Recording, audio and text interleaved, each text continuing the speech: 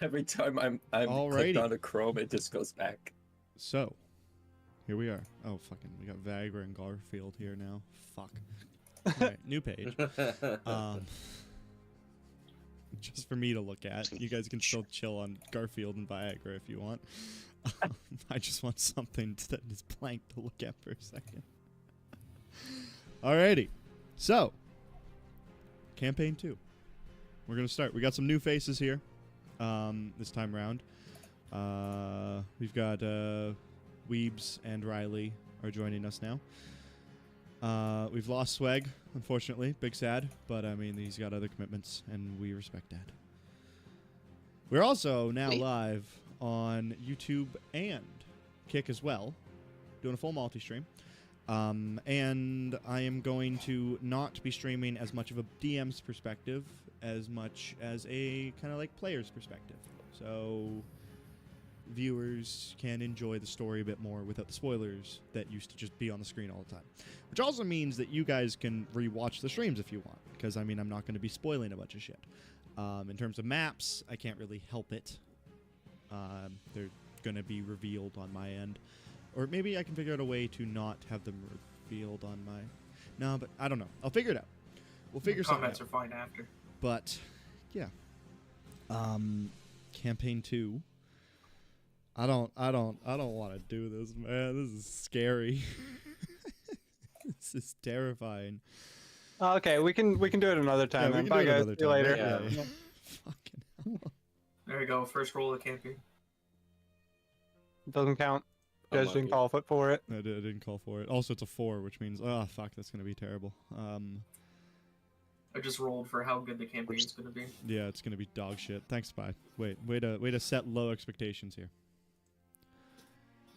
So, I was about to say, where were we? I don't know, Jazz. Where were we? Well, we were in a In the monster beginning, fan, but It now was we're life. 300 years later. It's been a while since we last saw Eldoria. You know what? I think that as much as I want to draw this out more, that's just not gonna be a good idea. So I think we just need to start. As scared as I am.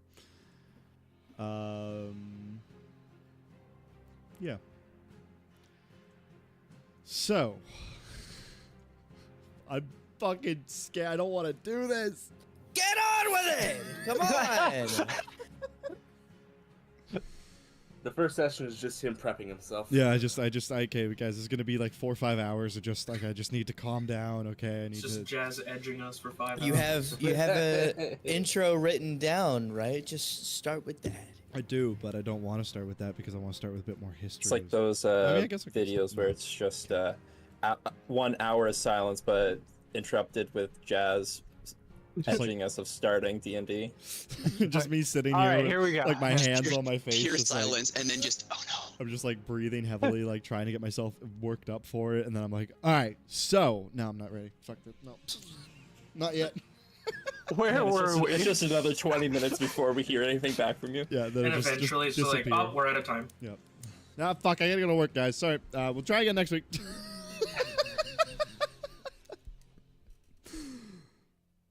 So,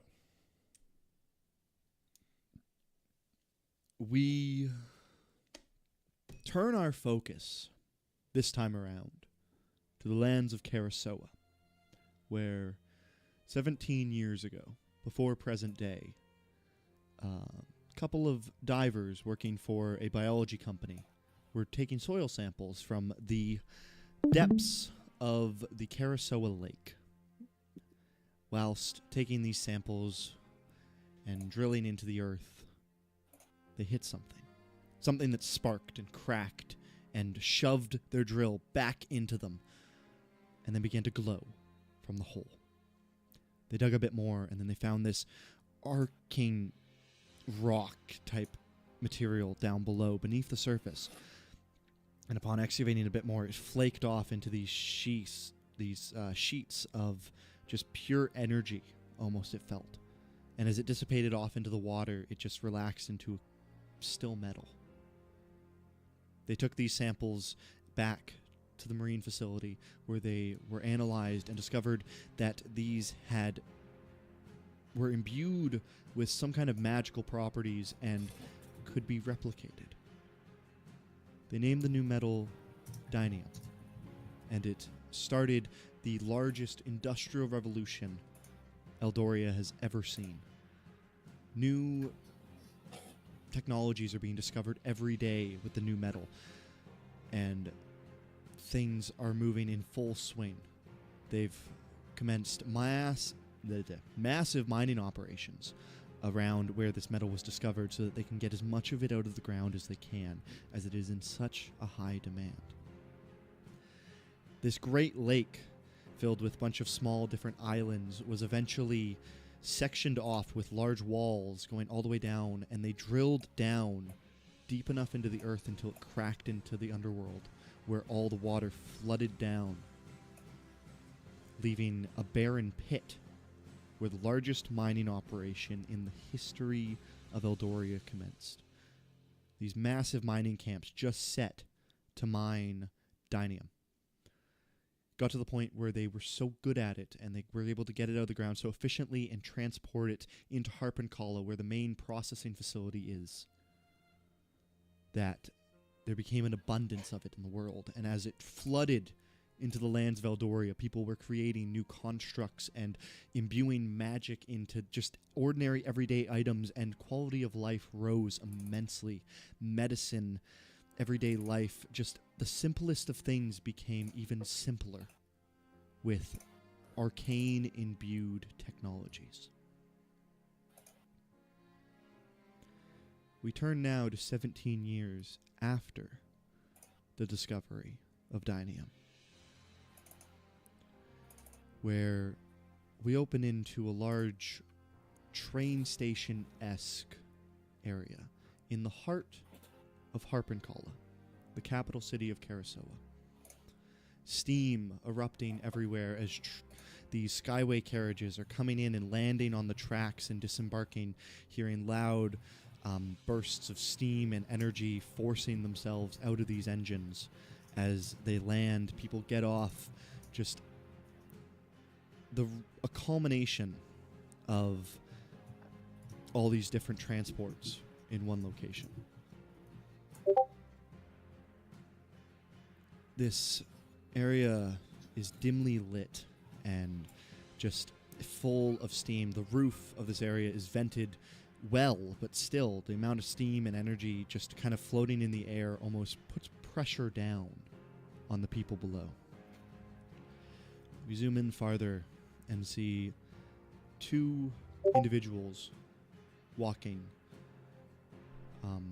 through people, just kind of briskly. Two shorter individuals, one looking a bit metallic and one a halfling, as they walk towards a skyway carriage, seeing what appears to be a conductor in a nice suit with a few brass edgings along the side, who is taking tickets from individuals who are boarding the train.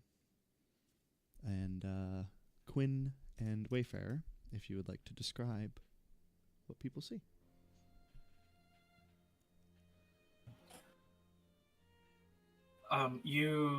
The camera pans in on these two, and you see a halfling, not really any particularly shorter or taller than the rest of them. He tends to wear more greens, kind of monochromatic. He doesn't really let himself stand out too much. He has a hood, though it's not up. He travels particularly lightly, though he does have like a pouch that hangs off of his shoulder. He stands next to the other person right next to him.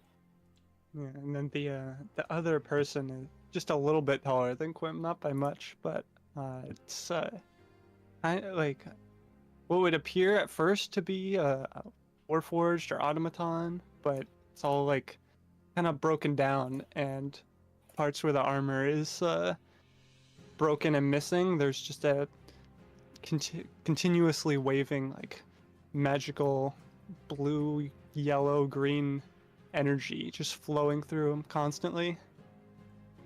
And he has he's wearing just like tattered kind of bluish robe. He has a big backpack on his back. Seems full of stuff, but not particularly heavy. And yeah. As you guys walk up, traveling kind of lightly, staring at your tickets, making sure that you're in the right gate at the correct train and about to board the right transport, you see a line beginning to form in front of a gentleman, like I said, lawn, dark coat with some brass edgings. He's got a small, little, scruffy, brownish beard with some dark gray hair that kind of like furls down the side of his head, almost parting in the center and then tucked back into a ponytail. People appear to be handing him their tickets, and he's stamping them and checking them off, and appears to be scribbling a little bit of something on it.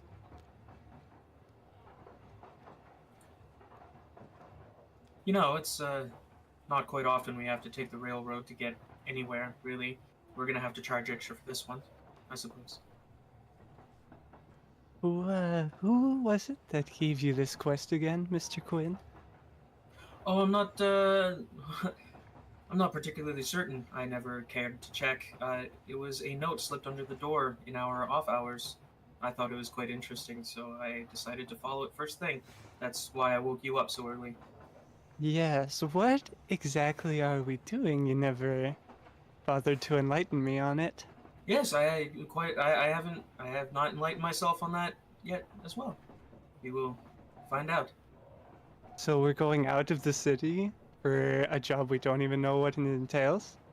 Yes, sir. That sounds like fun. Should be, yes.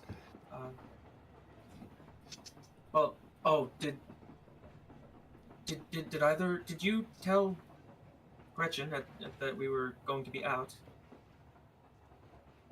I had assumed you had told Gretchen. Oh, she'll be fine. Is she still alive?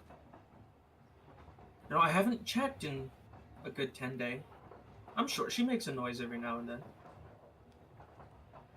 She must be fine. Yes, it's all in a day's work for her. She's very good at staying absolutely still. It's right about now that the line begins to come up to you, and you see this tall gentleman standing before you. Oh, aren't you some small folks? Do you have your tickets ready? Yes, I believe I do. I may have forgotten to get it ready. I pull into my satchel and I open it. I pull out a few different things, some of which aren't important, and I end up just kind of tossing it. Oh yes, here it is. Awesome. Thank you very much. He takes the 2 tickets. He looks them over. Oh, VIPs. Don't really get many of those for these shorter passages, but I mean, if you like to live in comfort, gotta respect it. You guys will be in the first carriage. You can just walk through the center past the dining car, and then up at the front. It is sold out, which is a bit odd. Normally... never mind. And he takes it and he cuts a little wedge in both the tickets and then does a little scribble on it, hands it back to you. Would either of you like to be checking bags today? I see you have a small little satchel, but we do offer checking the bags if you'd like to be a bit more lighter, during the journey. No, I travel with everything I got right here. Just a few pounds won't slow me down. Gotcha. No worries. Love it. Respect it. Anyways, please enter. Make yourself comfortable, and thank you for flying with the Harpencalla Airways. Yes, gentlemen. One last thing before we go. That dining car is that extra? On the shorter journey, this should only take about an hour. We don't actually offer the dining car in the shorter journeys, unfortunately. But your stewardess, I believe, Patience will be taking care of you. She will be offering snack services as well as a small beverage service. Oh, delightful! I haven't eaten in 4 moons. Really? Yes. It's so I'm quite excited. Terribly sorry. We'll make sure that you're well fed, Mr. Sorry. Tenspark. Tenspark. Thank you, Mr. Tenspark. And your companion there. Welcome. Like I said, to Harpencala Airways. I like give him a like 2-finger salute, and I get onto the car. Gotcha. As I walk past him, my head just kind of like turns an unnatural amount and just keeps watching him until he's out of sight. You walk onto this train, and you're basically immediately met with the smell of like flowers and lavender, bit of basil in the air, almost like a bit of a mist hits you in the face. And it's at this point that you realize that there is a sensor on the door with a small little air freshener that is spurting. Basically, anytime someone enters the train, it reads the sensor, and then it just gives a little spurt right in the general vicinity of the entryway, just to kind of mark that embodiment of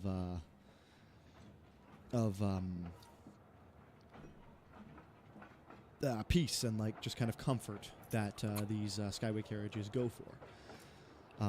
You then make your way towards the front, and you pass the dining car, and it's completely empty. It's lit dimly. There's candles and different lights along the side that are dimmed and not really activated at the moment. You do take in how soft the carpet is in here. The first carriage is pretty much just a standing carriage. As you enter, you just see a bunch of people that are kind of standing, almost like a crowded bus. And there's no seating in here. You can tell that this is just quick transport, quick and efficient, no comfort, just an easy way to travel, and no one really goes for that comfort type style. So you move past everyone, and you get to the end where you see a big, large door. And as you click it open and slide it to the side, you are once again met with a mist of lavender and sage. And as you enter, you see a beautiful, well-lit room with these gold and rose patterns on the walls, windows that are just barely cracked, but the steam appears to be blocked as well. Like, the windows are open, but the steam is from the outside, just the ambient steam from being in the port here isn't entering the carriage. Some kind of either screen or something must be blocking it out of the way. And you come into this carriage, and you see about 4 other people sat in here, as well as what appears to be someone in a nice tight dress with a small cap on the side. Evidently, you assume to be your stewardess. As we travel through the cars, I pull out like a small handbook, and I actually start to do really hasty sketches of each car and then I overlay onto them bullet points of any imperfections that I find. So like when we were in the dining car, I'm like, oh well, the cover for that table had a little cut on this corner, and when we went through all the people, I'd actually noticed whose clothes were a little bit torn and everything. And then again, once we come in here, I do another sketch, and I write down just bullet points of every little thing that just is like just the smallest imperfection, and I take note of that. And we like kind of walk up to the stewardess, but I also don't really pay her much mind. I'm still like scribbling. I have Wayfarer for that. I'm just like standing in the doorway, looking at each person like very deeply in turn. Gotcha. You walk up to the stewardess kind of, and she's kind of like bent over what appears to be a beverage cart, and she's counting. She's got a little sheet of paper on top that she's kind of jotting down numbers on. It's very obvious to you that she's doing counts on what just kind of different liquids and snacks that she has in this cart, just making sure that she has the right amount that she's going to need for the journey and whatnot. Yeah, as you walk up to her, she kind of like senses your presence almost, and turns around, stands up. You see a large human woman with nice golden silk hair tied into a little ponytail that's tucked over the side of her shoulder. Like I said, she's sporting a nice tight dress, blackish dress with some gray linings on the side. Quinn, just because of how how much you study people and whatnot, what you take in. You see a small pouch on her where her breast pocket is, where she's got a large golden pen tucked in, and it just reads on the pen. You actually read kind of like upright. You just see the word Maharan written across it, and she stands up. Oh, hello. Welcome to Harpencollar Airways. Are you VIPs on our journey to Everton this evening? No, I'm still busy taking everything in and putting it on my notebook. So I actually, using like the back end of the pen, I gesture over my shoulder with like a two-toned whistle and just like point her towards Wayfarer.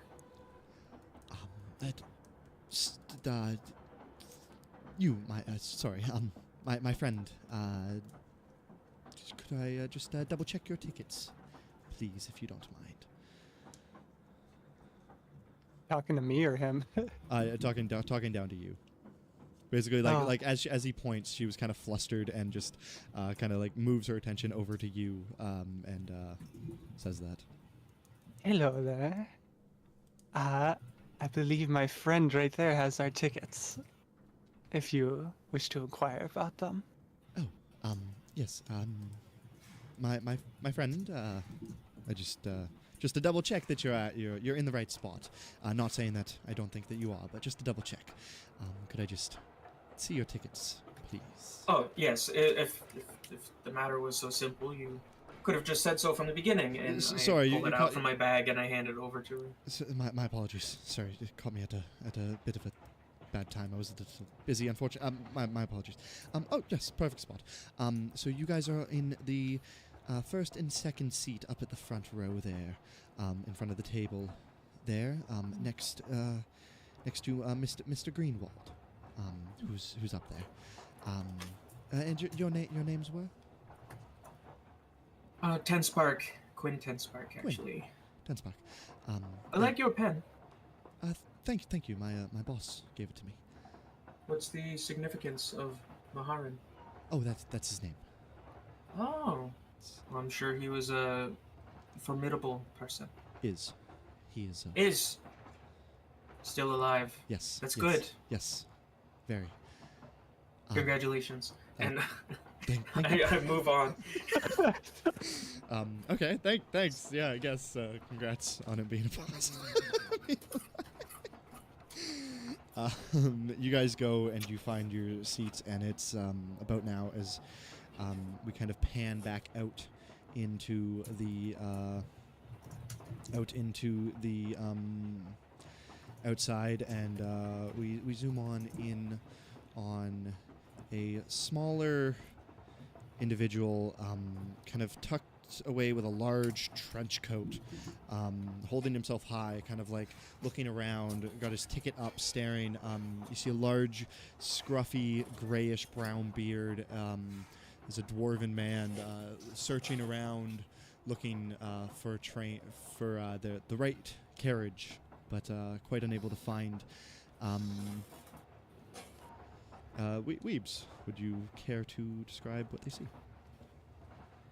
All right, so you see, as you said, a large, small man who has a nice, like, premium blue, like, overcoat, but then underneath you see like a tattered white, like, just shirt, I guess is the best way to put it. And as he walks, you can hear a clink every time the right foot sits down and the left foot seems normal. You see a eye, like his left eye is covered with this mechanical, it almost looks like a camera lens in a way, the way that it kind of turns and refocuses. And yeah, pretty much what you see. As you're kind of like staring around, your lens flicking in and out, just kind of twisting and kind of just like as it's basically just like zooming in and zooming out, trying to find what you're looking for. A tall human man with a very slim figure in a nice suit walks up to you. Excuse me, sir. I've been watching you looking around, and you appear to be somewhat lost. Can I help you find your way, potentially? Yes, I have this ticket. Can you help me find my cart? Your cart? Yes. Most certainly. He pulls up your ticket. He looks at it, looks around. Oh, Bay 3. Just if you walk, you see that gate just down the way there? If you go through that and then you take a right, it'll be just right on your left. And you'll see a nice dressed man taking tickets, and you'll on the side of the train a nice big number 4, as you see here, skyway carriage number 4. So a left on my right. What? Sorry, my so you're gonna go through that gate. You're gonna take a left, and then immediately to your right, there's going to be Okay. a man there taking tickets. Thank you. Yes, no worries. So he's gonna make his way over there. Make your way on down, and you see the same man as you saw before. And as you were walking up, you see a shorter individual and a short, weird-looking metallic figure entering into the train, and the line behind them. As you join into the line, takes about maybe 2 minutes, and then it gets to you. Oh, hello. Tickets, please. Here's my ticket. Thank you, sir. Oh, another VIP. Lovely. Here, and he cuts a little triangle out of the bottom of your ticket and then does a little scribble on it, hands it back to you. Just all the way through all the carts, you're in the first one. Patience will be there to help you find your seats.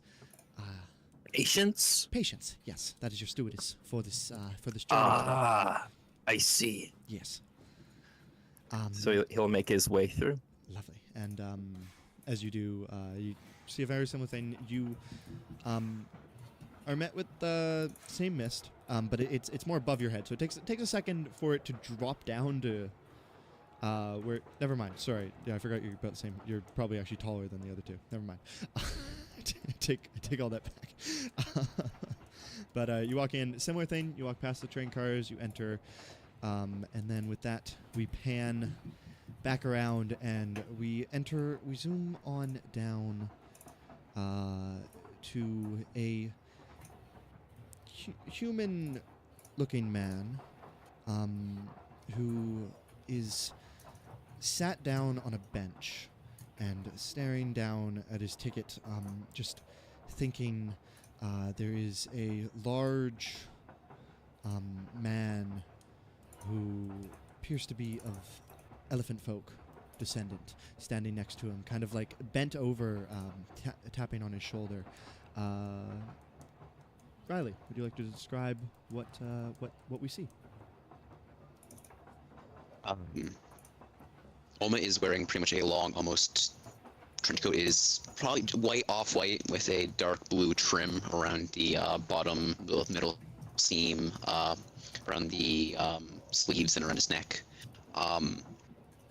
He, from first glance, he has these deep sunken eyes. He just looks like he does not sleep well. While also looking from the hands along the side of his face, looks like he suffers from Lichtenberg figure, which means like as if someone has been struck by lightning. It looks like they would have that exact same scarring.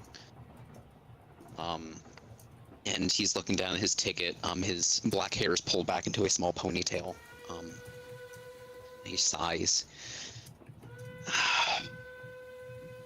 Lars, I've never been a fan of sky carriages. I'd prefer to stay somewhat on land. No, I understand, my friend. I too am weary of entering the sky, but I think that this would be good for you. That small automaton. He said that this would be a good opportunity to start anew. I do wish I could join you, but I fear that our tracks our tracks here might be followed. So I want to stay here and make sure that everything's okay. But I swear I will follow you, and I will join you as soon as I can. But for now, I I feel like I'm better here, just making sure that we're not followed. You know there's more of me coming.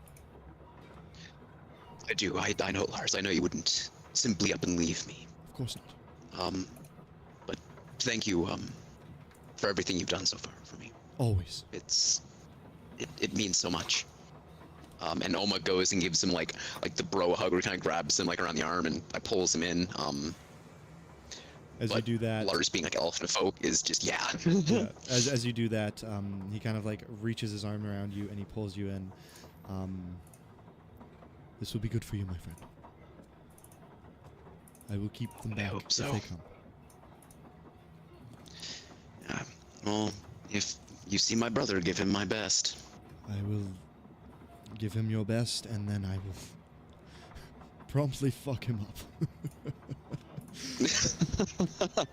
Well, if he's here, we don't know what kind of sway your family might have had on him. For all I know, he might be following in good heart, but like I said, it's not a good idea to check. It's best just to keep our distance. Very true. Well, I hope to see you soon, Lars. I don't want to miss this so very invigorating sky carriage. And he rolls his eyes as he says this. Have some faith. An opportunity Faith is what got me here. An opportunity has presented itself to you. And I strongly think that your personal state will benefit from the situation at hand. Fingers crossed. Trust me. Fingers crossed. Give it a shot. I do. If it doesn't work, you know where to find me. And here. And he grabs your hand and he pops a small blue rock in your hand. We will be in touch. Now, go. You have a carriage to catch. Yes, I do. Take care, Lars. Always. With a sigh, he turns and finds someone looking around at the audience that is walking amongst their daily business, and finds someone who looks as if they were to work here, seeking them out. Easily enough to find. You find someone, someone kind of like giving someone directions, and you just kind of stand behind them and wait for your turn. And as the person walks away, you walk up and he's like, "Oh, can I help you, my friend?" I've never been to a sky carriage before. Could you tell me where my station is? And he reaches into his jacket and pulls up like the ticket. He kind of like gives it like a pull to make sure it's not wrinkled, and hands it to him. Certainly, yes. He grabs your ticket. He points it up. Yes, just over there. You see that you see that dwarf man with the weird hat? He's standing right in front of it. So just hop in a line behind him, and you'll be good. Thank you very much. No worries. Enjoy your journey. Yes. He starts to say the words "you" as well, and then stops, and then just quickly walks away. You walk away and you hop in line, and about 5 people have followed in suit, and they kind of like block the dwarf that you were told to follow, it takes you a second to make sure that you're in the right line, but you get in the right line, and you wait probably like 5 minutes, and then you're agreed. Oh, hello. Tickets, please.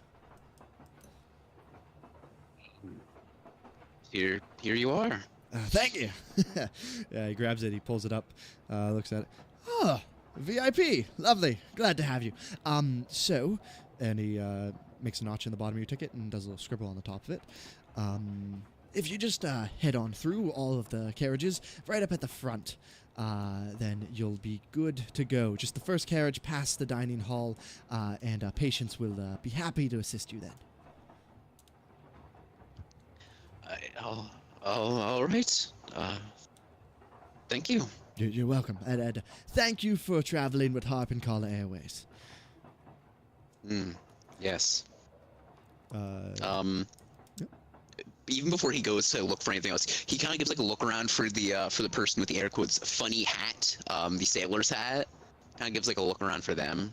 Just to make sure that. You don't see them immediately as you walk in. Go ahead and make a perception check for me. Shit. Actually. Oh shit! It's the first roll. It's the first roll. It's the first roll. Let's see how this goes. Oh, I'm not. Wow, that's the first.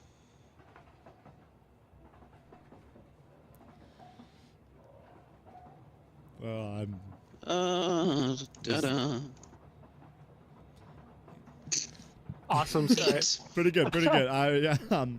Looking around, you kind of like, you enter into this skyway carriage, and you're in the front, and you're in the little entrance here. And as you look away, you turn to the back, and you see a large area filled with people, just kind of like stacking and basically just forming a big group from the back to the front, just of general economic seating. And as you look down the other side, you see a door just beginning to shut as you were misted in the face with this lavender basil scent perfume, and just it completely like gets in your eyes, and you have to wipe it out everywhere. And you don't quite get a glimpse of this dwarfen man. Who does this? Why are his like eyes are watering? He's like rubbing eyes, like, gee, fuck. Kind of like looks around at like people who are probably now staring at him as he's standing like rubbing his eyes in the middle of this doorway. Fuck. Gross. He just keeps walking like further past like wherever he would assume the dining car to be. Gotcha. You head on in, and It's like, fuck. as you walk away, we pan back outside, and we pan up into the streets of Harpenkala, where just at the front, entering into this large station, there's these large doors that are sprued open, just glass basically surrounding the outside of the building, and at the bottom of the stairs, we see what appears to be some sort of elven man or person. Elven individual standing at the base of the stairs, just kind of staring up at the glass. Lennon, would you care to describe what we see? You see a thin elvish man with strange colorings, with a slight, I guess you could call it, bluish hair, as well as clothes that seem to reflect the color of his hair. And they are very stiff, almost as if they are, like, cracking as I walk. And as they walk, they're looking around.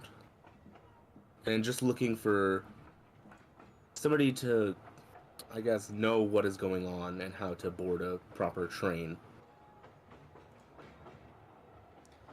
As you're staring up, a small goblin man walks up to you, just kind of like stands next to you. Older man, he's got long gray hair that kind of dips past his past down to his shoulders about. He's got hair visibly coming out of his ears and down his nose. He's got a small little mustache and a bit of a goatee, but just like a straight line goatee. He just stands next to you. Ah.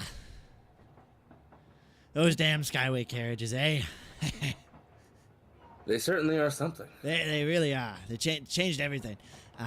Sometimes I just stand here and stare at the building, too. Yeah. What's your business here, traveler? You don't look from around here. I come from far away. I'm merely looking for where this ticket will take me. And I'll show him a ticket. Oh, you got a ticket, do you? Yes. Ooh. Ain't that lovely. Alright. Well. Cool. Best of luck to you, eh? And he's just holding on to it, and he kind of like takes it in his hand. Before you go. What? Yeah? Before you go. I'm not going My nowhere. good sir.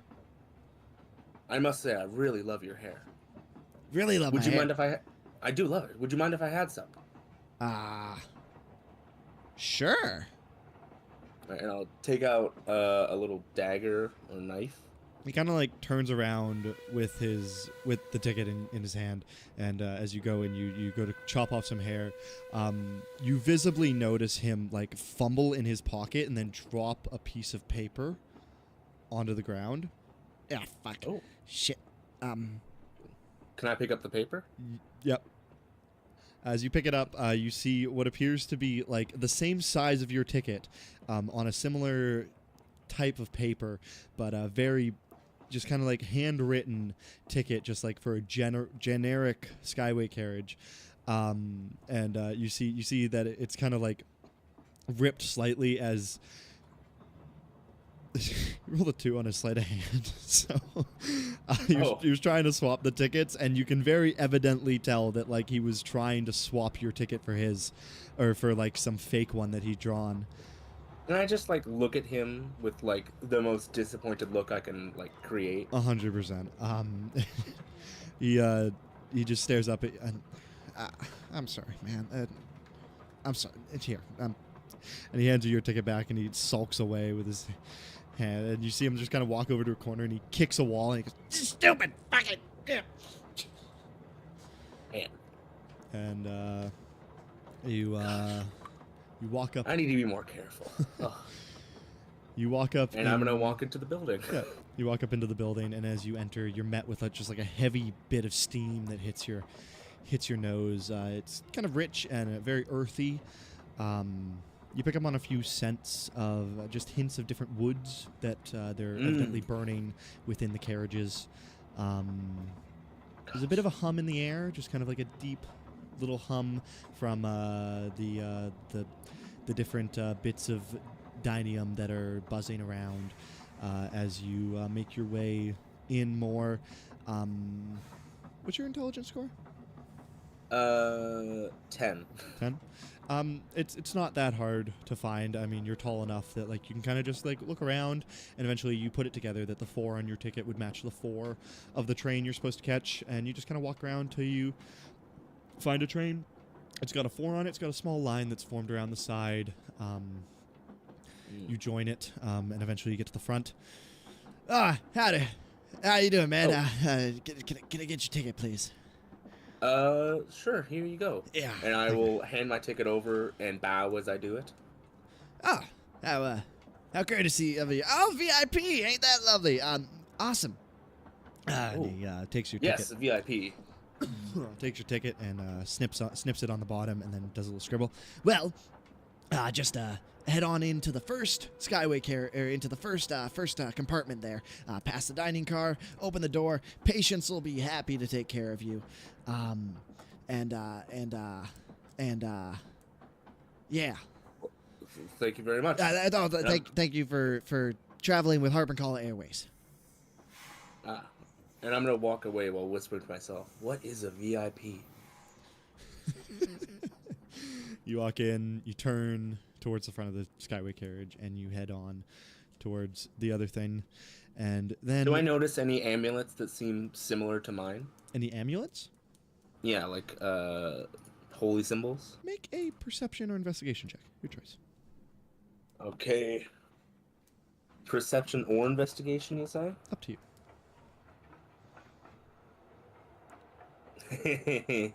That's gonna be an 8. An 8. As you're walking through, Let's go! Can't roll higher than an 8. I rolled a 2.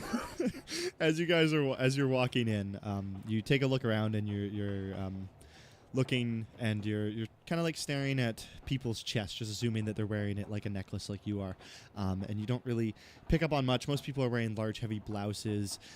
It's the beginning of spring, so it's still kind of like a little bit chilly in the air, and so a lot of people are wearing these large coats. So you don't really pick up on anything. You don't even really see many people wearing that much jewelry, and eventually you just decide that, without getting too personal, you're probably not going to be able to find anything. Oh, some people just don't know how to appreciate the beauty of the stars. And I just continue walking towards the carriage I was directed to. Gotcha. So you walk up to the front. And as you walk up and grab the door handle, we pan back out once again, and we head into the busy midway of the station here, where we see a bench, and as we zoom in on a small little halfling woman, kind of like curled up with a bit of a bedroll tucked over top of her, as she's laying on a bench there. A policeman-esque automaton walks up, stands before her. You want to describe what this sleeping figure looks like there, Josh?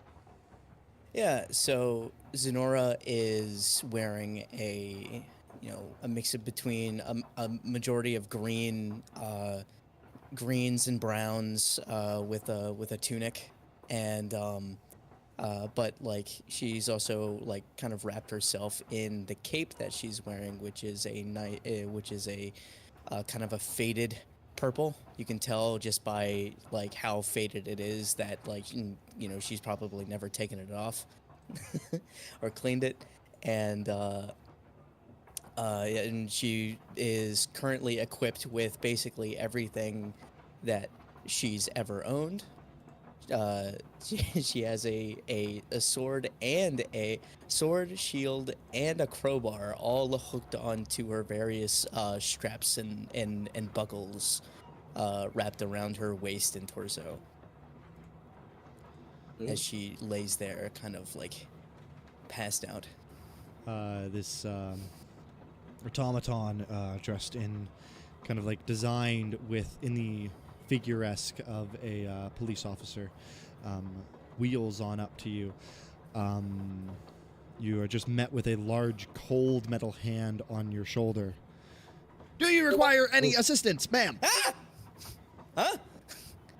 What? I noticed that you were asleep in a busy area and wondered if you needed assistance. Well, there's a lot more people here than when I fell asleep. What time is it right now? Time, we are looking at about 12:34 in the afternoon. Oh no! Could you help me? And I'm like, and she starts to open up several pouches, trying to like go through her like various pockets that she has, and she finds a small ticket. Could you please help me find where this train? Sorry, this bay is where this ticket leads? Most certainly. Please place the ticket in my arm. And she does. He lifts it up, and you watch as his eyes basically like extend into like telescopic type things, and he places the ticket right in front of him. And I see here that you are expected to be on Skyway carriage number 4 in Bay 36 in approximately 3.26 minutes. Ah, okay. Where is that? Bay 4 can be located on the northern side of the second sector of the station. Don't even get the word. Robot lag. He glitched. Okay, and that's and as he was saying that, she was hopping off from the bench, collecting all of her things, making sure everything's like where it's supposed to be. And that's in what that way? That would be approximately 18 feet from your current direction in the northern direction. And it is at this point that you realize that you smartingly, before you went to sleep, made your way to the correct bay and just passed out in front of the train, so you made sure you were there. And at this point, you realize you stare out and you just see a large number 4 in front of you at the train before you. As he hands you back the ticket. Have I been of assistance to you this evening? Yes, thank you so much. Thank you. Have a good day. And she gives her a cute little wave as he rolls away. Yeah.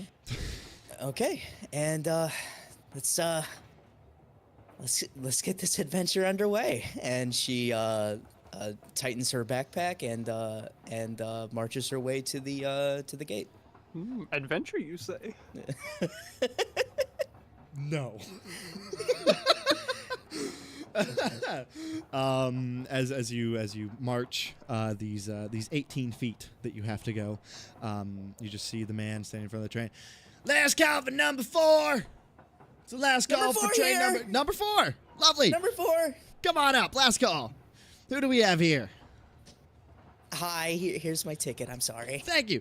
He takes it and he looks at it and he goes, "Oh, another VIP. Lovely. Glad to have you." He snips the back, does a little scribble, hands you back the ticket. So you're going to be in the first carriage. Just head on straight on through. Past the dining hall. Door there. Patients will be happy to take care of you up there. Yeah, I think that's just about it. But thank you for traveling with Harp and Kala Airways. Thank you so much. And she hops up and makes her way to her seat. Okay. As you make your way to the seat and you open the front door, or not the front door, the door, this large heavy door, you click the thing and it just kind of like slides open, almost like those like newer vans where like you just kind of tap the handle and it just slides open. You just kind of like tap it and just kind of like slides into the wall. And you see a room that has, you do a quick count, just kind of like being, as you are, you do a quick count and get that there's 11 people in here, or 12, including the stewardess, but there's 11 passengers, including yourself, that are seated in a cabin that's meant for probably about 30. And as you walk in, you see a elven individual who is being sat by this stewardess figure.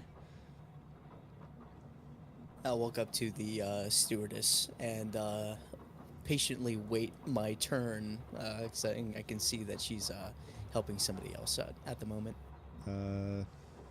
She kind of like bends down to you, Narek, and shows you how the seat coupling works and everything.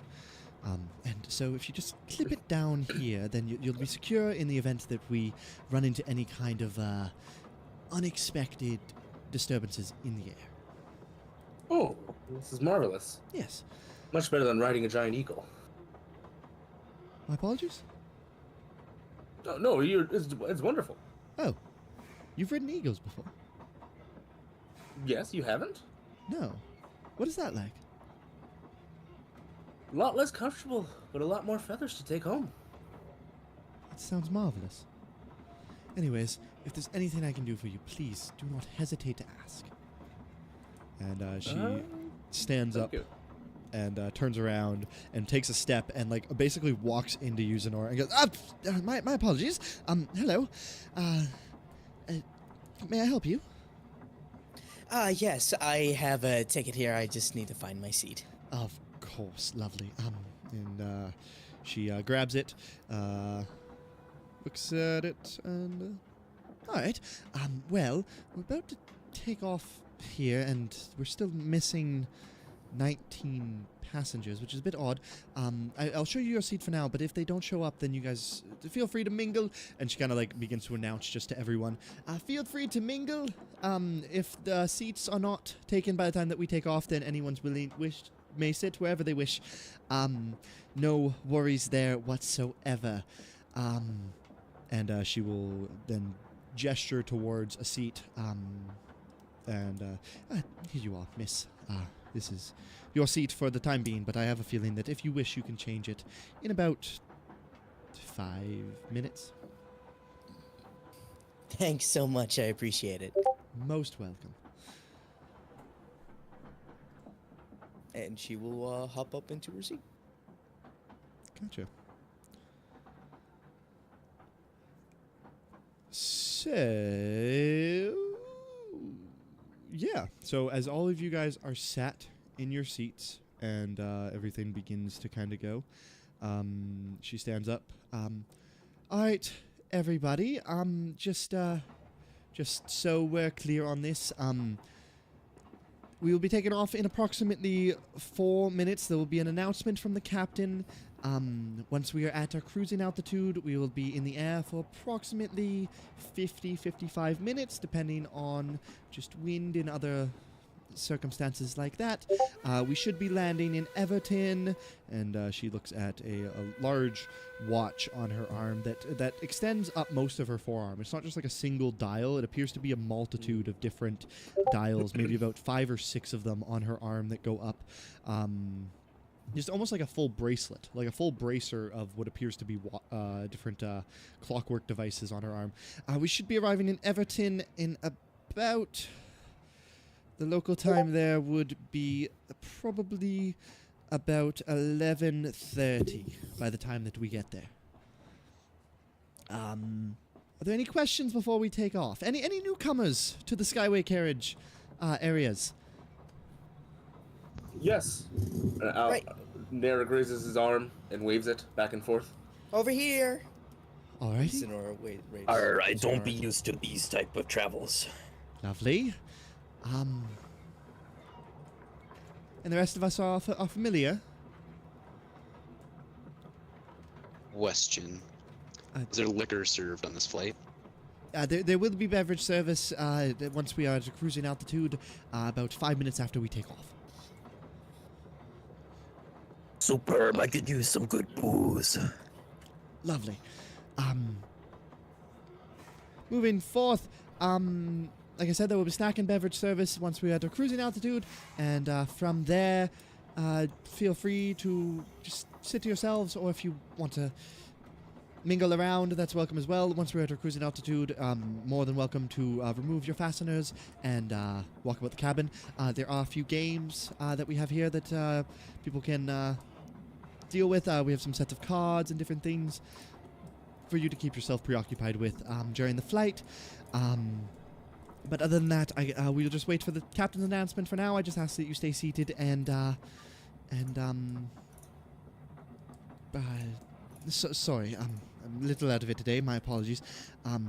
Just ask that you sit in your seats and wait for the captain's announcement with your fasteners done for now. We should be taking off shortly. Thank you. And there's a door at the front of the carriage opposite to where you came in, and she slides it open and shuts it behind her. Is there anything anyone would like to do? Well, she seems to be frazzled, doesn't she? It would appear her responsibilities are a little bit more than one person can handle for the day. Did you notice that that interesting armlet she wears? What, the bracer? Yes, I believe it had the time in multiple time zones. That was quite fascinating. I wouldn't mind having one for myself, just as a collectible.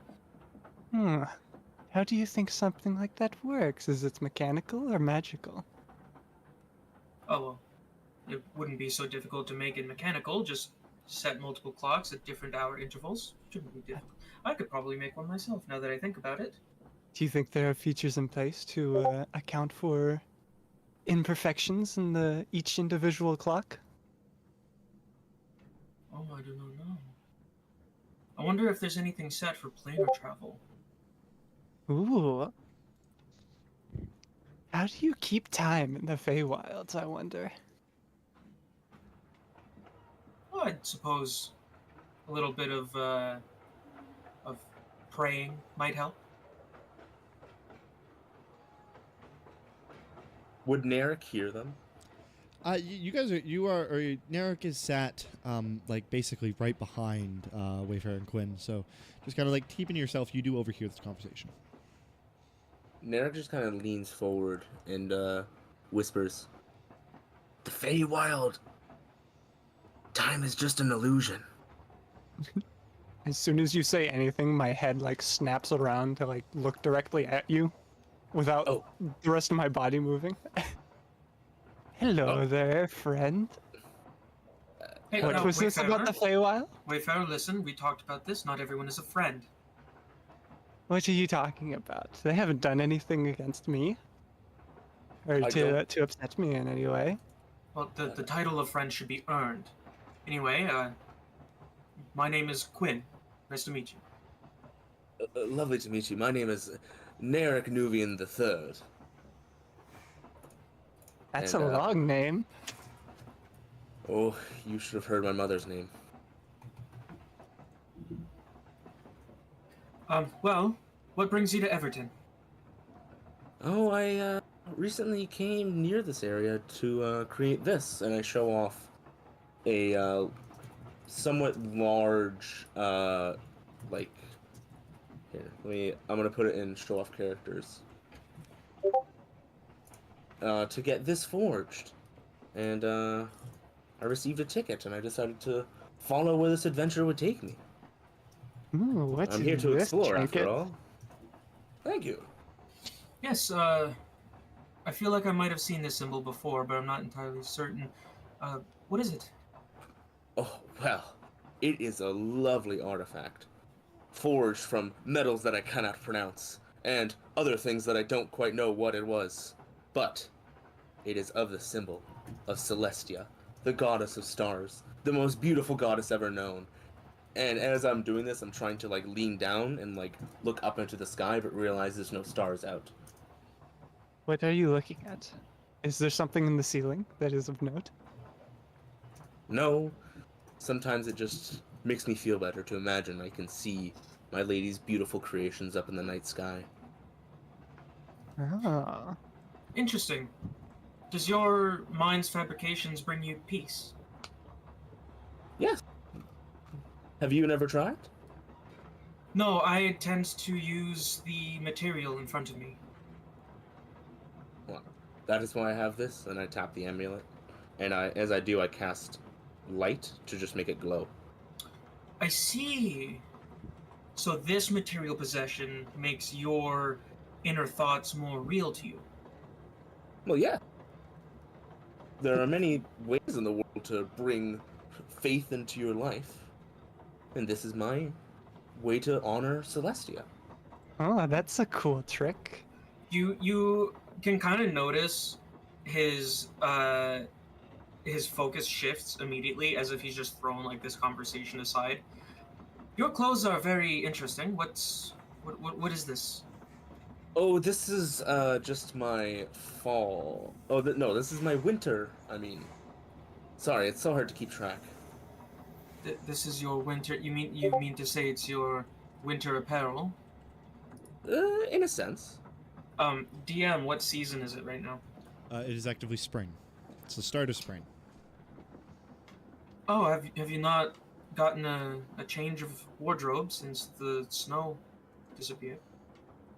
No, my connection back home helps me change my clothes better than you ever could, if I'm honest. But why would I help you? No. I mean that my clothes are simply better. Oh, I see. What sort of evidence do you have to support this? Well, for example, this, and Are they magical? as I go to stand up, I realize I'm still locked into the chair, and Narek just lifts up a bit of his robe and just goes, shimmy, shimmy, shimmy, shimmy, and like little ice crystals fall off of it. The robes would appear magical, Gwen. Curious. Yeah, Does that very mean they are magically better than yours? beautiful.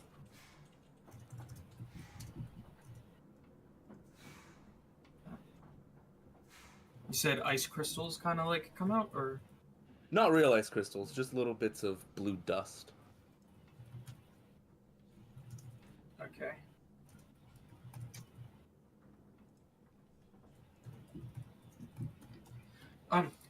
Well, now that I can bounce this thought on someone else, what did you think of the stewardess? I feel like something is going on in the back of her mind. Well, I must admit, what's a stewardess? Wayfarer, should I keep talking to him, or should I mind my own business? This one seems to think more with his gut than his brain, if you know what I mean. I feel like he wouldn't help us too much to engage in this conversation longer. Oh, If you looked yes, at the stars, there's you not would many feel the same synapses in the way. gut. Sir, do you think with your gut? With my gut? Yes. And I tap and it taps his stomach and just goes, when I'm hungry. So when you serve to be in hunger, your gut acts as neural apparatus, and you can think with it? I've never thought of it that way, but yes. Huh. That's new. Interesting. Well, see, I'm thinking that the stewardess has something going on, and I'm wondering if maybe she has something that I could help her with. Maybe get a coin out of it. Oh. Well, are you going to drive the ship? I don't. Sorry? I don't I'm not think quite the sure. stewardess drives the ship. I think that would be the captain. Ah. No, I believe Captain. the stewardess's name was Patience. I heard some people say it a few times. Patience. Right, I heard that as well. What a lovely name. So, Yes. you want to help Patience and get money? That would be ideal. Yes, I have not eaten in a few days. As you have said, I happen to be a little bit hungry myself, but that's not really your problem. When you really need to eat more, I can't help but notice that you haven't eaten in several days again. I Can I, could like- I Can could I look eat, at Quinn and but- see if like he's medically okay from not eating? Yeah, make a investigation or medicine. Oh, hell yeah. Ugh. Medicine time, baby. That's gonna be a 19. Well, this is all. Oma? While this is all happening, Oma is actively attempting to ignore their entire conversation, Gotcha. like getting small bits of it. He just kind of looks out the window, like trying not to look at them at all. He has a small, almost looks like a quartz. It could be crystal that he kind of almost like rubs like close to his face, almost like stress stone. That he kind of just fidgets with as he looks at the window, still actively ignoring their entire conversation. Gotcha. You said 19, Eric? Yeah. You look at Quinn and you get the sense that he is malnourished on a regular basis. This looks to be like you get the sense that this is the form of a man who works so hard that they just don't have the time to eat. They live for their work, and you see that from just kind of things you pick up like on their fingertips, the way that they're always fidgeting towards the little notebook that they have. Their fingertips are covered in ink from different scribing and things. You see wear on their fingertips from small tools and small little cuts. You really get the sense that this person is very in tune with what they do, and you also do pick up on the sense that, yes, they haven't eaten in a while, but it also appears that they do this on a regular basis, though not healthy, not uncommon. Goodness me, you remind me so much of Lara. What's this? Are you studying me? And I'm gonna reach out slowly and just put a hand on your shoulder. But Wayfarer, they're touching me again. And I cast guidance on you. So you can add a D4 to a rolled ability check for the next minute. What was that? What was that a curse? May Celestia guide you. And then I lean back and just close my eyes. Wayne, I think you've been cursed by a stranger on the train. I think I have. Yar, I've seen this one too many times. You're cursed for death. Oh, You see this Well, we pirate. better- You see this pirate man that's just kind of like this dwarven man that's sitting about two seats to the left of where you guys are at, just kind of like staring over at you. what? I'm sorry, who are you? The name's Marshall. Well, pleasure to meet you, Marshall, though am I gonna die? Marshall, Yeah, probably. why are you wearing that headdress? I've never seen anything like it before. I came out the womb with it. I don't ask questions. Is it attached to your head? No, don't be silly. Huh. You seem to know a little bit about the arcane. Can you tell me more?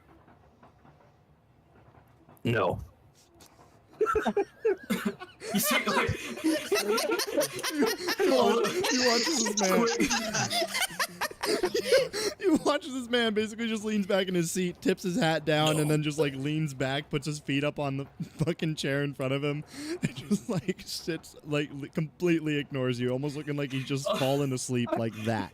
a little bit of blood like comes out Quinn's nose. He's like, I would like to cast light on his hat. Do you have to touch with light? It has a range of 20 feet. 20 feet? Oh, wait. No. You have to touch, so I'll go over and touch his hat. Okay, you go over and you touch his hat, just kind of like on the brim, and Marshall, though your eyes are kind of closed, through your eyelids, you are met with a large, bright light right in front of you. Wayfarer, I think we you mean haven't. eyelid. I only have one eye. Wayfarer, we haven't gotten the go-ahead to walk about. Oh, have we not? I thought we hadn't taken off yet. Well, they said to stay in our seats. Huh. Very well. I'll walk back over and sit back down.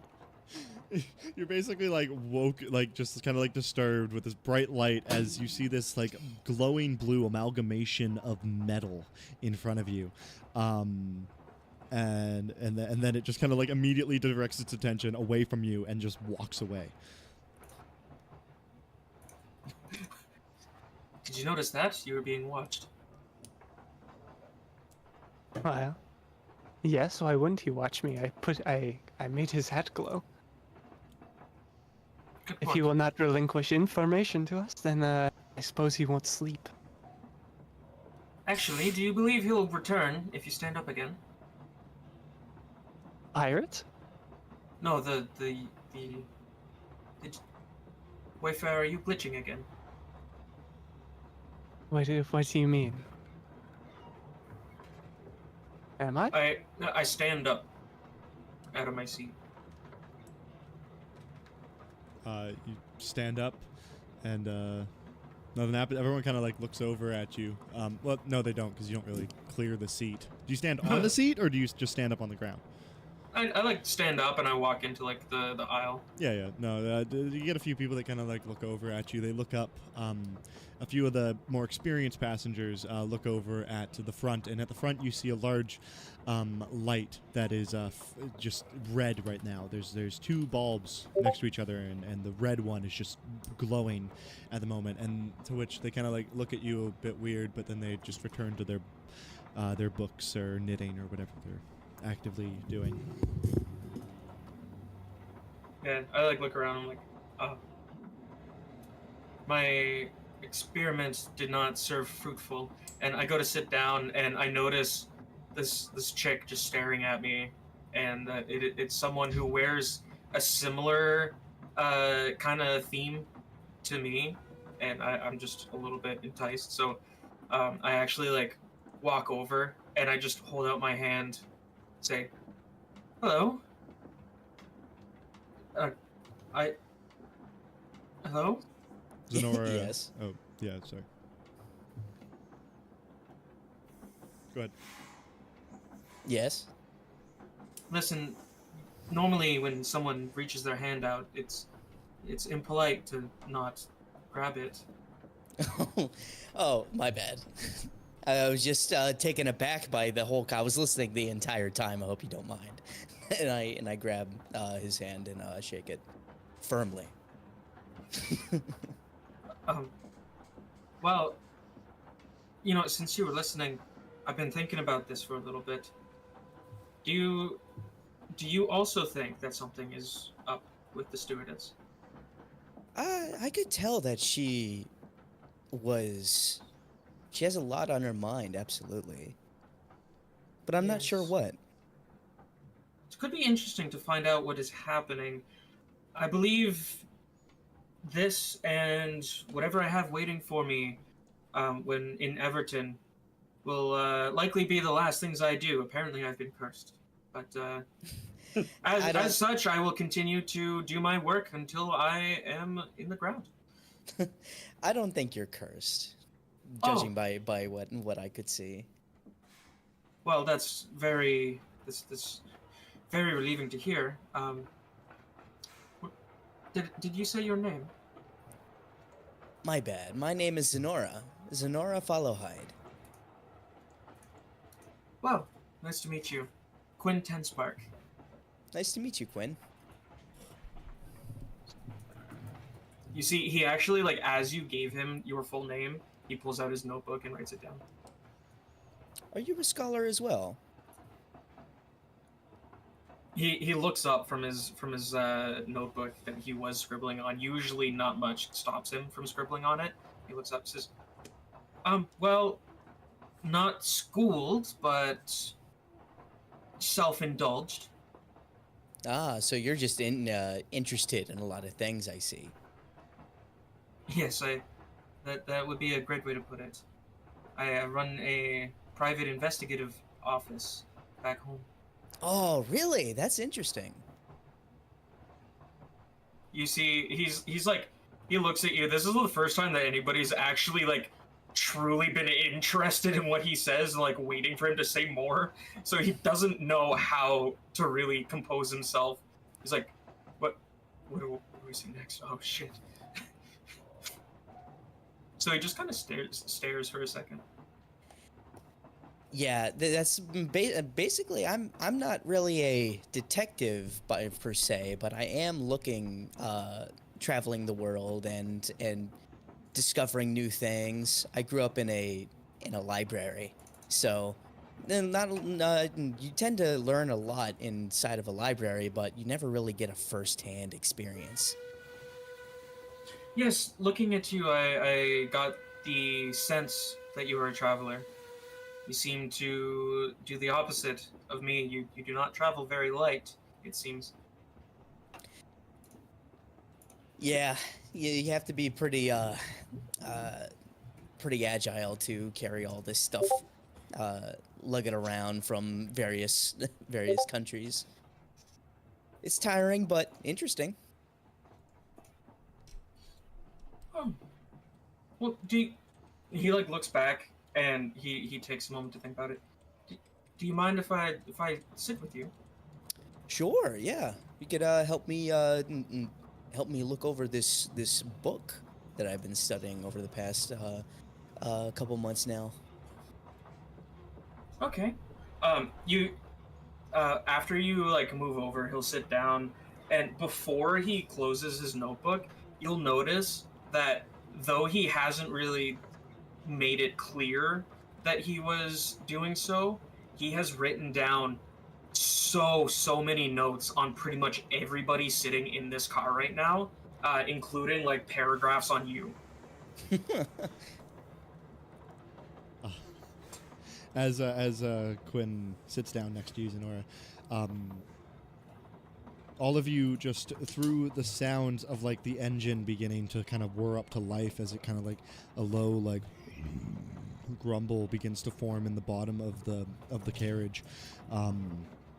You just hear from like quite a distance away, "I'm coming! I'm coming! Don't wait for me!" If you look out the window, you just see what appears to be a large Goliath man who is sprinting down the main way of the area here, as he's just sprinting towards the carriage, and he's just pushing people to the side, knocking people over. Papers are flying as people like with book bags are getting shoved to the side as this man is just screaming as he's sprinting as fast as he can. And you just see as he goes past the window where you are, you just kind of like your heads turn and you see down the side of the skyway carriage, you see that individual that was taking tickets checks his watch and then steps in and goes to close the door, and you watch as this guy like slams his hand into the doorway as it's being shut. I'm here. And it begins to go back to a quiet conversation, and that's all you hear. Was this guy in like our cart, or was this like a cart or two behind us? This was in the main way between, like, not even on a carriage. So he was just running like to try and catch your guys' skyway carriage. Oh, fuck. Have we started to move yet? Or? No, but the engines had started to burrow, and you kind of like feel the energy underneath your seats as like kind of like you feel the engine pumping, and a bit of a smell of hickory begins to echo in the cabin. You feel the rumbling in the floor. The lights kind of ahead just begin to shake a little bit, and then it evens out as the engine warms up. It's right about now that the door at the back just slams open. I made it! Woo! That was close. And at that point, Patience opens the other door on the other side. What's the problem? What's all the noise? Oh, Greg, you're on this You're on this carriage. Yeah, you know I am. Always going back and forth. But I made it. You guys almost forgot without me, but I made it. Yes. Greg, go ahead and sit down anywhere you like. Everyone, please take your seats. Make sure your fasteners are fastened. And she just closes the door as this large Goliath man steps in and bonks his head on this crystal chandelier up top, and it just kind of like shakes a little bit, and you just hear like the rattling of different gems against each other as the door slams shut behind him. He steps up and he pops down a seat just right next to you, Oma, and puts his bag off to the side. He leans back. For fuck's sakes. Puts his feet up like right in front of you. Ah! Don't you just love Oma traveling in rubs the the afternoon? Oma like rubs the bridge of his nose, like mumbles a few things to himself, and he's like, this is my first time actually traveling via Skyway. Oh, you're gonna love it, man. It's a lot of fun. I prefer to travel a different way. Huh? Who was that? What? He stands up and he looks over the seat down at the dwarven man with his hat down. How long does light last? Is it concentration or? An hour. It's like 10 minutes. Yeah, an hour. So yeah. It just lasts an hour. And it's not So concentration. his hat is glowing. So you just see this No, man it's not. with a glowing hat. He just like kind of like as he looks over, he's like, who's got a light out? What's going on here? Why is it so bright? That there's something underneath that, and he grabs your hat and he like kind of like pulls it off. And he sees you beneath it. He's like, "Oh, hey there, little guy." And he puts the hat back on. Did you just assume my gender? Yeah, I guess I did. My apologies. Name's Greg. Pleasure. And he puts his hand down, like, he puts his hand out where, like, you'd normally put your hand, and then you realize how short you are, plus you're sitting, so he kind of, like, arcs it around your body and places it in front of your face. He'll reach out and he'll shake his hand. The name's Marshall. Marshall. Pleasure. Like I said, Greg, what were you muttering to yourself about something? I was saying I prefer a different type of travel. Oh, what kind of travel's that? I'm always looking for new experiences. I enjoy the sea travel. Ooh, man of the ocean. Respect. Anyways, I'm gonna sit down and, pleasure being with you.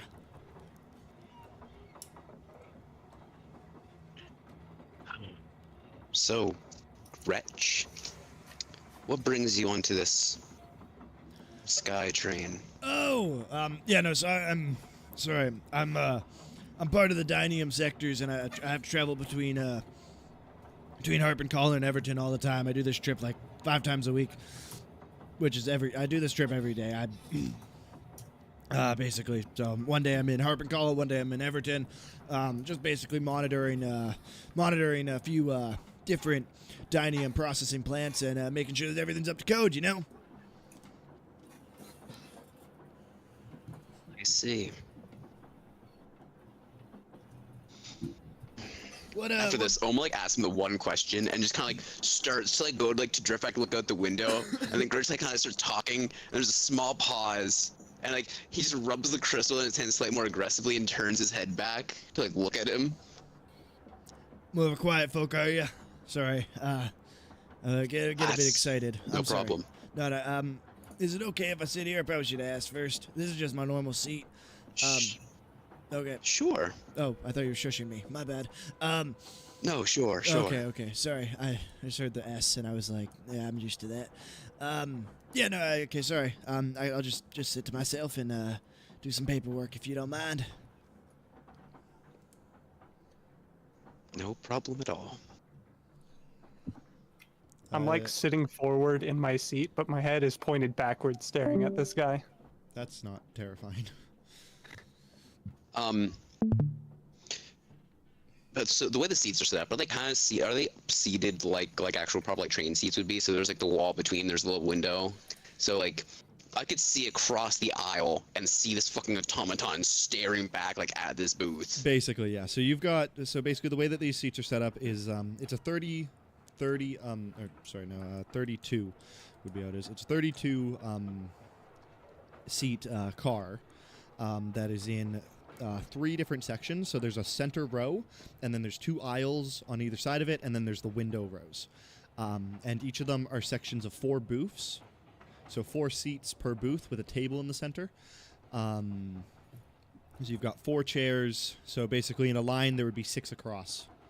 And that goes across. And then the center one, just so the math works out. Sorry, I'm just double checking because I don't want to be dumb. 4, 4, 4, 4, 4, 4, that's 8, 16, 12, 24, 28. Yeah, so it's the 2 outer rows are 2 separate. The 2 outer on the windows are 3 separate seating arrangements of 4 with a table in the center, and then the center row has 2 with an area at the front where there's a cart and a little bit of a small bar type area, along with the door that she exited out of. So Oma like attempts to go back to like looking at the window, but like keeps kind of looking over at this creepy ass automaton just staring, and it goes on for like a minute or 2 before he just like looks over at the automaton and just like pretty much stage whispers. It's like, it's rude to stare. I was keeping to myself. I'm sorry. No, sorry, you're not talking to me. My bad. He goes back into his papers. He's like, I didn't say anything, man. Oh no, you're fine. Your paper seems to be sorry, my bad. Go back to what you doing. I stop looking at the Goliath and start looking at you, and my head just kind of like cocks to the side a little bit.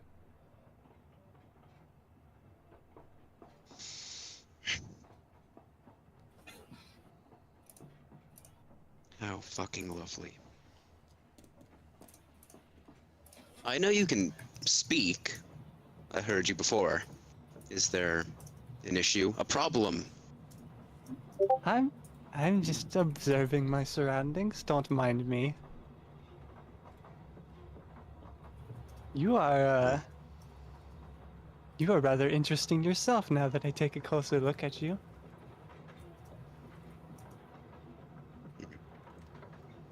And what do you see, may I ask?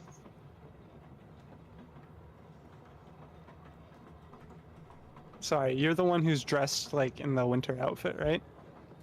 Or No, that is that's That's me. That's you. You can Okay. ask me. I have like 2 pages for everyone. Okay, cool. This is the one time you're not sitting next to me, so you don't get to read my Yeah, answer. yeah. You told me to stay here, man. Like, oh shit. Yeah. It's like, oh shit, I haven't had to interact with Quinn here in a while. Fuck, what do I yeah. do? What am I looking at when I look at you? He has like a very slim build. He has a long, almost fairly like white jacket with a dark blue trim around pretty much the edges and the cuffs. He has these deep, like tired-looking sunken eyes. Very odd, like scarring on his both of his hands that you stare at for long enough, and on the left side of his face. His dark brown, almost like black hair is pulled into a ponytail. If I'm guessing you're intelligent, would be the scars almost look like they'd be from like lightning strike would almost be Okay. what the scarring would look like they're from. You are not from around here, are you? No. I hate how obvious that is, huh? What about you? Where are you from? Oh, I'm just a wanderer these days. Hmm. Where are you from? Oh fuck! What's the name of the city? Yeah. Fuck, that's no. Oh, I love that place. Oh, that place. I've been there too. The name of that city. I love that town. Dude, Oh shit! Yeah, I have it written down somewhere here. I've been Fuck! How do I not remember this? I've been doing so much work to make sure my information is correct. I've done nothing but DM Jazz for information the whole time. Oh, is that what That's Jazz so was fair. suspected the whole time? Son of a bitch! Oh, we talked about it in voice chat, and I did not write it down, did I I? don't think I wrote it down. Oh my lord! Wait, Hold on, let me no, bust no, open the it's- map.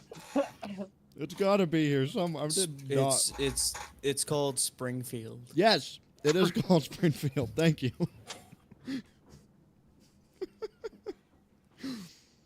I love how you knew that. Well, I mean, I know why you knew that, but The place I I'm from? lied. I made something up. I don't know. I wasn't Oh. there. I thought you. No, okay, wait. Did I tell you just- what it was called? Because You didn't tell me anything. you're from. Did you just believe him? Well, You 'cause just believed me. he's from a similar I area. lied. He's from a similar area. Okay, maybe he knew. I don't even remember my hometown village. I didn't write it Springfield is where down. the You wrote it Simpsons are down. from. Did anyone write down their hometown's name? I have it. Okay. Mine's in mine. All I know is that Jazz wrote down my entire backstory, and I don't have it. Okay. I may have have it. asked him for all his notes at the start of this. Oh, wait. Okay, I'm mixing up the two cities. I thought that the city that Zenora's from was the city that Homa's from. Right? Oh, I'm not even really from a city, man. I'm from from I a know. continent. I can't remember what continent it's called. Oh, you're from Psycho. Oh I'm yeah, no, not we from didn't. We there. didn't name the town. We just. Yeah. Okay, I had Yeah, it. yeah. Yeah. Okay. Okay. Now that I know, Now I I'm remember, gonna now I let me remember. fucking jot that down. We didn't. You're. Yeah, because I'm not from a traditional town. No. That's right. I'm from Psycha, myself. Like, where is that? Would I have heard of Psycho before? Normal people, yes, but you make a history check.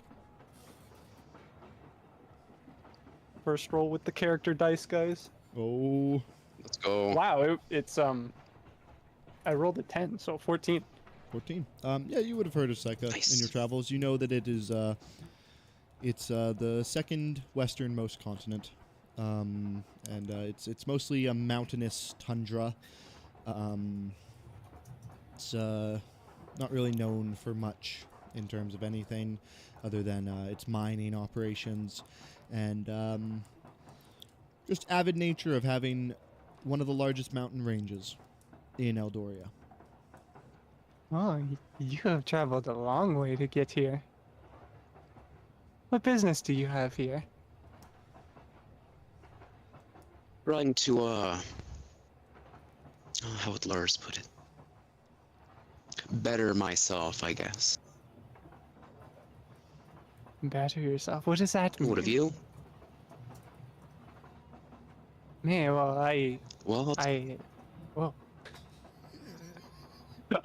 Who's talking here? I can't tell if this is delay or just you guys both trying to talk at the same time.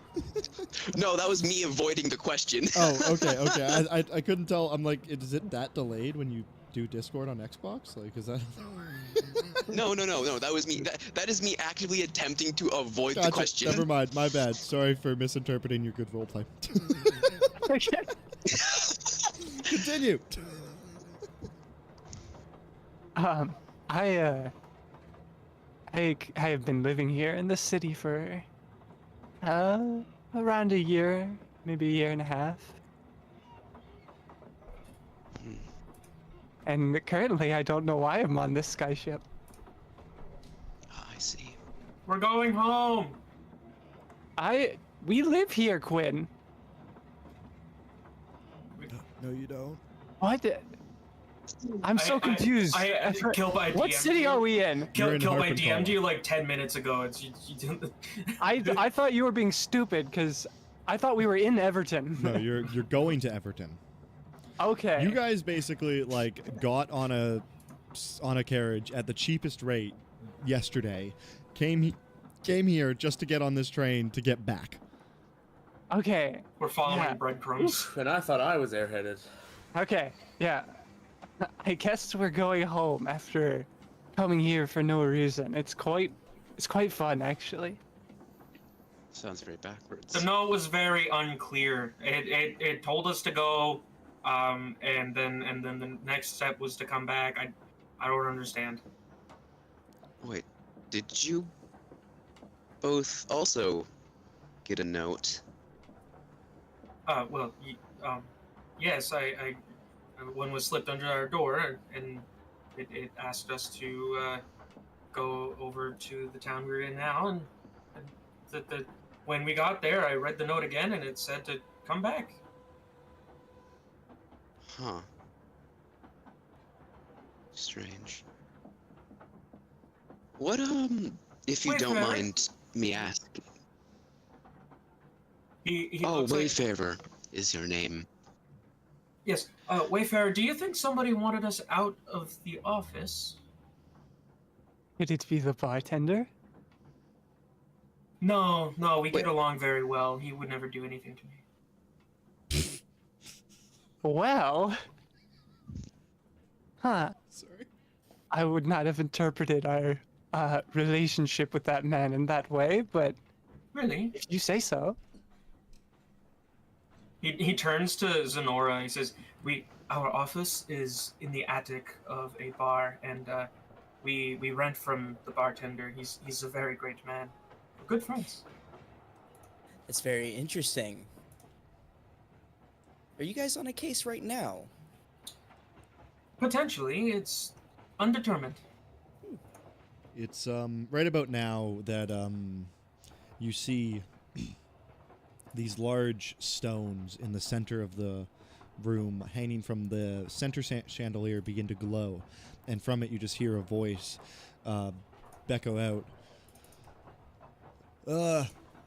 Hello, passengers. Welcome to. Thank you for traveling with Harpenhall Airways. We're going to be making a short trip today down into Everton. We should be arriving there. We're getting a bit later than we wanted to. Unfortunately, we were waiting for some VIPs that didn't show up. But we know that you guys have places to be, so we're going to be leaving very shortly here once the engines are a bit more warmed up. Weather is looking good. Cruising altitude today was gonna be we're gonna be up at about 10,500 feet, and then we're gonna come on down into Everton approximately at about 11:45. Current time there. Oh, that's a 15-minute delay. So just sit back, relax, and enjoy the journey. Quick question. What when was the clock invented? 17 years ago? A month a month after the Monster Fan ended. Okay. All right. You guys finished your journey and made it your life's goal to just invent a clock. All right. Zag put all of King Destamdador's Zag, the inventor of the clock. King Zag put all of Destamdador's efforts into just making a clock. It was Zag's one accomplishment in life. Yeah. Yeah, one. His one accomplishment. His one accomplishment, inventing the clock. But in all seriousness, it's been invented for a while. I don't know. You just wanted to fuck with me, I see. I did kind of enjoy it. Like A I Monster said, fan is the poorest nation Okay. in the entire world. anything that's what the problem anything is. from that first campaign that isn't in the history tab in this server, just fucking like forget it happened. The only canon events are in that server. Let's just put it that way. All right. No, I like the canon that like our world was reset twice because we ended it. Yeah, those are branch timelines. So this is the concrete timeline. This is what actually has happened. I have branch timelines too. All right. Sorry. Oh, let's go. Some of them the world ended. So about 30 seconds after you hear this announcement go away and this stone stops glowing, you feel a big like thud as you hear like you feel a jerk forward as the wheels begin to turn and the skyway carriage begins to move along the tracks, and eventually you're hit with the afternoon sunlight hitting you on the face through the window.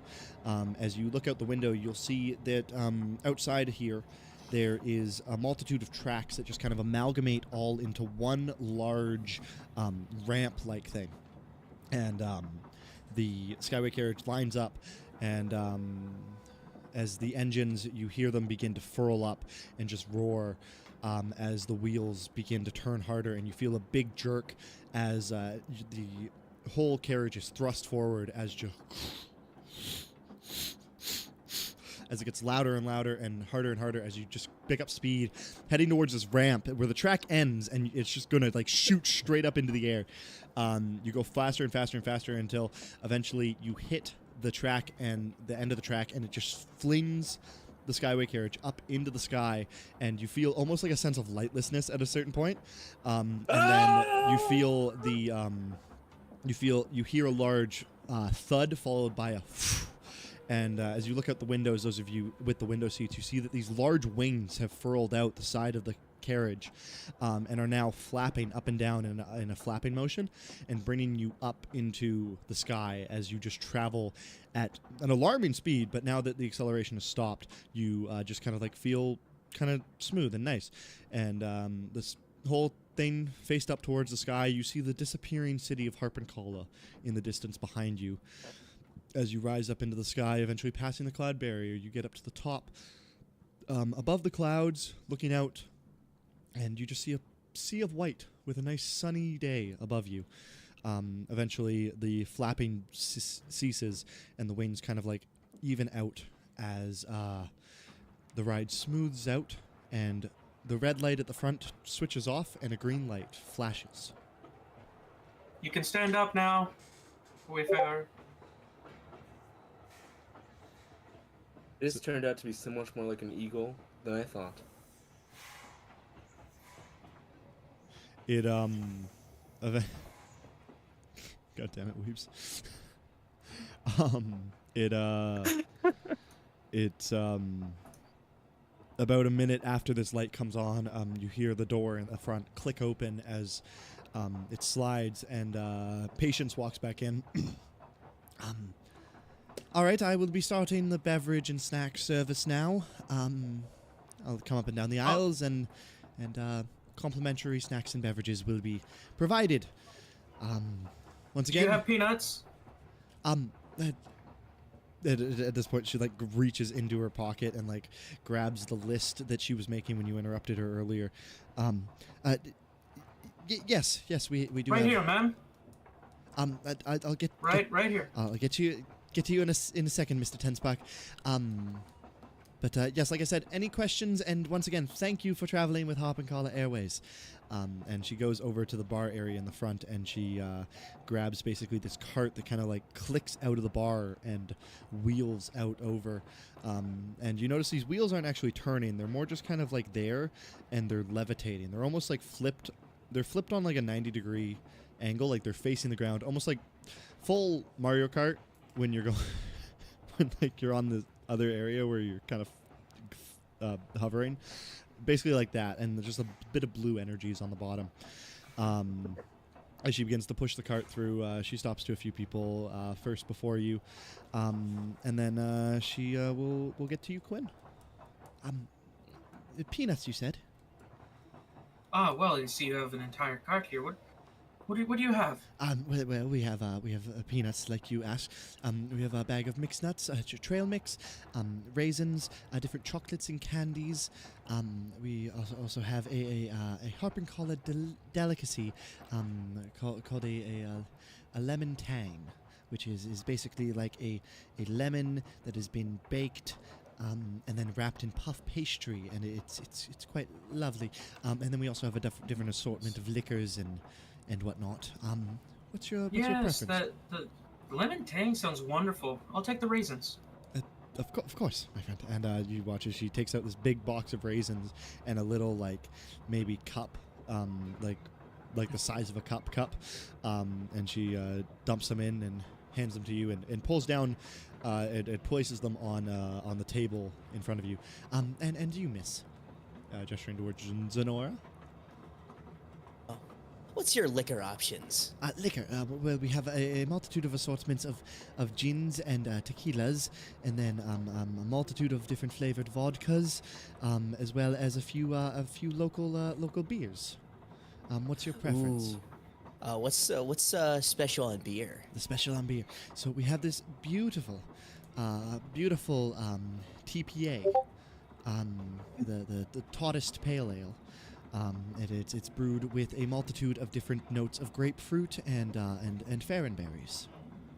I'll have that, thank you. Most certainly. She takes out a glass bottle, pops the cap off, pours you a nice big glass with a lot of foam on top, and hands it to you.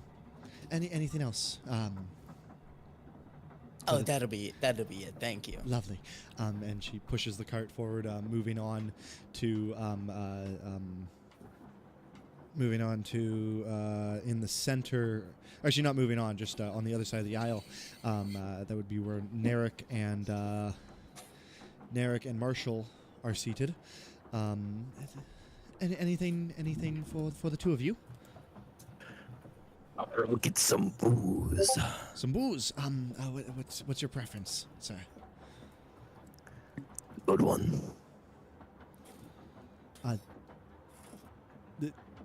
Nothing in preference.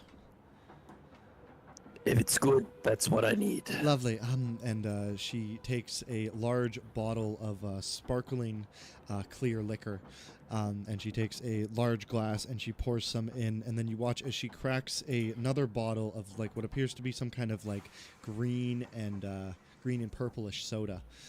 Just kind of like not mixed together, but the two colors kind of like flow between one another, almost like a pearlescent type look. And she pours it over top, puts a straw in it, and hands it to you. He's gonna ignore the straw and just down the drink.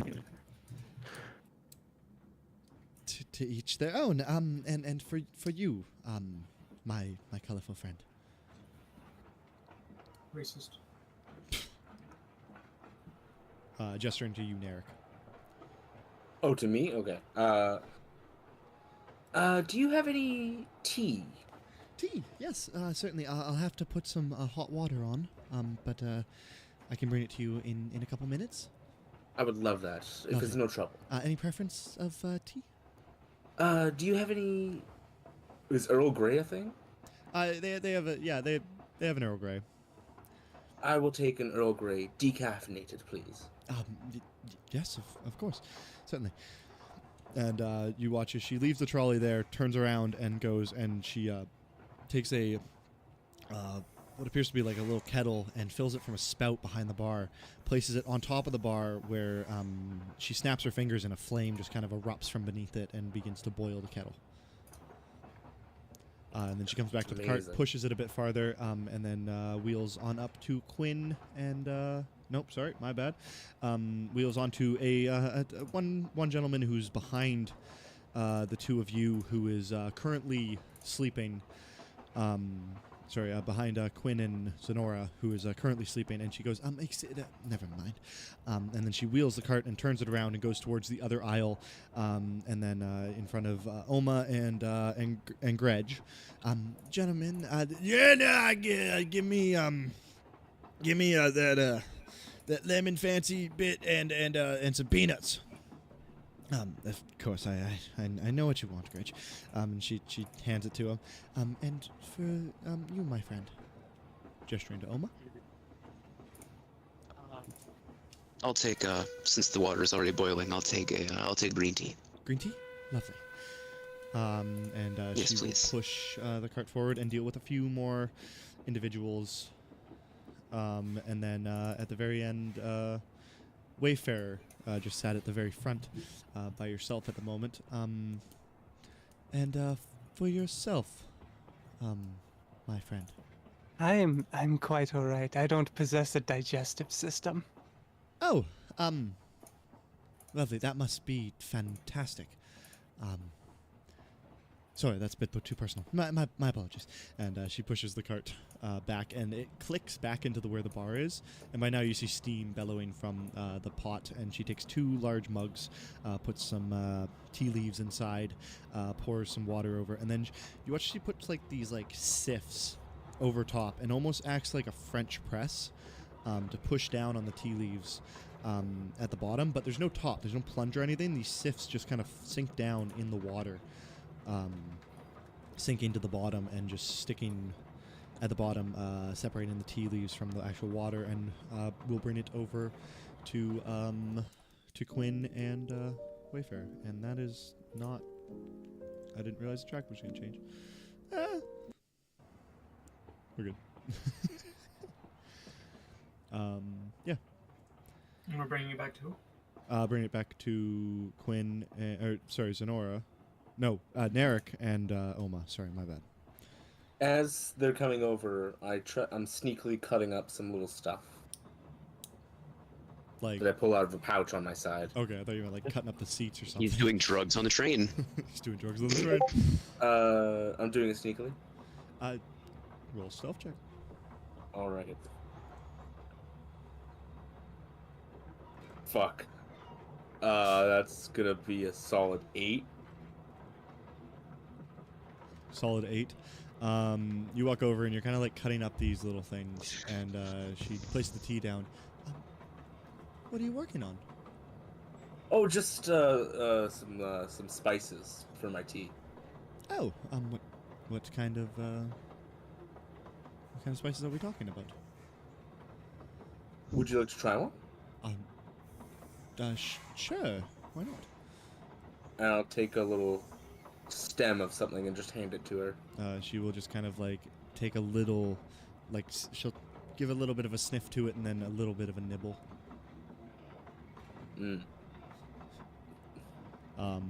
What did you hand her? The stem of a magic mushroom. Oh shit. My God, he was doing drugs on the train.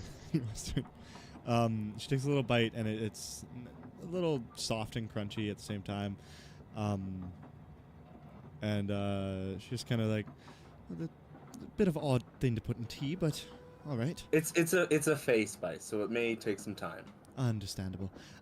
She puts it in front of you, and then I'll sprinkle the rest over my tea and drink it. Gotcha. No, you don't need to have a high perception or anything, passive perception or anything to tell that the second that she walks past you, she spits it into her hand and kind of like holds it in a fist at her side, and then walks around and places a tea in front of you, Oma. And by now, Grej has just like completely destroyed his peanuts and lemon fizzle. Thank you. He can reach out and take the tea. I'm no person to tell you, but I don't think eating random spices from strangers is a smart idea. I appreciate the insight. I will take that into consideration from now on. Thank you. He gives her like her head. He gives her his head. He gives her his head. He gives her head. Yeah, gives her head right there. Damn, some good SG. Oh God. Yeah, no.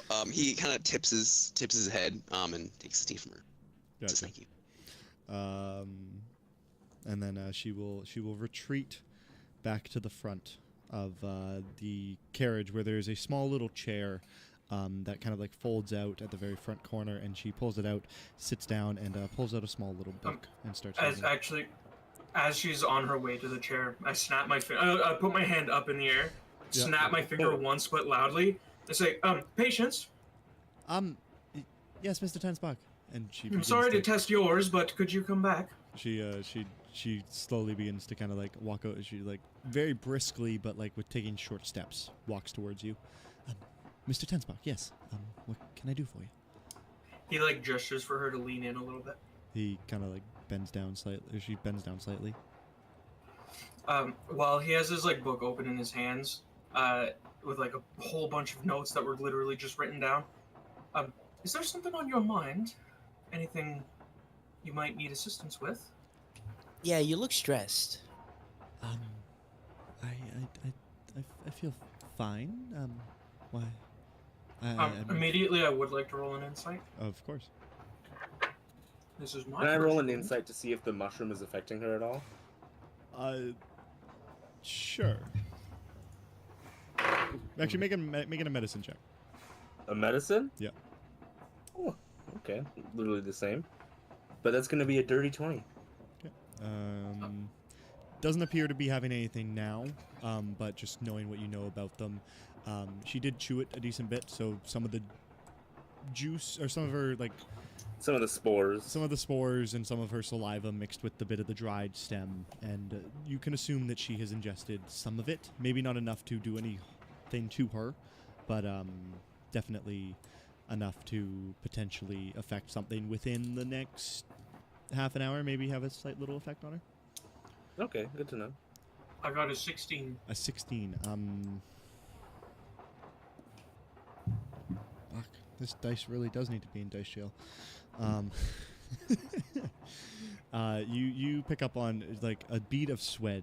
A bead of sweat. A bead of sweat begins to drip down her forehead as you ask that, and you pick up on the sense that she is preparing to, like, she doesn't have a lie thought up at the moment, but she is actively preparing one. And then she goes, no, Mr. Tensbach. My apologies. No, it's okay. You don't have to come up with something to tell me. I know it's false. No, I am an investigator. I work for the police, actually. Though I don't need... If you ever need help, I am the one to talk to. I may have mentioned the police, but, you know, I like to keep things off the books every now and then, so don't worry about it getting out into the public. Certainly. Well, I appreciate that, and I'll keep it in mind. And she I goes. don't think she you goes could to have worded that any more shadily. She goes to like stand up and just. I'm sorry. I meant now. I'm only here for a short time. Oh, but no, everything's perfectly fine. It's okay. And she's like slowly slowly taking a step back away from you. With a smile on his face. I don't believe you. That's up to you, Mr. Tensbach. You're welcome to believe what you want. And she'll turn around and she looks at the chair that she had began to unfold, looks back at you, and you can, from your insight, you can tell that she immediately makes the decision of, I don't want to sit in this fucking cabin anymore, and she goes into the back area. As she walks away after telling me that I can believe in what I want, my parting sentence is, yes, and when you realize you do not believe in your own words, you can come back. Yeah, she just kind of like dips. God damn. Yeah, she dips. God, you really are a detective. Huh? Oh, sorry. What is this book you have? Oh, These seem like very interesting stories. Yeah, it's just a book on ancient legends. They could be real, they could be false. It is a book from my mentor that I borrowed. Oh, your mentor. Do you study anything in particular? Let's see. Are you an archaeologist? I have some history in the idea of it. I haven't. I'm just starting on my journey now, so it hasn't really been really fruitful for what I'm looking for. But I'm just kind of I'm traveling aimlessly around the world to see if I can find any sort of clues as to what I might be, what the answers are for this mystery that I'm trying to solve.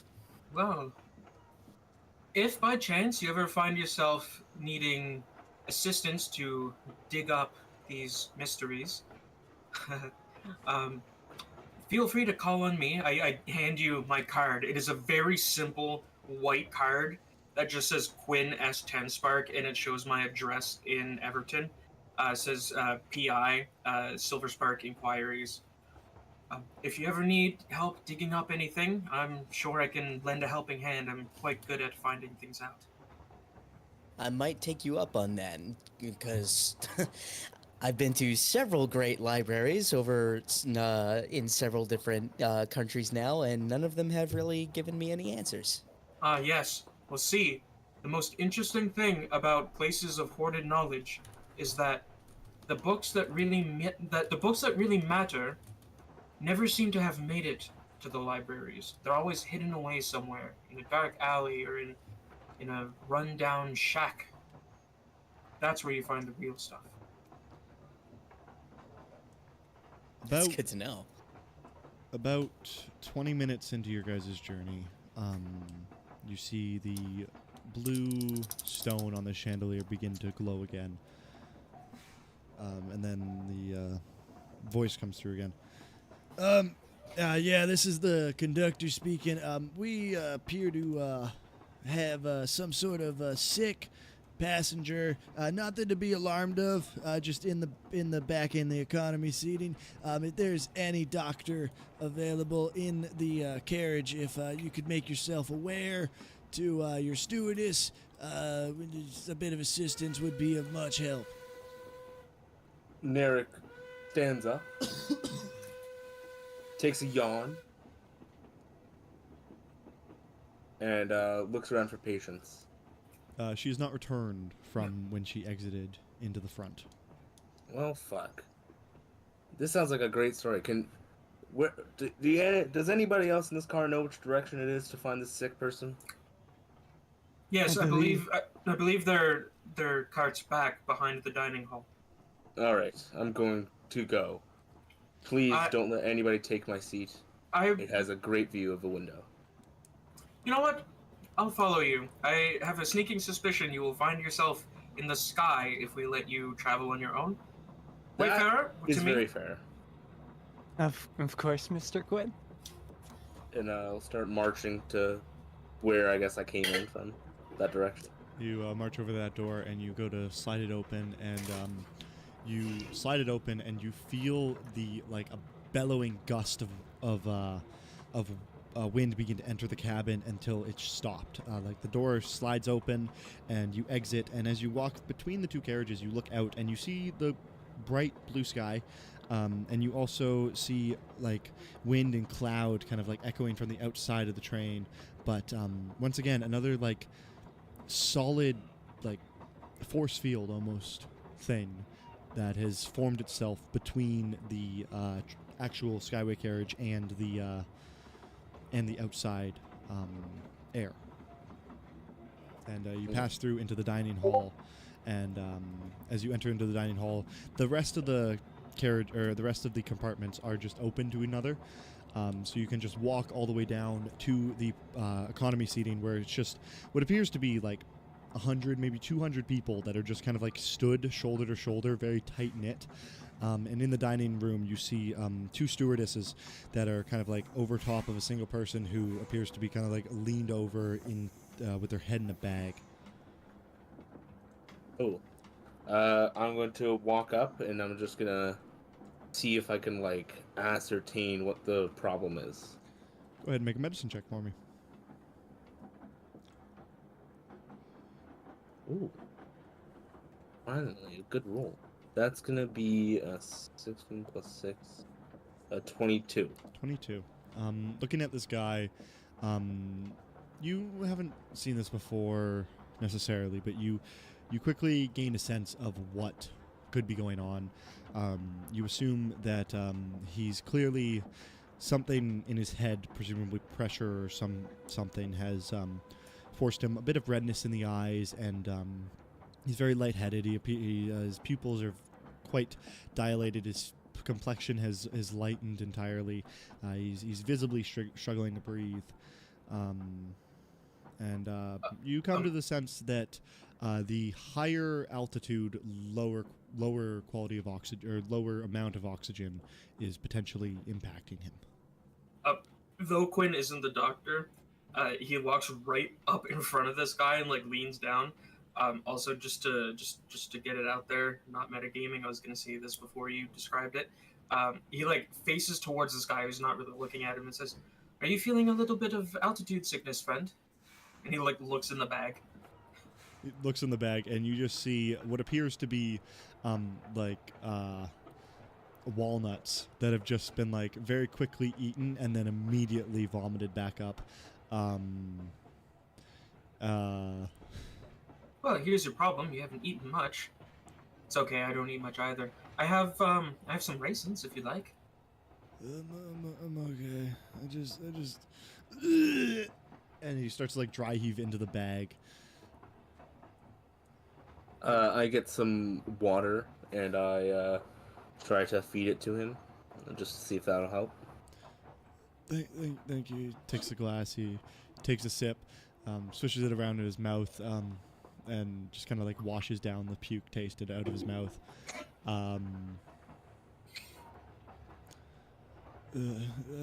Thank you. You're welcome. Are you feeling better? He hasn't eaten. I mean, I had lunch, but it's just. Well, your lunch isn't in the bag. It's like, it's probably still in me. I guess, I don't know. Well, give it some more oomph. To get it out? To prove. I don't believe you've had lunch. There's no evidence. Let's calm down. This man is obviously rattled. I pull out my blanket and I just put it over his shoulders. You gotta like. And I just takes it. Comfort and him. Begins to kind of like, somewhat shiver a little bit. He's got a slight bit of a fever forming. You see sweat beginning to drip down his eyes or down his forehead a little bit.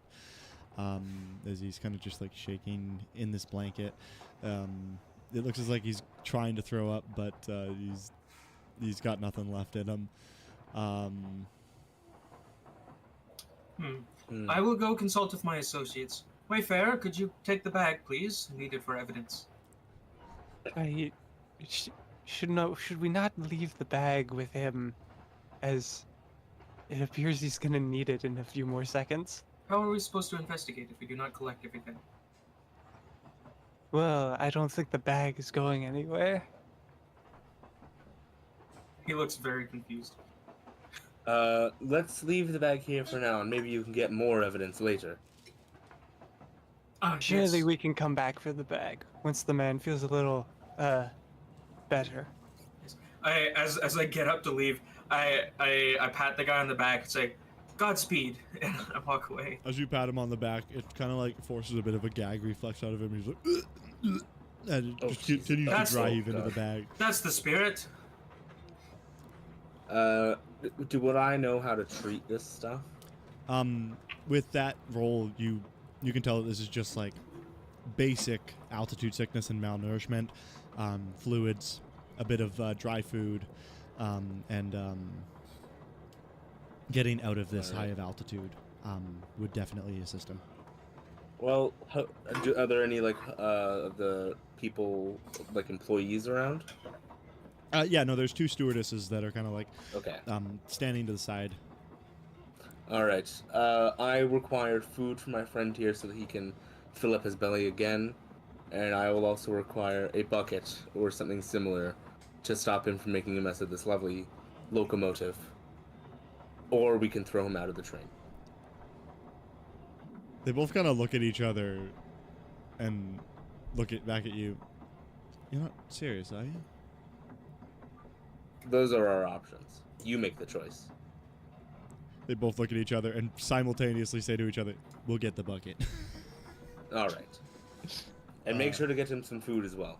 They rush and they grab some food and a bucket, and they come back, and they kind of like place it on the table in front of him, and he continues to hold the bucket in his lap,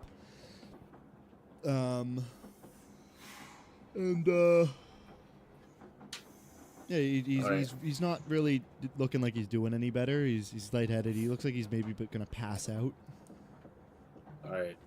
I take the blanket and fold it into a little pillow, and just lay it beside him for him to lay on. He lays down on it, and my head hurts. You'll be all right. And listen, in your time of need, remember, Celestia watches over you. What? Okay. It's okay.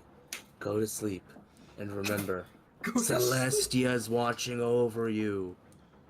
One of the stewardesses kind of like stands up.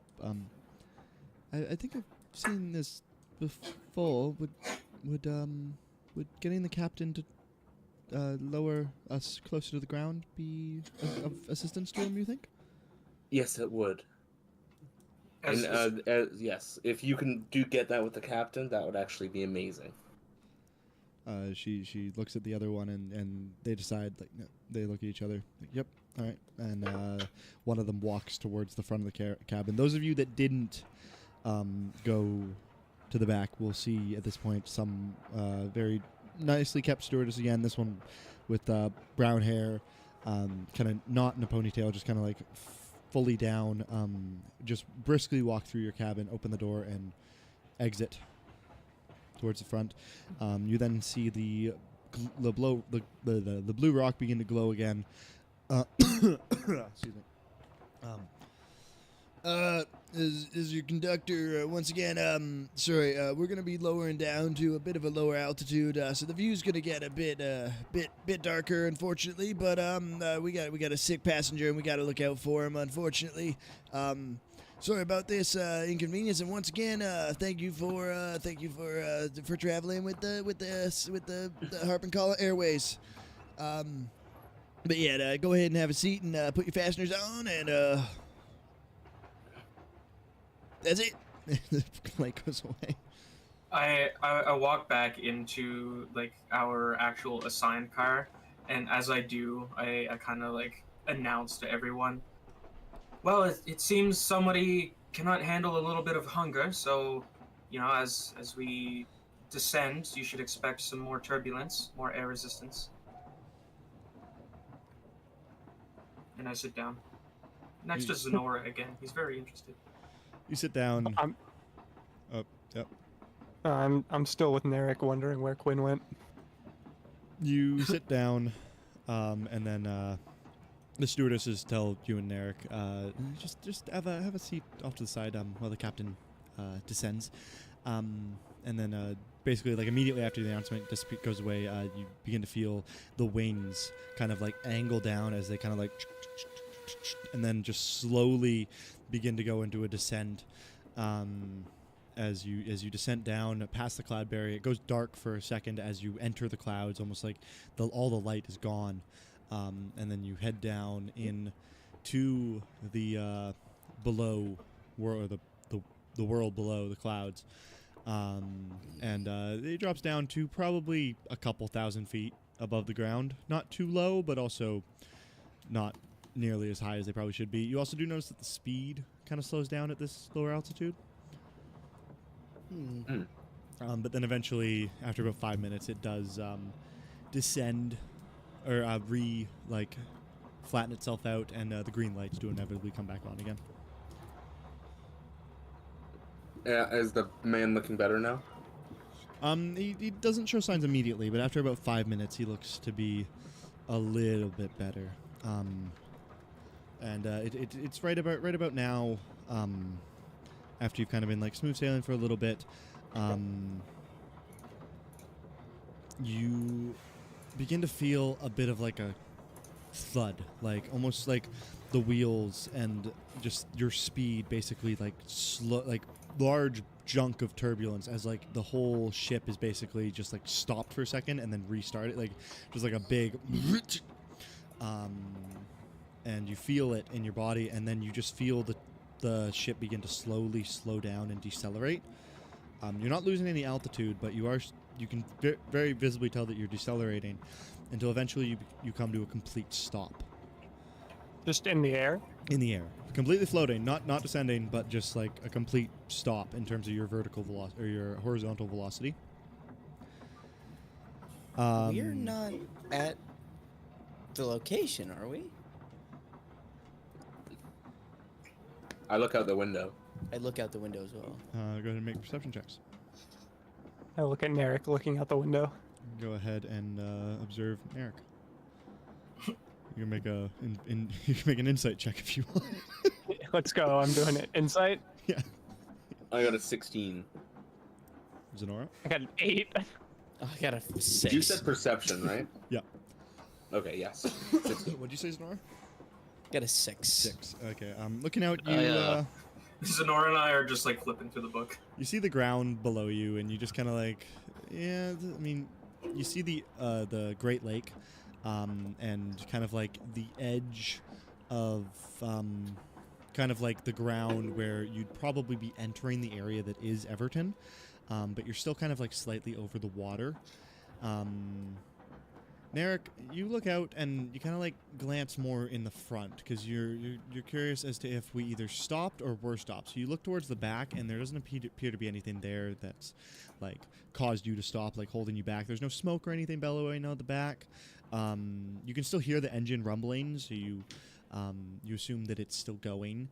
And then you look out to the front, and you see what appears to be some large black ship, another carriage of some kind, large black ship with black sails and large dark gray wings with a big thick red stripe that goes all the way around the side of it.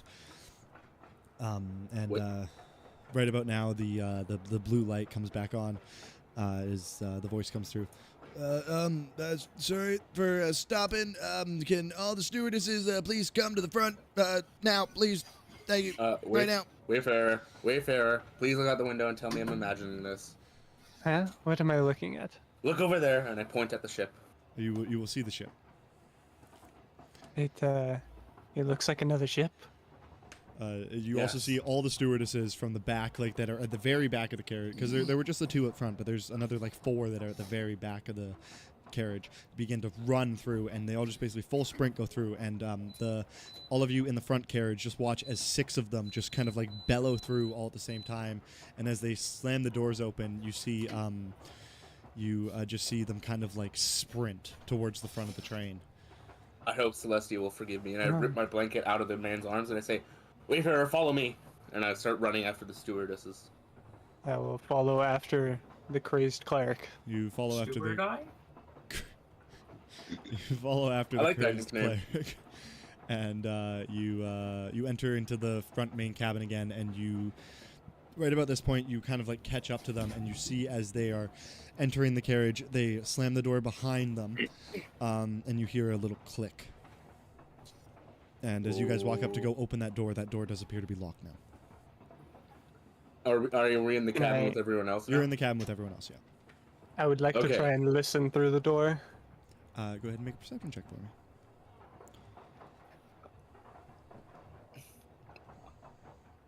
Perception 16. Listening through, you hear what appears to be another door open and slam shut. But as you hear it open, like after you hear it open, you just hear muffled voices, and you kind of make out like, "Holy fuck, what do we do? They're I don't know what to fucking do. What do we fucking do?" And then the door slams shut, like with a big, and then nothing. Wayfarer, what's the urgency? Well, We're about to be attacked by the predator of the ship. Sorry? there There's a appears to be predator. another ship outside, and all of the stewardesses ran from the back of the ship to the front. Not quite sure what that means. I look out the window. As you look out the window, you see this same ship, this large, brownish gray ship with dark gray wings, black sails, and a large, thick red stripe along the entirety of the hull. Is like the red stripe like a symbol or something, or is there like a flag or anything on it? Not from what you can see. It doesn't appear to have any kind of significance other than just to identify, just kind of like a single marker that kind of identifies it. You have seen similar type things in terms of fleets, like when there are multiple of the same type of ship or type thing. It reminds you of kind of like back home where they had the same, like everything kind of was the same, but they had certain identifiers to signal off like different areas so that they knew which areas were, even though they couldn't tell at a first glance. The signifier helped identify what the actual thing was. I make a quick and dirty sketch of what I see, and I turn to Zenora. Well, this doesn't bode well. Don't you worry. If things get hairy, I will protect you. All she does is smile. Alma kind of gives Gretch like a hasty like pat on his shoulder. It's like, Gretch, you travel this route often, right? Yeah. So, what the fuck is that? I don't know. I've never seen this before. This hasn't happened before. This could either be really good or really bad. I don't know. On what sides of the scale is really good versus really bad? Sides of scale. Like, what do you mean? What is the good versus the bad? Good is it's like a border inspection, and they're just making sure that we're carrying what we say we are. Bad. He kind of like winces in and like kind of like curls up a little bit and very quietly just kind of goes, Skyrits. You did not just say Skyrits. What? Maybe. You hear like frantic scribbling That's- in Quinn's notebook. That sounds like a I made-up know term. the sea pirates, but I haven't had come in contact with the sky pirates in a long time. You've met with these sky pirates before, or skyrits, as our friend put it. I don't Everyone know here about knows how these to direct ones, the but flow. I've seen some before. It's right about now that you hear the door unclick and the 6 stewardesses run through and open the back door and run back into the other cabins. And Patience walks in very frazzled, like more than she was before. Like she was evidently like something was on her mind, but now she's like completely like out of it. We appear to be being boarded. I'm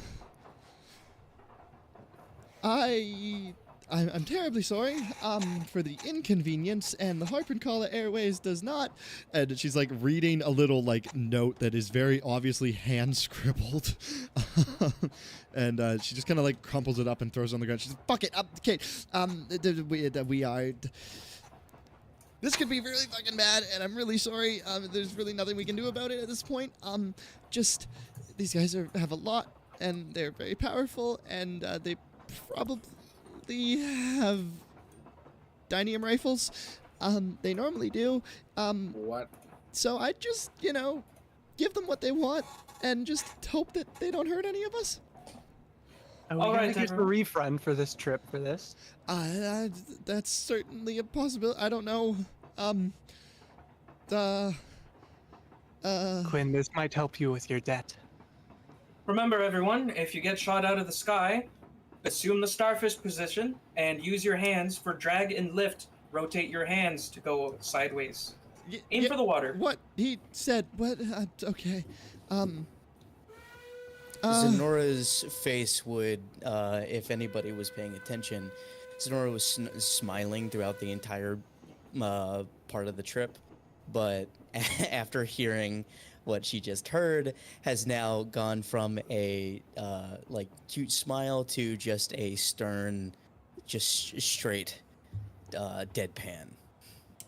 If anybody look at Narek, they would see that he's actually very relieved right now to find out that it's not just a giant predator about to eat the train. You now see out of the windows, you see two what appear to be like rowboats that are floating in the sky. They have these large metal keels that are glowing blue, as they are actively like have a fan on the back of them that's kind of like pushing them through the air.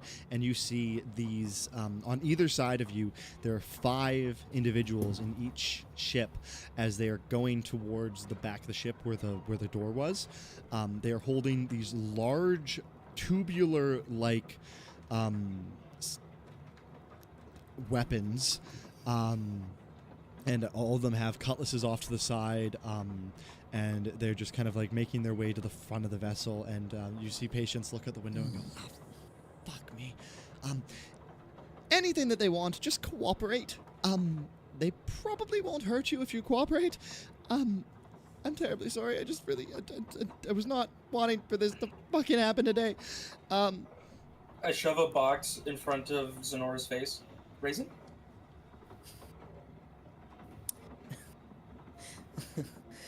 She just looks at the raisin box and then over at Quinn, and Quinn hears a voice in his head. I advise you take this seriously. Oh, most certainly. You say that out loud. You can't. Patience. Do you say that out loud, Spy? No. Oh, yeah. Oh, okay, never mind. Yeah, I'm pretty sure that you can respond, but I say it out loud. It's what I'm thinking, Zenora. Then he can't. If it's what I'm thinking that you're doing, then he cannot respond. Okay. Yeah. Is it your race feature? Yeah. Yeah. No, he can't respond to that. Okay, yeah, I say it out loud anyway. That's what I wanted. Yeah. Okay. Just double check it. Yeah. Oma attempts to get Patience's kind of gives like a slight hand raise. Goes, Patience. Yeah. Yes, Master Oma. Ooh, don't call me that. Okay. No, sorry. Has this happened before? Not. I've heard of it happening, but not in my tenure. There's a reason we normally travel above the clouds. So it's the sick man's fault. I knew we should have thrown him off the train. That is... what would you advise us best do? Right as about of now, right you just hear Just- like bang as the door is slammed open, and you see this man walk in as he's got like a massive bushy beard with a big red stripe going down the center of it. His eyes are painted black as this large, dark, like almost like mask, thin strip goes across his face. He's got a mohawk, and he's holding these 2 large pistol-like things with massive barrels that appear to hold like literally like mini cannonball type things. As he's holding these, as they're glowing blue. Everybody, show me your hands, boy! And we're gonna go to break. Ooh. Oh god damn it! I have written in my the most recent thing I wrote in my notes is Master Oma. I'm so glad that is like your most recent notes. Yeah. Yeah. So we're gonna take a quick break. Use the washroom. Grab a quick snack. Fill your waters, and we'll be back in like 5 minutes. What? Who wants to see the notes I have on them? Oh God. I Okay, would I- love to.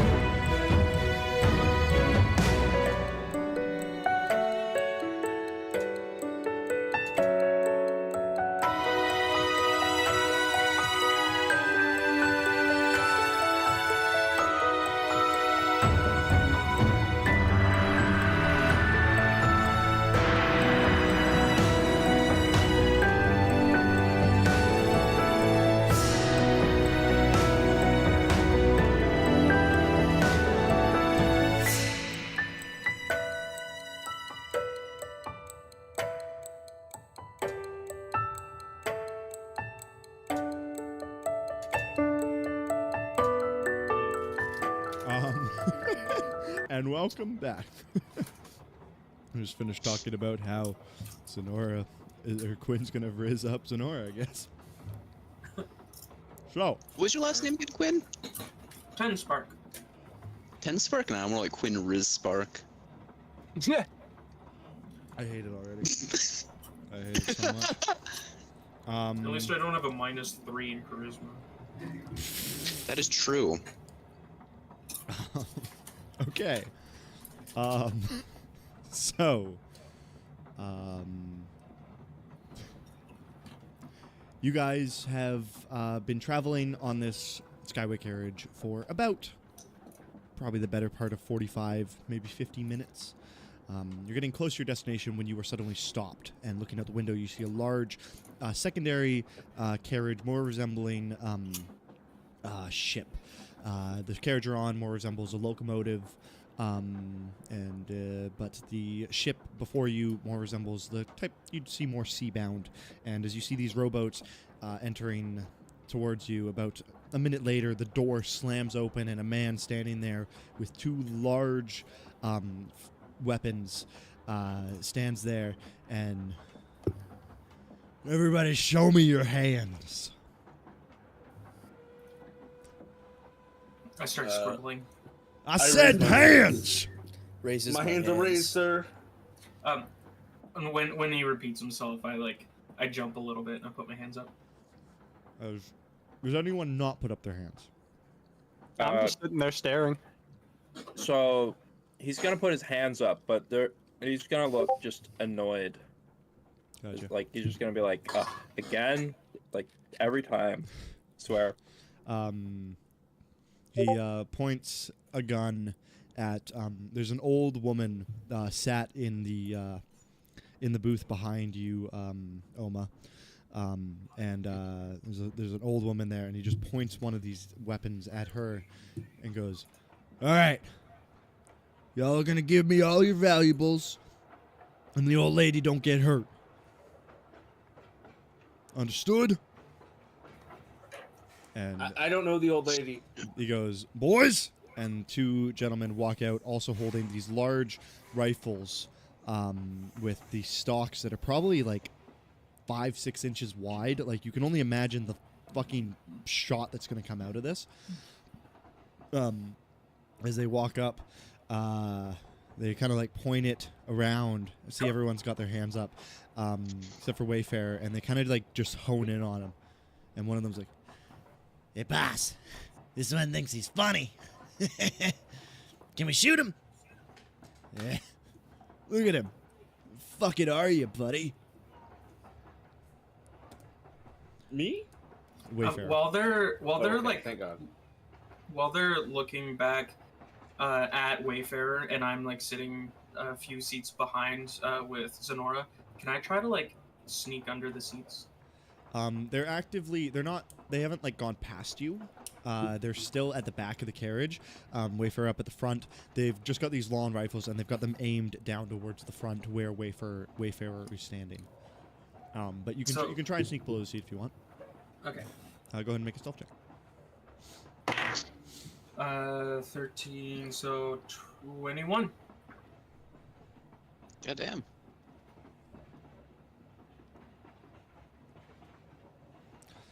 You head below the seat, and you don't hear anyone make a mockery or make any kind of noise about it. Doesn't take reference to it or whatever.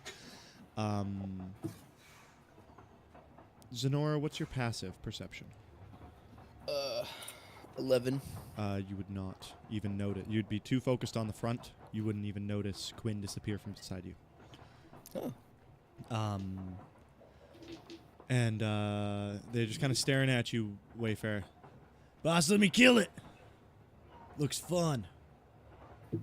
Nah, it might be valuable. Maybe we just take it. You speak, buddy? You look a little weird than the normal ones I see. I got a few of you on my ship. You have a few of me on your ship? Yeah, not like you. They don't talk as... You're weird. Maybe I don't want him. Yeah, let me shoot him, boss. Let me shoot him. Let me shoot him. No. See if he's got anything valuable on him. And he'll walk up to you and kind of like point you with, or like point at you with the rifle and kind of like gesture, basically kind of like put the barrel underneath your arm and try and like shove your arm up so that you put your hands up. I grab the barrel of the gun. Oh, and there we go. I would recommend not touching me with that. The other one, as you say that, as you grab the barrel and you like kind of look up at this guy, you feel something press on the side of your head, and as kind of like the internal form inside you, like your outer form stays where it's at, your inner form kind of like turns to the side, and you just kind of look up at this barrel that is placed directly on your face, and you look up at the guy holding it. He's got this big burly mustache, clean shaven everywhere else. Yeah, I wouldn't like, do that if I were you, buddy. like my headpiece doesn't move from facing like the guy who's like I'm grabbing the gun of, but Yeah. my like facial features of like my eyes and face that just kind of like float. Yeah. They like move through, and you can see it like through some of the cracks of it. Just look right at him. What's this guy look like who's pointing a barrel at me? He looks like he's got his finger on the trigger. He's ready to pull. What's your intelligence score? Intelligence score 19. 19. You know for a damn fact that whatever projectile is going to come out of this thing at this close a range, honestly, would probably just kill you instantly. Kid. Now, you willing to I have to- cooperate, or do we have to put you to the ground? Ooh, I do not understand. Why are you pointing these weapons at me? What have I done to you? The big guy at the back, he fires straight up in the air, and you just hear the big boom as this massive bullet echoes through and leaves a hole in the roof about 10 inches wide, like literally almost like a foot hole in the roof of this carriage. And you watch as he's got this holster on his back leg that's just full of these like 6-inch balls, and he just kind of slams it into the side of it, reloading it, and points it out at you guys. We're gonna cooperate or people are gonna start dying. Right, who do you think ye be? I think I'm the man who's better take all your shit. Who says I got shit worth taking? That's why we're here. Empty your pockets. Why don't you make me? Points the gun straight. And at he's you. gonna pull out the hand axe, and he's gonna immediately try to throw it at him. Oh, I was waiting for him to pull out a gun. No, I don't use those. He pulls out a Glock. You pull out a hand at and you try to throw it at him? I'm not just gonna try. I am gonna. You're gonna throw it at him? Okay. Oh, Roll the hit. All right, first roll the hit.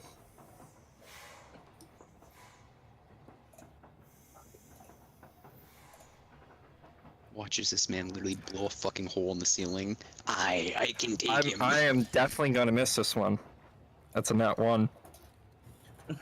Oh shit. The first to hit is a natural one. Yeah, this bodes real well. Ladies and gentlemen, the first natural one of the campaign. hits the old lady and kills her instantly. Go ahead and roll me a d6.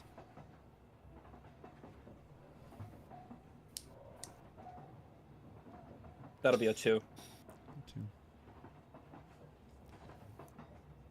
You throw this hand axe, and he was ready. Like he had his finger on the trigger, and as you throw it, as it leaves your hand, you hear a loud echoing boom, and it's almost like time moves in slow motion as this axe kind of like circles, like as it arcs in the air, and the large cannonball collide. The two of them explode into dust. oh, Just in the center. And he quickly turns the second pistol from the woman to you. I would like you all to roll initiative. Oh, First initiative. God damn it. hey. You guys like my meme? Oh fuck, dude. I love Come it. on. I've definitely been there. Yeah, I always Fine, remember they should why I run don't across use it. my real dice. My real dice always roll shit for me. Yeah, like how do I roll initiative again? Forget. Dude, I don't think I've ever rolled a good initiative ever. Yeah, what do I do to roll initiative again? So you D20 take plus the your dice. initiative. your initiative mod, which would I'm just sorry, be what? your dexterity if you don't have Just any roll it other- and roll 20, honestly. Just a d20. Say that again. Another People are 8. talking. I Sorry, can hear you. d20 plus your dexterity modifier if you have no other things that give you an initiative bonus. Okay. And I just need to quickly draw this. God damn it. Just give me 2 seconds here. As I wasn't prepared for this, so now I have to draw it real quick. Remember at the beginning of the session, when Jazz mentioned that like there wasn't combat planned unless we do something to do that. Yeah, he was remember expecting us to just give him all our shit. I'm not gonna give these pirates all my fucking crowbar. Fuck that. You think I'm giving That's up my so funny. internet? I don't even have any starting gold. It was a. No. I have nothing for ye fights. Anyway. I'm gonna protect me shit that I ain't got. Which is nothing. Which I'm gonna protect me shit which is nothing. Or die fighting for shit. Die fighting for shit. Okay, and I was then- gonna like attempt to like do anything, do something. But then the hand axe was thrown and I was like, there's nothing I can do now. I haven't even put tokens in for you guys yet. Shit, fuck, this is. I just made mine. I already have one for you. Oh, I'm already editing my character sheet on it. It's there. Oh. What does it look like? It's in journal. Look at Oh, I got a cooler one for you. Same picture, just I put an outline on it. I'm hooking you guys up, don't worry. We're hooking up? Sweet. I got I good can't see it because you didn't give me access. You'll see it in a second here. I'm just updating everything. Okay. I'll upload all the pictures in. Takes a second. Oops. Marshall and Sonora. What do you call a fish without an eye? Okay, so A fish. Oh, for Yep. Quinn is underneath the table. Zenora is sitting to the side. Wayfarer is standing up at the front with the other two. Marshall is off here. The Eladrin elf is behind. That's too big. And Oma is over here with Gredge. And then I need to add in the other people. Oh, fuck. Shit. Wait, fuck. That's... There we go. That's what I wanted. Okay. Where the fuck are all my tokens? I really did not set this up. I wasn't prepared. I don't feel prepared like the fucking goat from what's that old fucking movie? Hoodwinked. Hoodwinked? Yeah.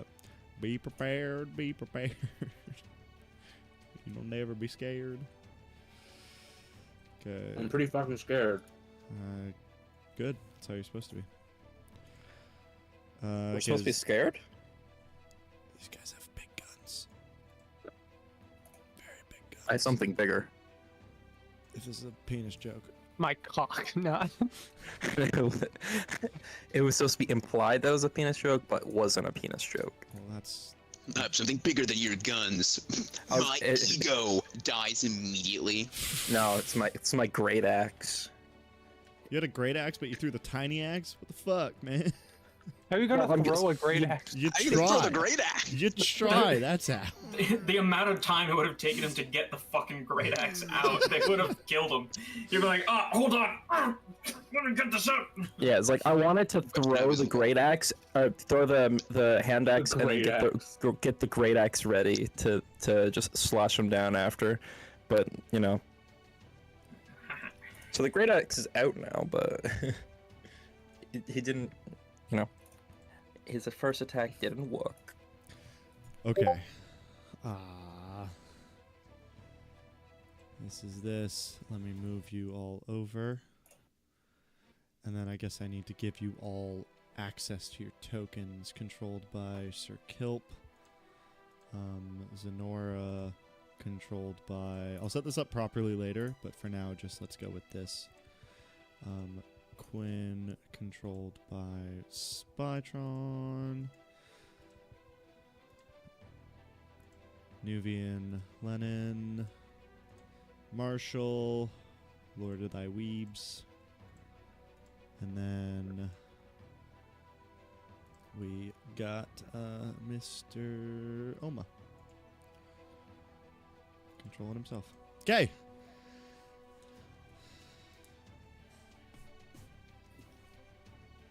Initiatives. Sorry. Okay. If you just bring it up, remember we can all add our own. That's true. All right, everybody put your initiative as 20. Gotta give everyone a turn. Go ahead and pop those bad boys in there, boys.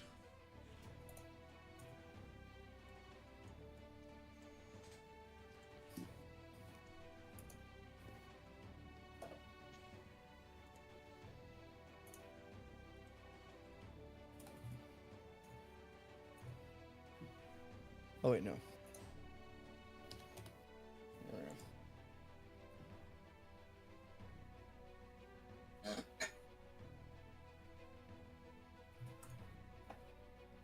That be some sad initiatives. Aren't they great? How dare you roast our It's the initiatives even though second they're level. trash? We got 2 4s, dude. Doesn't that mean we get double something? Not quite. Get doubles, yep.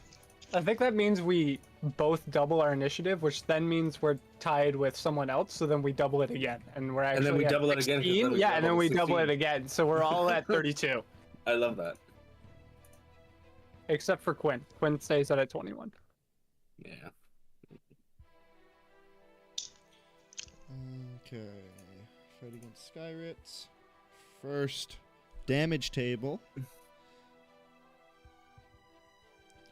being made. Oh, I didn't mean to do that. Okay.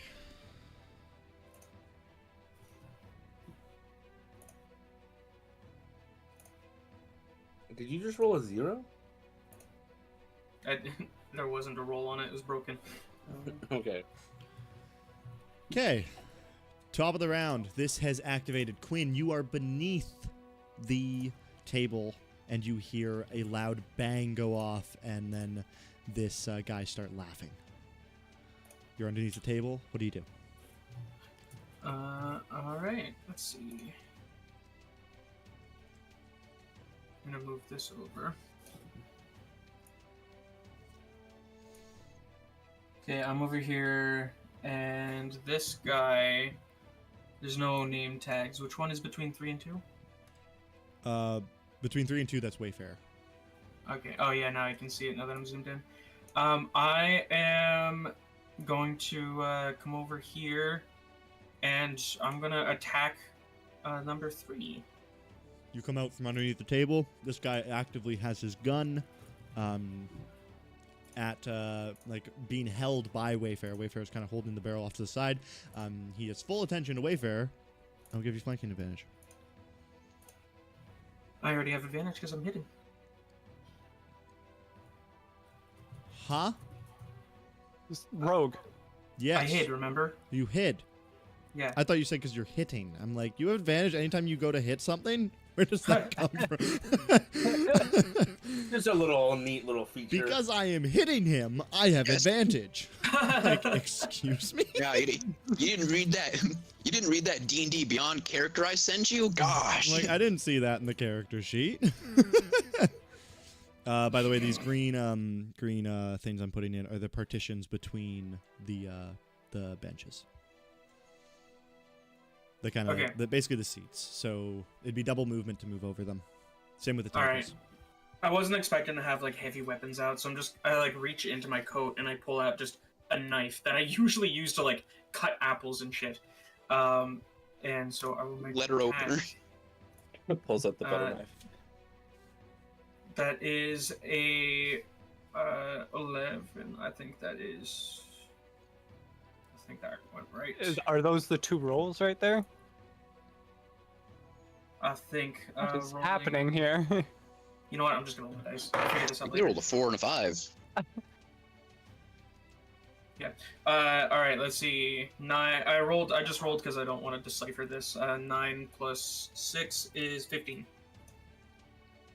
Yeah. Did you upload your character sheet to this? I'm actively doing it, but I'm doing it on the wrong one because you didn't give me access to the first one. Gotcha. Sorry. Yeah. I will set it up properly later. My apologies.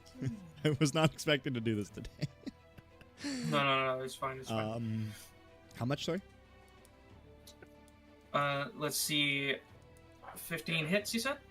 15 does it. Okay.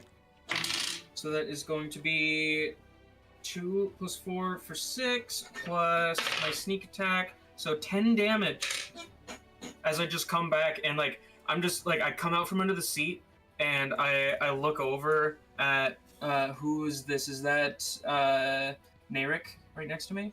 That's Zenora. That's I think. Zenora. No, that's Zenora.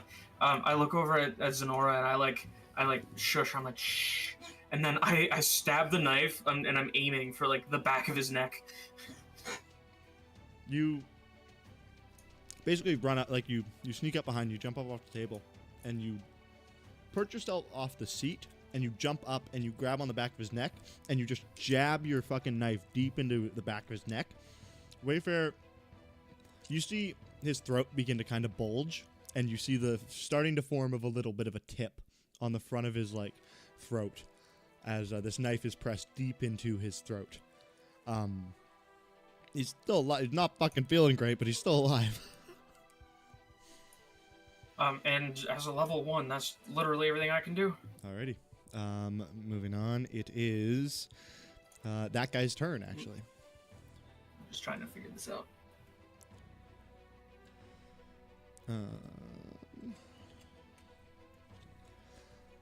He gets stabbed in the back of the neck, and he's got this gun that's at like point blank with Wayfarer, and he kind of like goes to turn around to see what's behind him, and you kind of like holding onto the knife, just kind of like stick with him, to which he takes the butt of the gun and just kind of jabs it into your chest. Well, aren't I still holding that one? Make a strength check.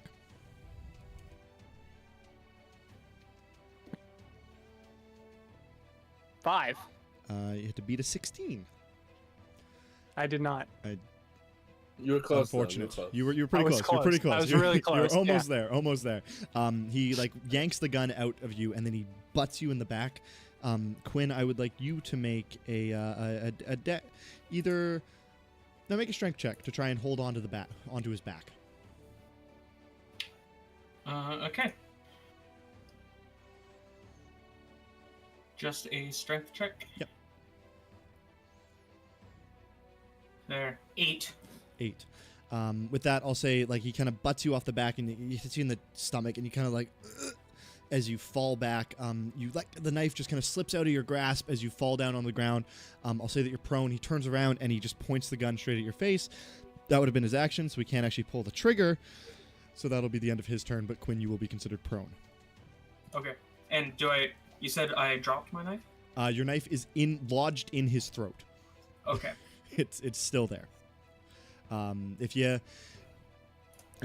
would have said if you beat the 16 of his strength, strength check, then you could have held on with the knife. If you got higher than a 10, then you could have pulled the knife out with you, but just below a 10, just you fell back. Okay. And then you are prone actively. Moving on to Marshall. Marshall. All right. With Nuvian Marshall on deck. is going. Marcel. Marshall is going to. Well, I'm not going to be able to make it to number 1 in one turn, so we're just going to go up to number 4. And I'm going to take a swing at him with the great axe. That's grudge. Sorry. Oh, okay. That's sorry. grudge. Oh, I mean, you never can mind. swing at him if you want, attack but back. Sorry. you can swing at him if you want.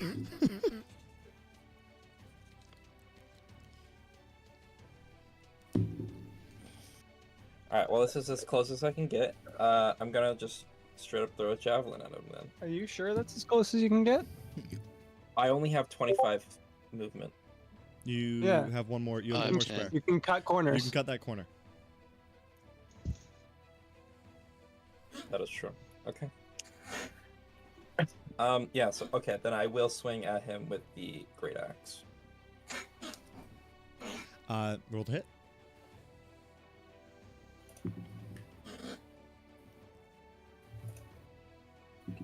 Big swing. That's a 20. Dirty 20. Dirty 20. Oh. That'll hit. That would have been funny if you got a natural 1 and then a natural 20. All right. So it's gonna be.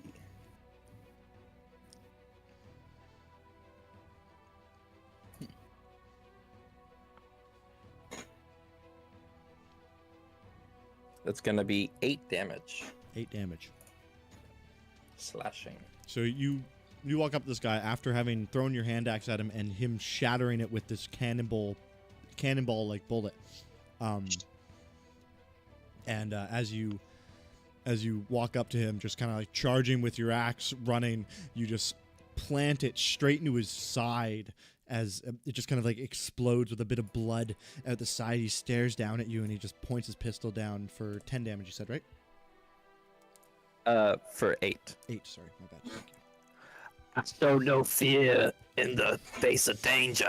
You're gonna fucking get it, buddy, for that. And is that your turn? Yeah. Nuvian. You should rage. Nuvian will. How far away is he? Yeah. Nuvian is going to. Getting over that table will Cower. be difficult terrain, just so you know. He's going to cower a little bit and cast Toll of the Dead at this guy. All right. So that's going to be a Wisdom saving throw. Fuck yeah. That's a fail, definitely. 8. Yeah, it's a fail. Uh-huh. So that's going to be 1d12 damage. Fuck yeah. And God, I need a d12. Isn't that Here's extra if he's been hit before? It is extra. It's 1d12 if hit if he's damaged. Gotcha. and It's D8. 1d8 if yeah, he's not. I remember. Sorry. All good. God bless. Oh, God 11 bless damage. Toll the Dead. 11. Fuck yeah. A big bong of a bong goes out and rings in this guy's head. As this like big loud energy just kind of booms in this guy's head, you watch as he kind of like recoils in pain as his ears kind of almost begin to bleed. Is that everything? And then Nuvian is going to run over here. And that was 20, I think. And then you said this is difficult terrain, right? So I can only go here. Yeah. So now you'd be I don't know. standing on the seats. You know what? I like it. Hey, look over here! And then I'll end my turn. Gotcha. Before Oma, it's gonna be 2's turn. And he's already got the fucking thing pointed at Wayfarer, straight at his head. He's just gonna pull the trigger, but it's at disadvantage because it's this close. That is a natural 20 and then a fucking 4.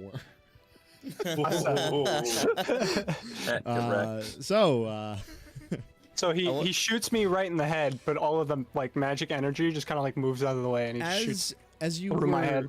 as you tried to hold onto this gun, your grasp slipped away from you, and you just kind of like shifted your body, and there's a gap between your head, like the physical form of your head and the astral form of your head, and it kind of shifts, and he just shoots straight through the astral form, and it just kind of like disperses a blue energy, and it almost looks like when someone gets shot in the head and it kind of just like explodes blood everywhere. Same thing happens with Wayfarer, and just blue energy just like kind of explodes everywhere and then begins to reform back into his face. He does that, and my eyes like shift across the surface of the energy to look at him again. What the fuck are you? A nightmare. And then he'll use his bonus action to reload the gun. Yeah, that's all he's got. And then Oma. Okay. Did you put 2 in the Good. turn order? There it is. Yep. You got it. Okay. Let's move that. I had an idea, and now I don't know what idea has. Okay, no idea it's gonna go. So number 3 is pointing straight down, about to attempt to fucking blast. He's got this Quinn, long right? gun basically just like pointed straight at Quinn's face as he's got a dagger in the back of his throat. You see the handle of it sticking out the back and like a tip like starting to protrude from the front of his throat If my mouse would fucking work. as Okay. he's like choking So on I blood. have faith that Quinn could kill him. So is there like doors? There's doors to exit to other cars, correct? In the front and back. Yeah, so there's a door up here at the front, and then there's a door back here to get to the back. Almost stands on the seat and turns to look at number 2, and I need him to make me intelligence saving throw. A what, sorry? And sorry, a wisdom. Sorry, it's wisdom. A wisdom saving throw. Gotcha. That's an 11. He fails. All right, what happens? So I cast Dissonant Whispers. Okay. That's on 2 or 3, sorry. So he, number 2. So he takes 10 psychic. Okay. And it's as if these piercing voices just like are come from every direction as he kind of looks over, and there's me just staring at him, and he has to take his reaction to use all of his movement to get as far away from me as possible. Okay. And that's actively? Like, right away? It's like no on this turn, so he has to use his reaction right now. Gotcha. To get as far away from you Yeah. as he can, which is right Yes. there. So he dips Opportunity past attack. you. You most certainly can. I was gonna say I don't know if it's opportunity attack, because I know if like Oh, a if push or it- something doesn't provoke it. Yeah, is it unwilling? But I think? because it is because I think it's unwilling, because it pretty much it's not exactly fear, but it pretty much forces them to move. So I don't think it's willing. It's unlike a commander. So that would I be up think to it you. makes I'm makes sense because he's entirely using sure. his reaction instead of movement. So, like he's using his reaction Yeah. to move. So Yeah, no, I agree. As long as you guys are okay with that. I'm fine with that. I was gonna say I like that. Yeah. Anything else from you Whatever there, Omar? you say, Jazz. I'm not. That is everything. There's one of my special shots. Gotcha. Moving That's on. Wayfarer and Zenora, do you guys want to roll these, or do you want to just who wants to go first? Rollies. Rollers, yeah. Why not? 10. Let's go by special die. Let's see here. 11. Fuck. Zenora All right. with Wayfarer on deck. Okay. Seeing Quinn get knocked to the ground and have a barrel pointed right at his face, I will quickly pull out the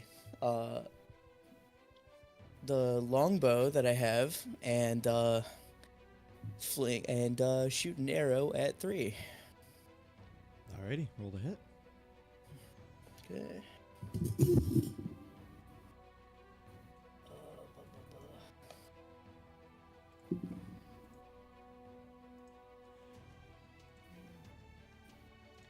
12. 12 just hits. Cool. Then.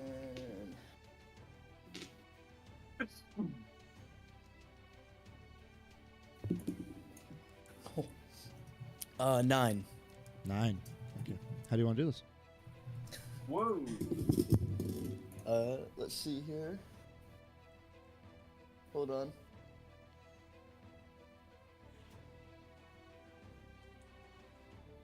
Leaning over the seat instantly the second I see the barrel be pointed at Quinn, I swiftly just release my bow as I'm standing, drawing an arrow, and flinging it instantly, and like sticking the arrow right into his neck, making like kind of like a cross between the dagger and that's already in his throat. So there's like an X connecting right in his throat. Fuck yeah. So he does this, like he's turned, and the two they almost collide, and you hear a slight ting in his throat, like kind of echo out through as the arrowhead and the dagger collide. The dagger shifts and kind of like cuts open his throat a little bit, and it's almost like slicing his throat, but from the inside. Like when you hit it, it pushes the dagger outward, and the throat just kind of slits on the inside, and you watch his blood bellows from his throat. He drops down to his knees. And his finger was on the trigger, and he was ready to fire. And as he drops to his knees, you just hear bang echo out through the cabin as the bullet just goes off and scatters along the ground as this big cannonball just kind of like flings off to the side and goes out the side wall about here, where a bunch of dust and just kind of like outside air begins to like kind of seep into the vacuum that is the inside of this cabin before it is immediately, very quickly shielded off by some force. Hey. Anything else? Then are these tables able, are they bolted to the ground, or are they? Yeah, they are very, very harshly okay, anchored down. Alrighty. Then I don't think I can really.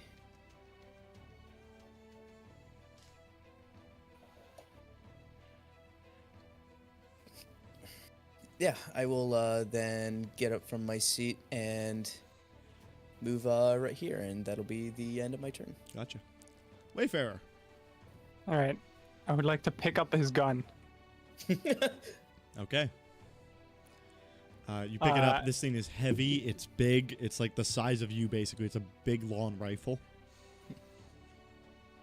And since how it just went off, I assume it's not loaded. So instead of using the gun, I'm going to use magic missile. And one of them's going to hit number 2. And I believe I roll 1d4, and that's damage for all of them, right? Yep.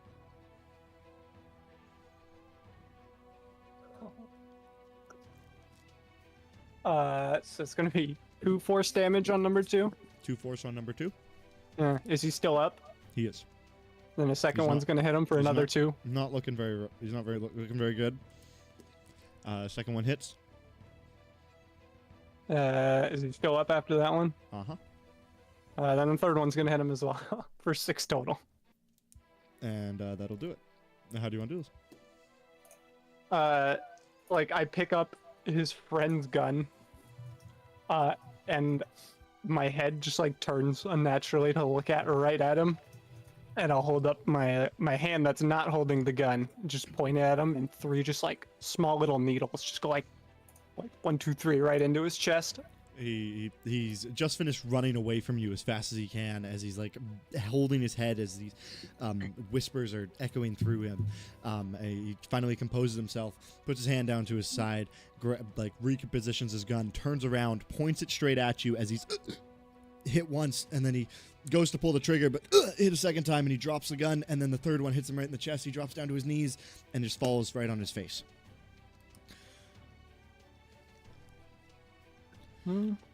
Well, that's it.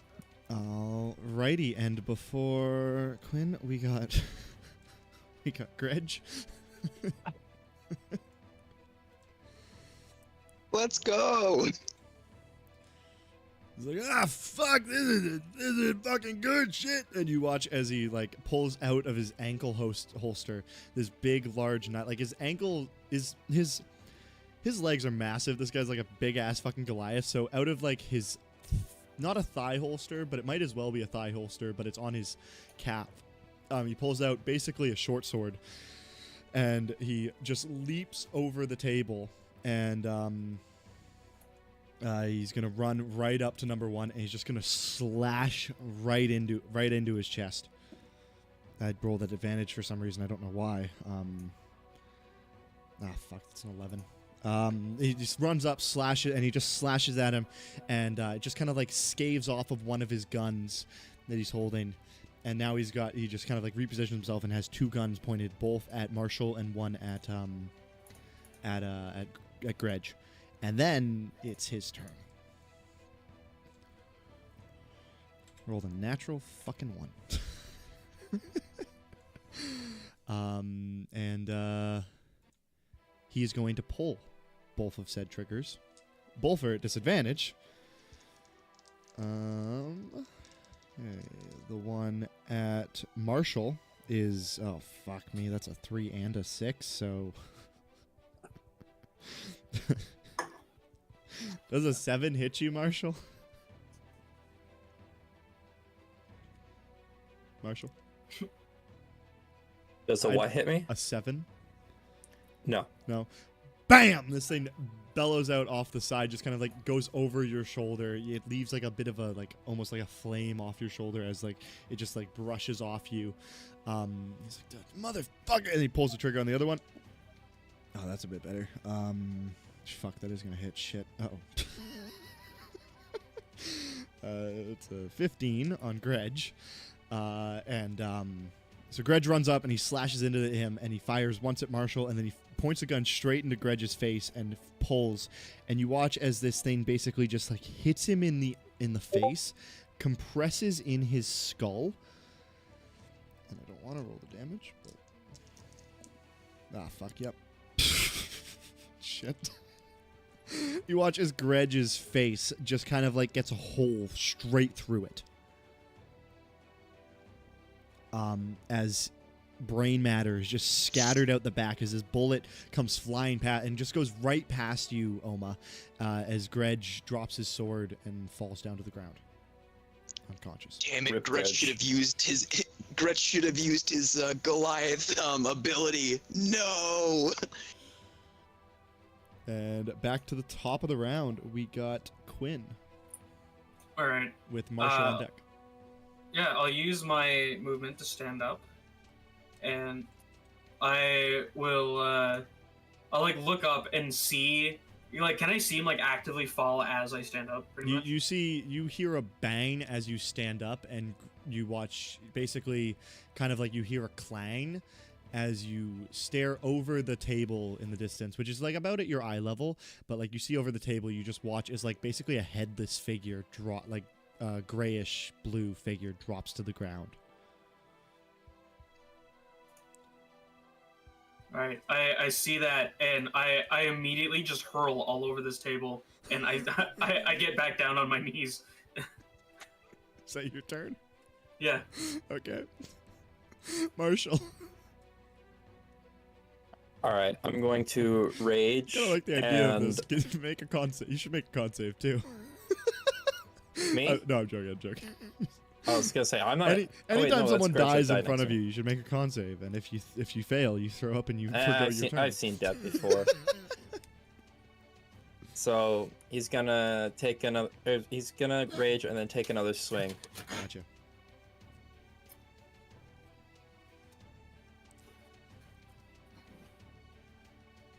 That was a D12 you rolled there, Weebs. Yeah, just give me a sec. Okay.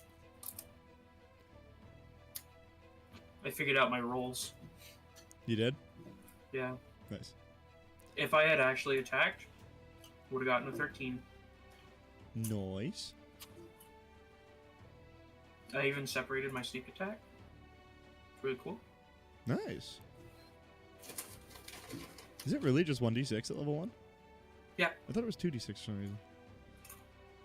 Huh.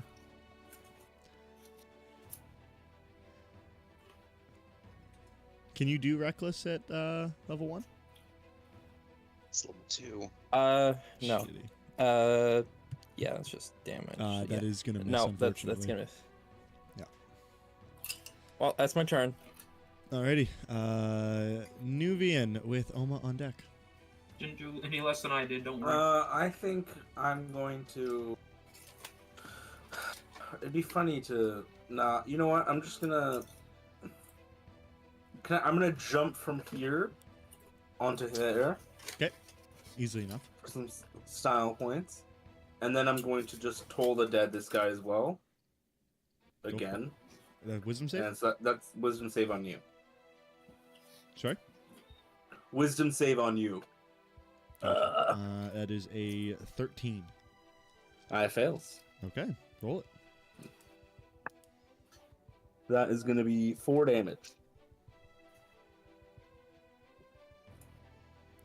As this loud banging bell echoes in his head, he eventually kind of comes to a little bit, and his ears begin to bleed, and his nose begins to bleed, and he begins to drool from his mouth. These fucking people, everyone fucking off the ship! And that'll be. Is that all your turn? That was a bit scary, so I'm going to run away, actually. And that's it. Oma. Does it sound like he's trying to run away? What's your Passive insight? Passive insight is 15. 15. It sounds like he's looking a little worse for wear. You get the sense that maybe he thinks that he might not be able to get out of this, but he wants to get the rest of his crew out of this. Okay. That is such a shame. Perfect, cool. I cast sleep. Does he have 17 hit points or less? I cast him over here, so I do not catch Marshall. He does have less than 17 hit points, yeah.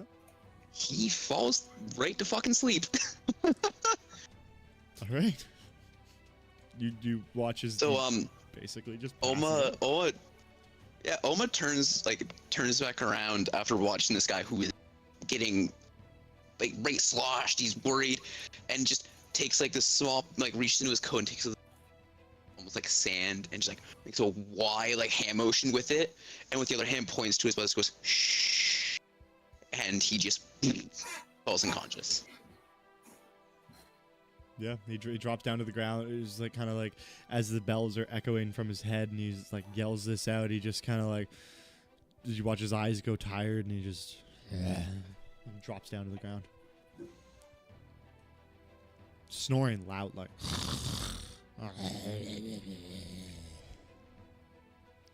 I use my free action to call out mainly to Marshall.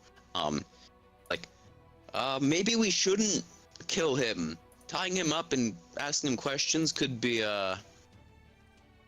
fruitful.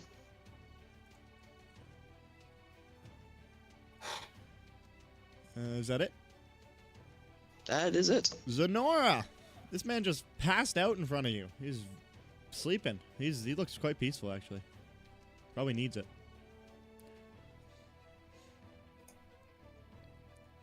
Josh, you're muted. Oh, my bad. You're good. Alrighty. So let's see. I can only move. Let's see.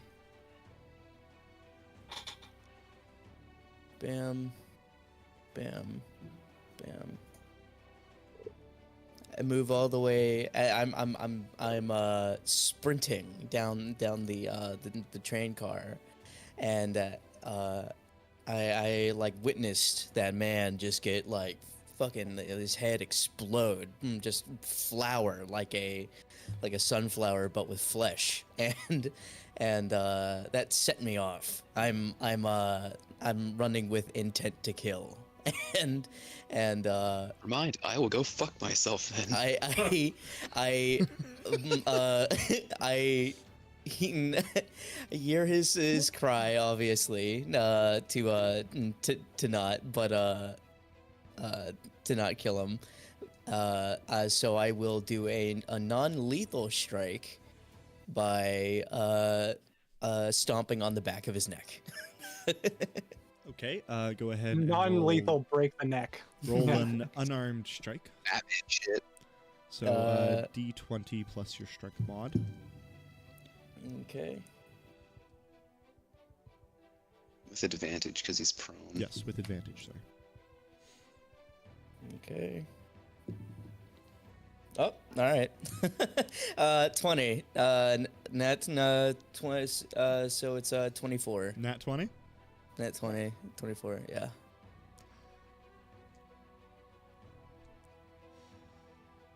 Okay. So now the question comes: do we infer this as the nat 20 being that he's so in tune with his skills that he's able to control this kick, or that he's critically hit him so badly that she has? I mean, Well, mechanically, I mean, you can- she did just mention that she was running over in like a rage because watching Gresh get his head blown off set them off. But she did say non-lethal, so that's why I'm Yeah, considering. true. mechanically, you can always non-lethal a unarmed strike or any sort of melee. I attack. could have just paralyzed him forever. That's true. That's true. You could just say that. You smash down into the back of his neck, and he only had one. or- I want to explain it what Go I for do. it. Yeah, go for it. So, Go for it. so I'm sprinting, right? Just killed this one guy, right? First kill of the session, by the way. I'm proud to say that. and sprinting down the cartway, see this guy get his fucking face, just his head like sunflowered.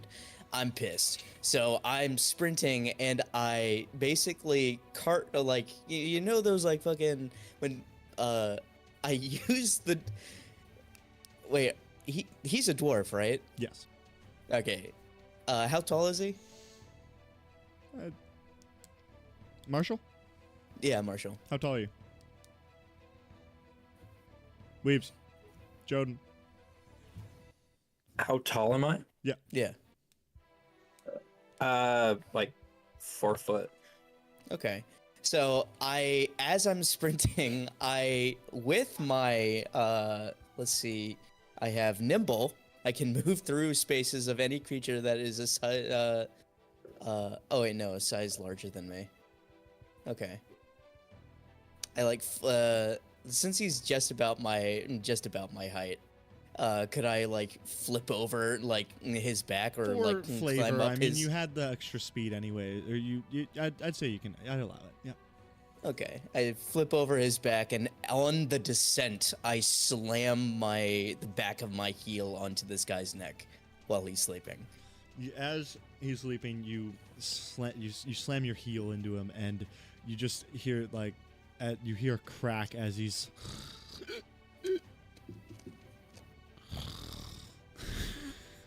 You see him like you hear him start to choke on himself, and then he goes back to snoring.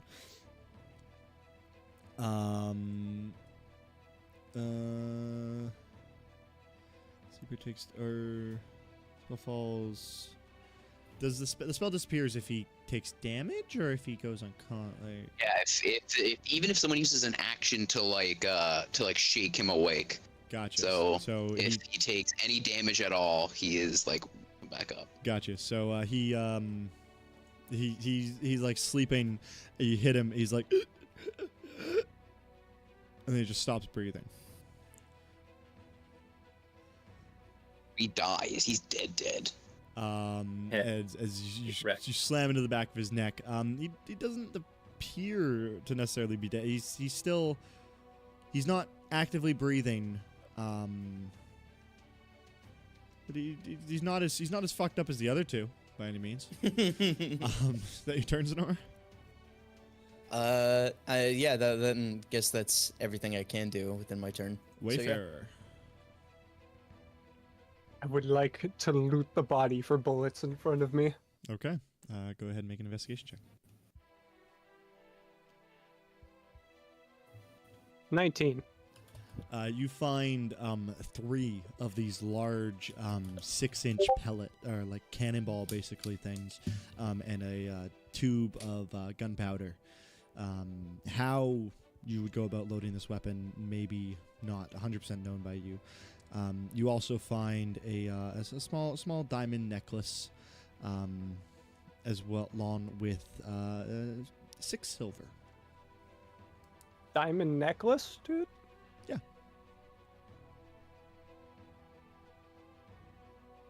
And like how big are these fucking bullets? They're like cannonballs, They're you like said? Or cannonballs. are they They're like about- shot puts? They're about shot puts actually. They're like 6 inches in diameter. Jesus Christ. They weigh about 10 pounds each. I got 3 of them. Okay, why are there no... Okay, I'm just gonna put bullets.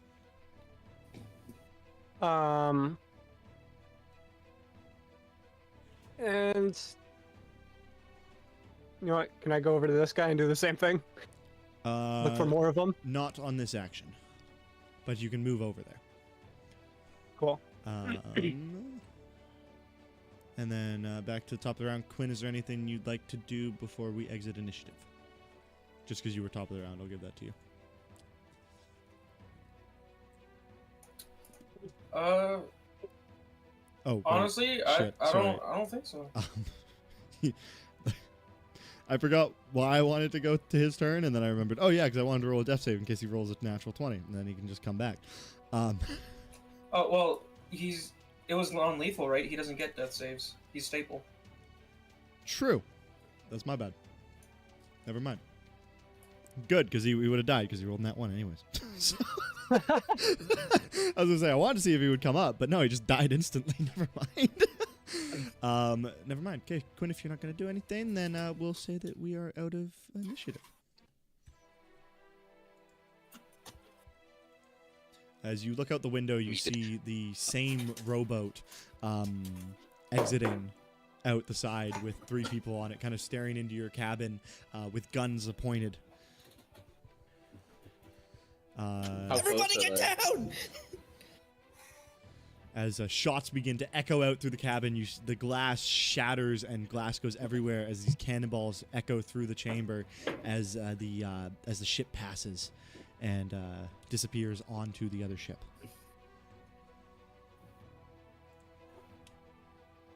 Once the fire stops, do the tables have tablecloths on them? Yes.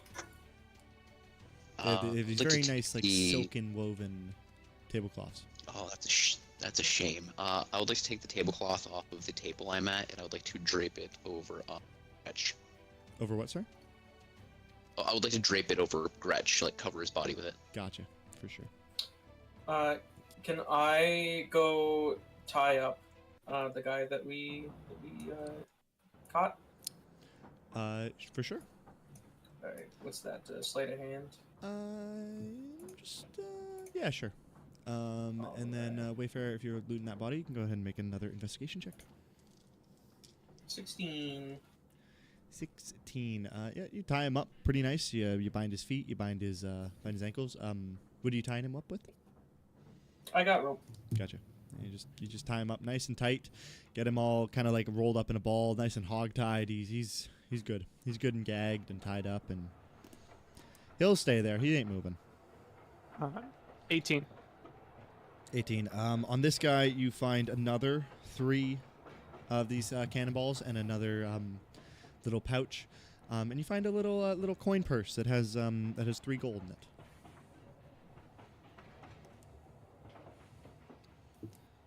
Awesome. After looting that, I will go back over with everyone else to assess what is happening. Gotcha. I would like to loot number 1 here. Go ahead and make an investigation check.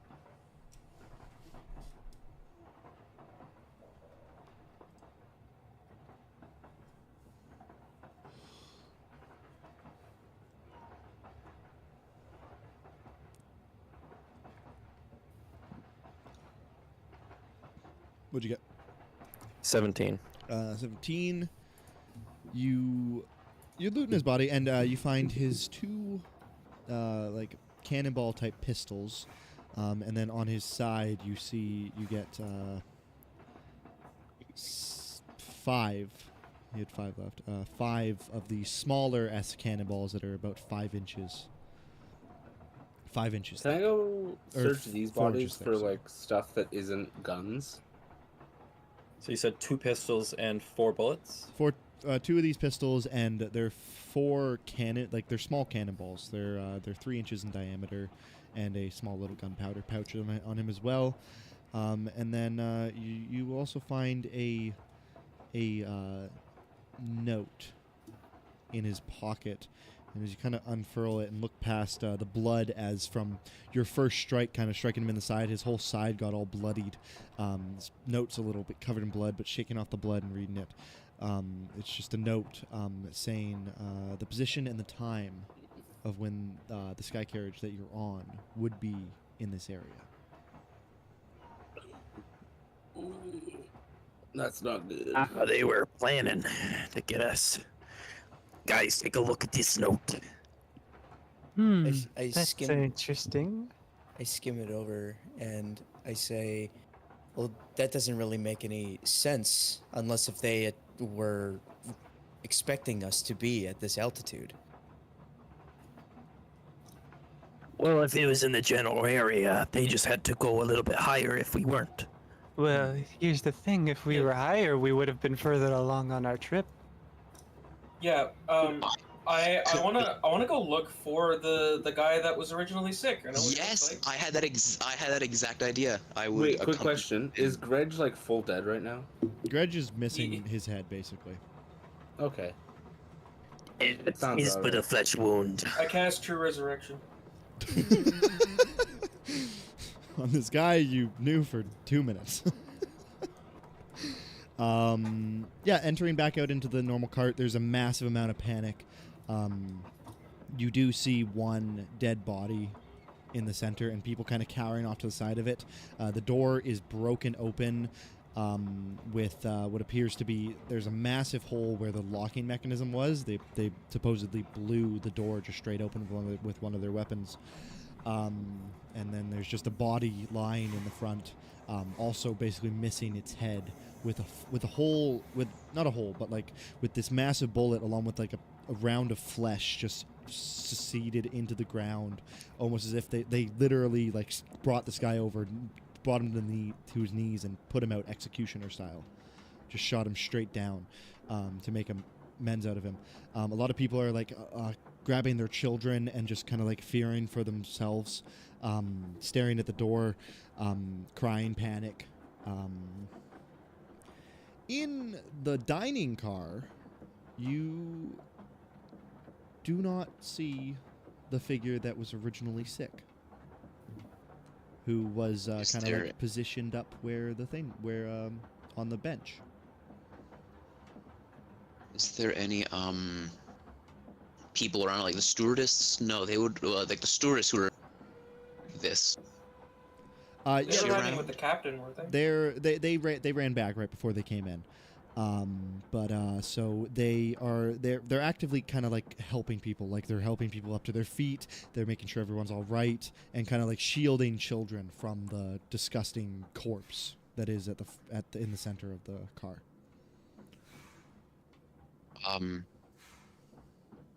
Quinn, can you question her all attempts to quell the woman folk? Yes. Okay.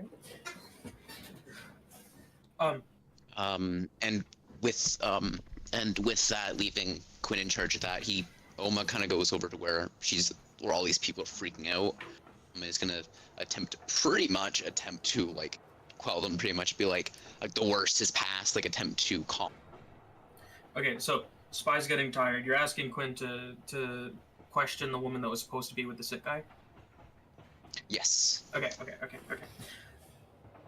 Yeah, so we come in and we look around looking for him, don't see him. And I would like to go up to this woman that originally was watching him.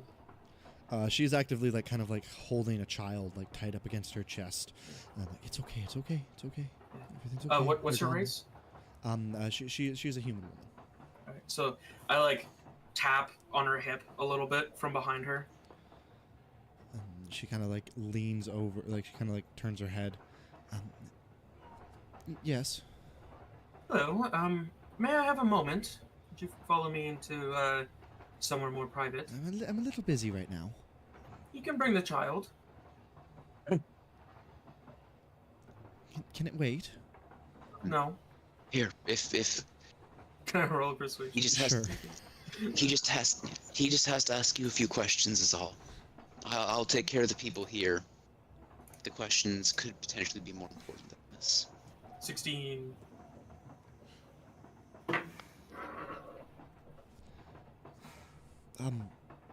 Here. And she kind of like turns the child.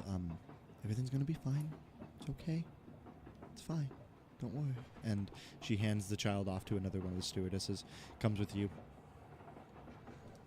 So, is the dining car empty?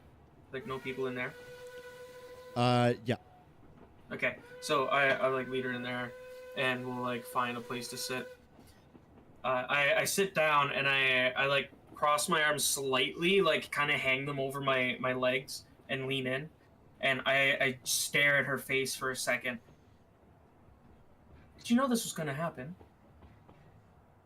I'm sorry? Well, it seems interesting that this man went missing. You were supposed to be watching over him. What man went missing? The sick one, remember? I don't know. Where is he? Yes, this was your job. I wanna insight on to gauge how she's immediately reacting to this line of questioning. Roll an insight check. 20. You pick up on the sense that she is a little uncomfortable just by the whole situation in general. She genuinely does appear to not know what you're talking about, though. Okay, so as I realize that, I will lighten my composure a little bit, and I lean back and say, okay, well, not too long ago, there was a man here who was feeling a little bit sickly from altitude sickness, and Yes, I I believe it remember was that. you that was tending to him. I was, and then when the captain called all the stewardesses to the front, I had to leave him to go up front. It might interest you to know that we have found notes on the assailants. They intended for us to be where we were at that time, so I believe that this person may have been set up to make sure that we were in the right place at the right time. Set up? Yes. The people expected us to be at a lower altitude than normal. She appears too in shock to kind of comprehend what you're trying to put forth, but for the most part, she does understand what you're saying. But she's not trying to delve into it too deeply. So, what I need from you, ma'am, is I need to know where this sick man was, or is. What happened to him? I mean, I don't know. I don't. If he's not here, he's not here. Could you Who do you know if anybody would know? Could you start a search party? I mean, we it's could there's not, aid. There's not that many You know what? people here. We can just look around, for him. If he's here, we'll find him. There's not many places to hide here, especially not in economy. It's just an open floor with some handrails and some different ropes hanging from the roof to hold on to. All right. Right. I I guess. cast thaumaturgy on myself to make my voice loud and just like announce to the cart. Does anyone know what happened to the sick man? Roll a persuasion check. Persuasion. Okay. Ooh. That is a dirty 20. You hear a lot of murmuring and a lot of kind of like crying, and people kind of like look up at you and just think about it. You see a lot of heads shaking, and then one guy stands up. Yeah, he was sitting next to me. I thought I saw him leave with them. Thank you very much, my good sir. Oh, I think that settles it. He escaped. Yes. Interesting. You can, if you care at all, you can see Quinn like actively deciding on whether or not he cares. Right now, he's like, "Is this worth it?" Well, I suppose I sketched down what their what the assailants looked like and their ship. I suppose we could turn it into the police when we get to our destination. I too have a sketch if you'd like to see it. Yes, I would. Comparing notes never hurts. Yes, this is Celestia. This looks. His other nostril bleeds. This is not. I was talking about the ship. Oh, I see. My apologies. He shows you this beautiful sketch of this like angel-esque woman in the stars, and you're like, "What the fuck is wrong with this guy?"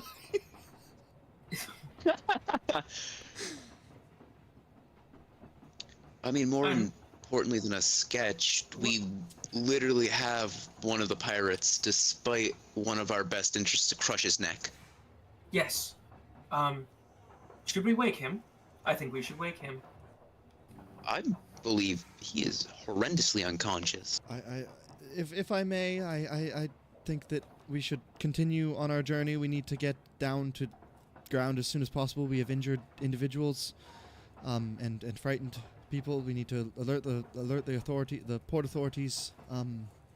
So if it pleases you, I don't know why I'm asking like you're in charge here. I'm in charge. Never mind. Sorry. The ship will. Onwards to Everton. Okay. And she just kind of like walks past you, like, what the fuck am I? What? This is my job. What was I doing? And she just walks on past to the front of the ship. Does anybody have any knowledge of interrogation tactics?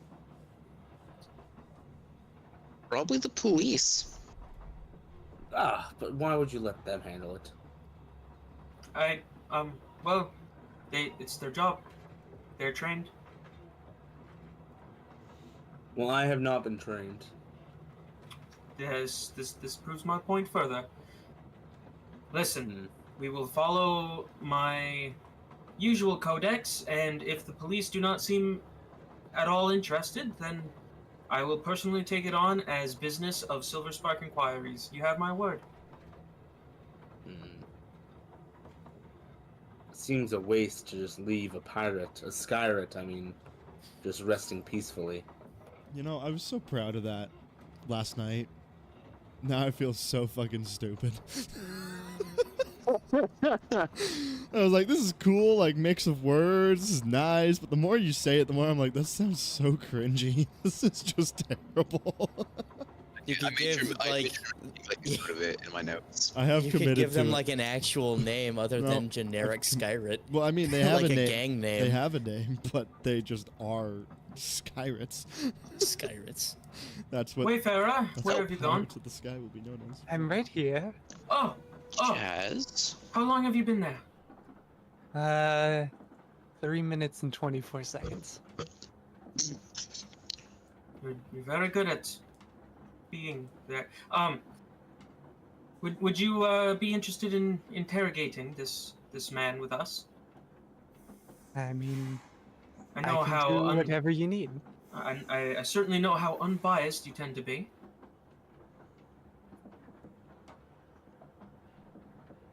Yeah, Yes, all right. sure, if you need me to. Yeah. The stewardess said to wait until we land, but no, I'm growing impatient. We should question. Not only did this steward also mention that, you also agreed with the steward Yes, to let the police handle it. Did Yes, we can aid the police. We will simply question them. We will Yes. not. If I may, Quinn, would it not be may. dangerous to wake up a pirate who just a skyrite who just infiltrated us? Oh, He- damn it. he's- Perhaps he is perhaps we may restrained. want to. Yes, but perhaps just for the safety of everyone here, we may want to leave him unconscious until our Well, arrival. isn't the most dangerous part of the Skyrit his Roll- guns? Roll a persuasion on me. Oh god. I think the most dangerous part of a Skyrit is the name. Stop It strikes saying fear it. into the hearts of all. 16.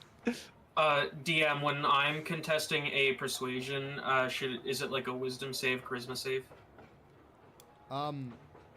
It's up to you. I mean, it's your like. Isn't it insight? It's. I mean, it's. No, well, insight is to see like what you like to glean information off of you. You're Honestly, just I trying to say it's persuade your people. personal. Like, if you want to set your own DC in your head based off the situation, like that's up to you. Like it. I'm not Yeah. gonna set how you want to roleplay your character. If you want to just have a DC set, if you want to roll against it, if you want to just Yeah, decide alright. that was high enough, that's up to you. Yeah, roll your persuasion. 16. 16? Yeah, that's probably good enough. Wayfarer, you're supposed to back me up. This looks like a lot of fun, and we didn't get to do anything in the other city. Well, yes, it looks like fun, but also, I don't think anyone's agreed to pay us for this job yet. I will Oh, pay yes, you in a I- story and a I- prayer. I always forget the payment part. It's unfortunate that nobody is offering us anything of note. This is why Quinn is broke, because he just keeps taking jobs without discussing payment. He's too intrigued Oh, that's on fucking awful. doing his job, so he's like, fuck. And then at the end, Wayfarer's like, so what'd we make? And he's like, ah, fuck, I forgot about that part. Shit. I would hate to see your skills wasted again for no, with no fruit for your labor. You always have a good point. It's very annoying. I apologize. I will work on that. Yes, you work on that. All right. Well, I suppose we wait. Right about. I'll sit and watch over the prisoner just in case. No. Yes, I shall also watch over the prisoner. In a- Nobody sit in the middle aisle. There was a spillage. What got spilled again? He threw up halfway through the Right. combat. Oh, yeah, I you- forgot oh, about that's that. I right. forgot about that. Okay, I'm like trying to You're, think. you're all Um, not in the same car as you're like where the you're not in the same car as the We are one car behind the VIP Okay. car. We're in the dining area. I stayed in the VIP car. You're just there smelling the Rotting puke. corpses. Yeah. You'll find out. It's right about now that you begin to hear the engines start to hum back up, and you feel the wings tilt as the ship begins to go into a slight dive downwards as speed begins to pick up. Red lights start to flash. The blue stones blow up or glow up. Yeah, sorry about that. Hopefully everyone's okay. We're gonna do our best to get back to Everton as fast as possible and let the proper authorities handle the situation. Once again, we do apologize for anything, and we hope that you are satisfied with your travels with Auburn Cola Airways. Thank you very much. And the stone doesn't go out, and you just hear like a audible facepalm going, "Why the fuck do they make me say this? Ah, fuck, it's still on. Shit." And then it goes out. Jazz, Yes. so he's like unconscious, right? Yeah, this guy's barely alive. Okay. So if I was to attempt to reach out telepathically, because I know he's unconscious to speak up to you, would there be anything? Like if I was to try to attempt to talk to him, like in his head? You could try. Okay. Almost sits across from him, like sitting on his knees. Tries not to make it look like too obvious. He kind of sits there, he sits on his knees, and then takes a deep breath in, closes his eyes, and then attempts to he's still rusty at this, so it's either gonna feel like a nice gentle hand, or it's gonna feel like someone is squeezing this guy's fucking brain. And then he attempts to make like contact, and he just asks mentally, he's like, "Is there any of you that is still there?" This is your mind link, right? Yeah, this would be the mind link. Yep. Okay. Just let me double check. It's one of the abilities I have.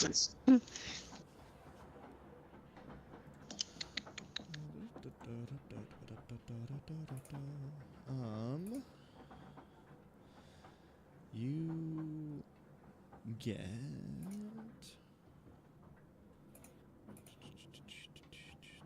you hear nothing back but darkness. You almost feel like as you try to reach out with your mind, it doesn't actually grab anything.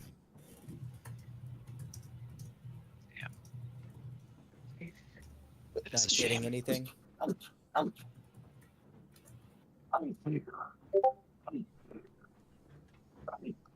What? Sorry, what? Thank Not, you. not getting anything. Sorry. The sneezes got What do you, quieter and quieter. As like I was like, what? That took me right out. I was like, what the fuck on? Oh, sorry, I was under attack there. So Zenora just walked over and just asked him, right? Yeah. What do you,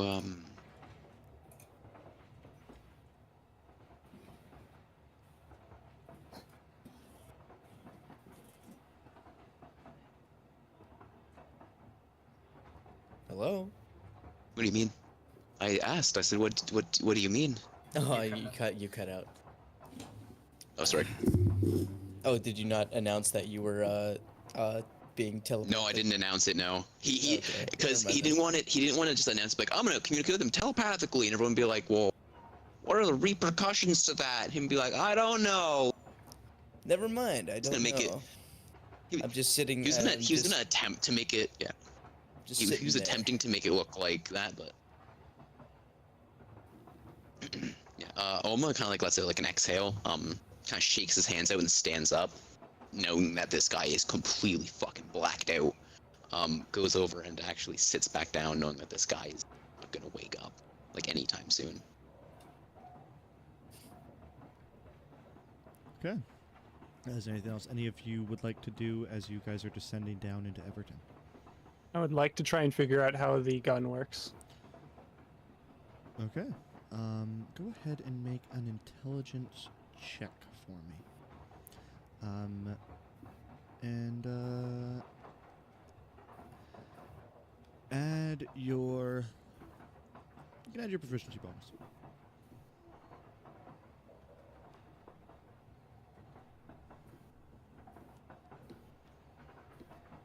Uh, 13. 15. As you're kind of like looking over the gun and whatnot, you don't see an area at the back where it can be loaded, and the only entrance into this barrel is the barrel. Is the end of the barrel itself where the bullet came out. As you look down into the barrel, you see what appears to be like a little spark igniter. And if you flick a rod at the back, you watch a spark kind of form. And you know that this powder has a bit of like an explosive symbol on the front of it. So you put two and two together and assume that it's basically just like a flintlock pistol where you put the powder in, and then you shove the ball straight down. The ball makes a perfect seal around the outside. It almost takes a bunch of effort to stick it down in there. But eventually, I mean, it goes down and you feel like it's loaded properly. Oh, so I just loaded it. Sorry. You know how to load it now, but Okay. you understand how it works. And if you wanted to load it, you could do it as an action. And can I, like, determine what its, like, range of effectiveness would be? Like, guesstimate? You can assume that with a barrel this long and the velocity that you felt it go through your body, probably would be effective up into the 50-foot range. Okay. But you get you assume that it could go farther. It's just like basically that's the disadvantage. Cap. Basically, yeah. Yeah. Okay. And then how much, like, powder do I have? Do I have enough for 6 shots? About, yeah. From between the Okay. two. You assume that if you ration it well and use the right amount of powder and don't overload any of them, then you could probably get 6 shots off. Okay, cool.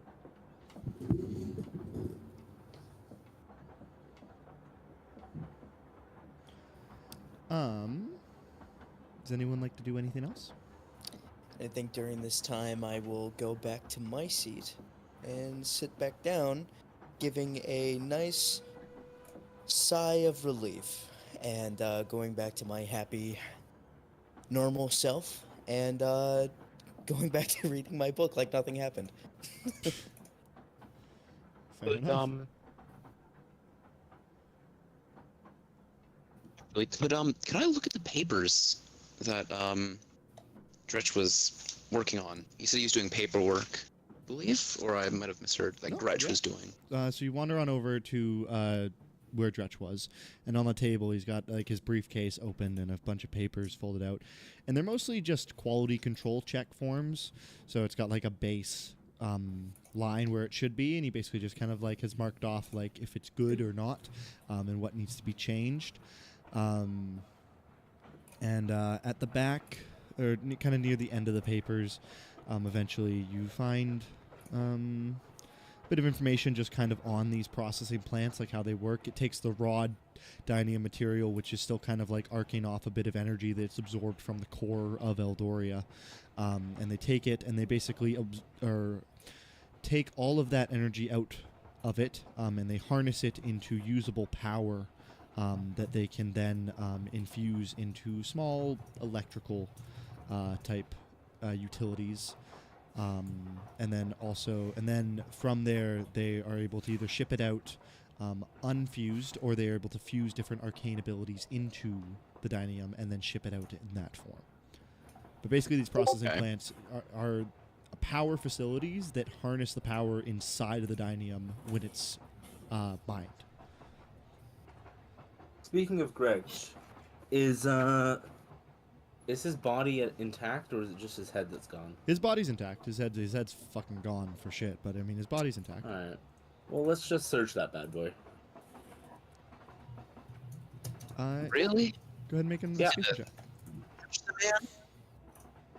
I don't know. Why should I have any qualms? Investigation, you said? Yeah. Oh, I thought that would be good, but it's just a 19. Just a 19? Yeah. That's pretty good in my book. I was gonna I thought say I had a Jesus. bonus. But yeah, so you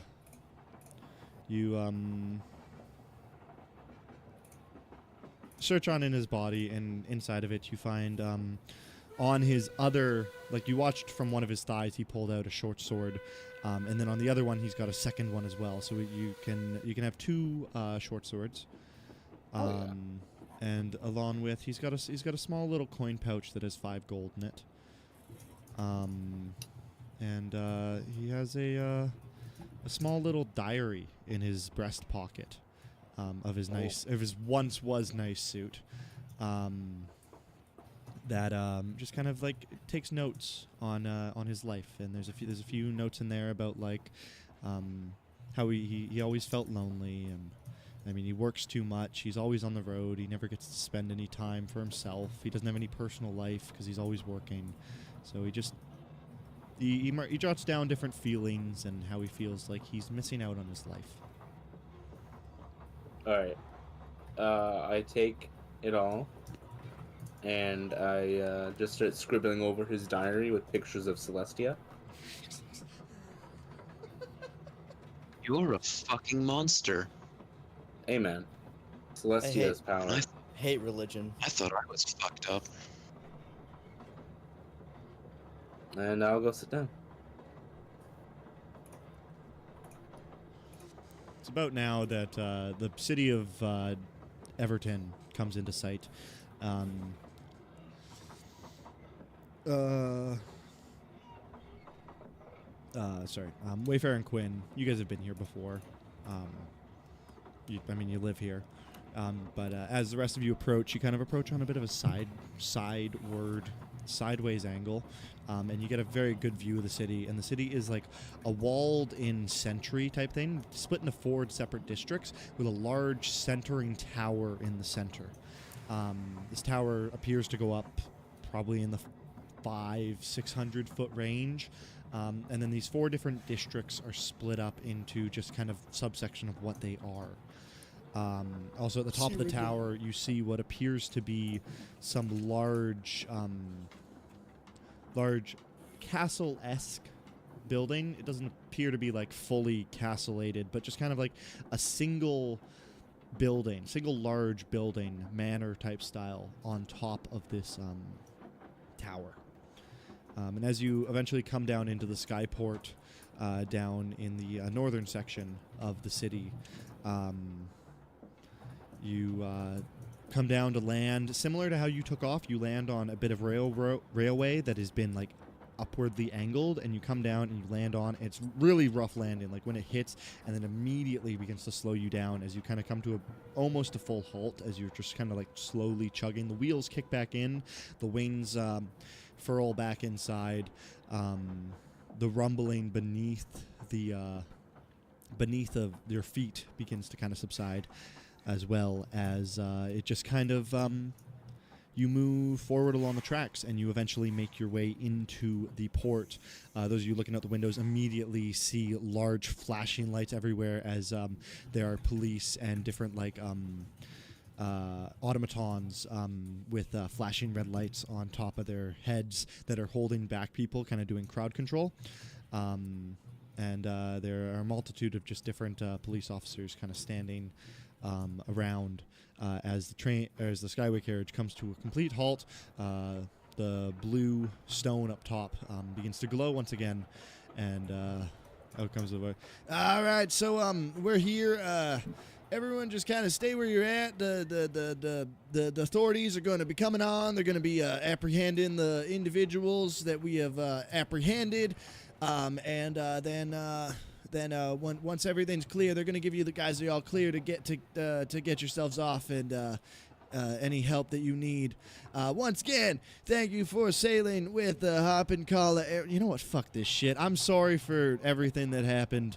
I really do apologize, and I hope that you have a better rest of your day. Thank you. And the light dissipates.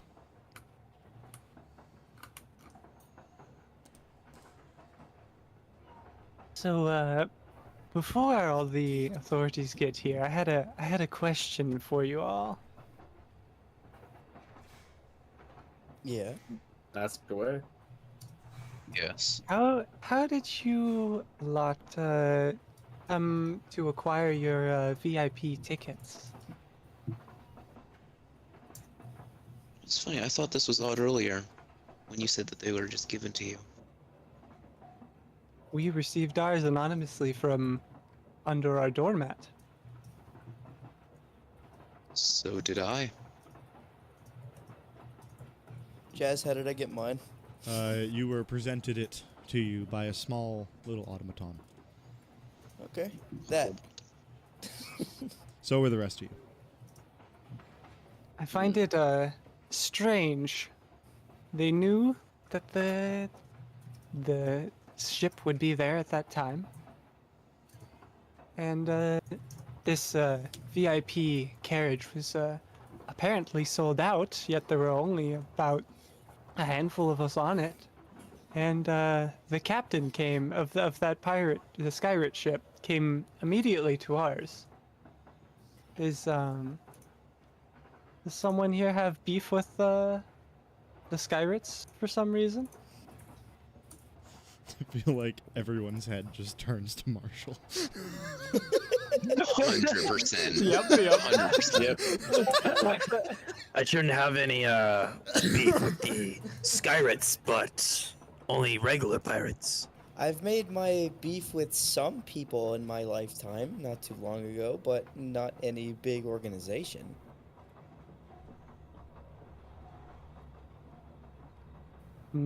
Nerikoma? Quinn? I personally am still a bit confused on why they're called Skyrets. I don't know. No, That's just I'm what down everyone for else one. was calling them. Were you not the first one to use that term? Me? Yeah. No.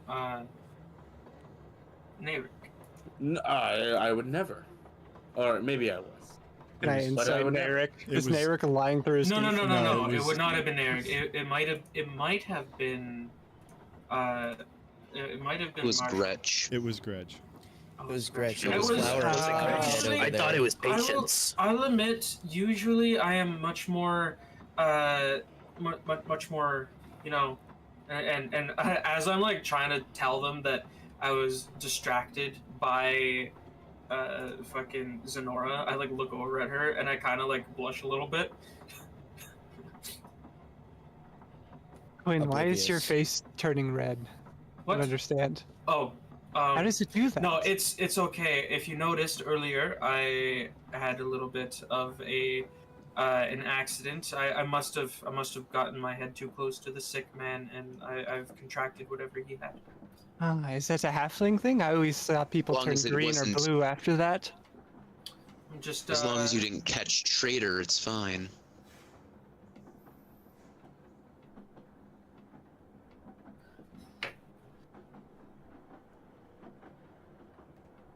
if you're waiting for him to answer, he is completely kind of like No. gone off in his own world. When you No, said it isn't. He accident, just- I no, thought you almost meant made you a pissed your passing. pants. Yeah, I Alma would made a say- passing comment from his booth.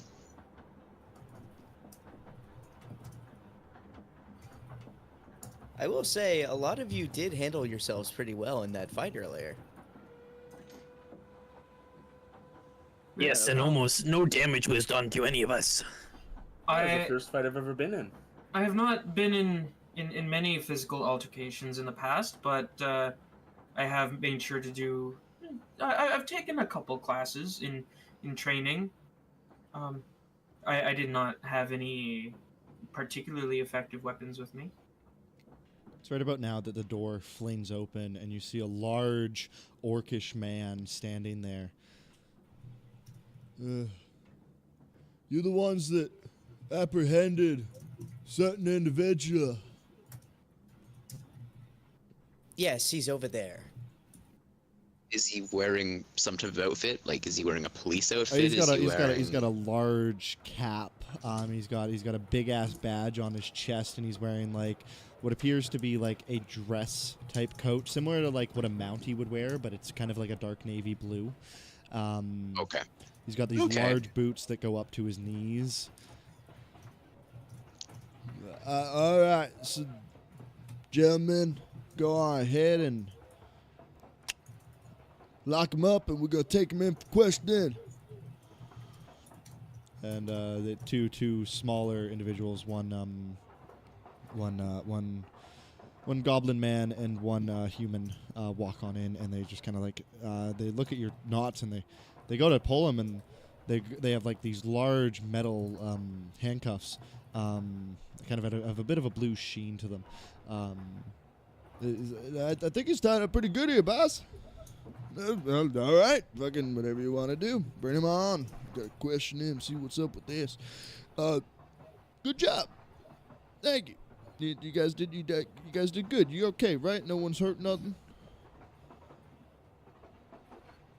Some people were hurt. But, Oh yeah, no, they're being tended to. I'm just more wondering about you guys. You guys all good? Everyone's okay? Because you guys did very Very- well. Very well. There are three I- dead people in the I cabin before us.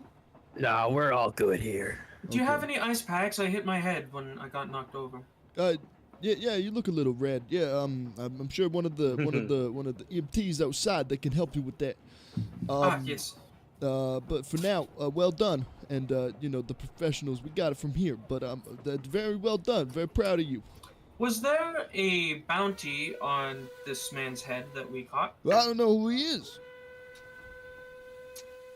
Well, I hand him another one of my cards. When you find out, contact me. If not, I will find out. Oh, okay. Kind of grabs it, just shoves it in his breast pocket. He's like, yeah, sure. Good job. Well done. Thank you. Turns around, and leaves. So glad this Are they orc's just from New going to Jersey. ignore the bodies that were left in the VIP car? He's gone. I He's gone. do not understand. There's How'd you 3 go, bodies Wayfarer? over there. I offer I a think prayer you to did good. Greg. I've and set I up for a thank him potential for his bounty. gifts. Yeah. I mean, what are they gonna do about the dead? They're dead. I don't know, maybe transport them to a morgue or something. Ah, the Wayfarer, trained didn't- people will deal with that. Wayfarer, did you not tell me a story once about this very interesting necromantic magic that lets you speak with the dead? I wonder if anyone could do that. I believe I recall reading about something like that, though I think it's quite advanced. I don't Oh, that's a shame. know of anyone who can do it. I will write it down and bring it to the police in my report tomorrow.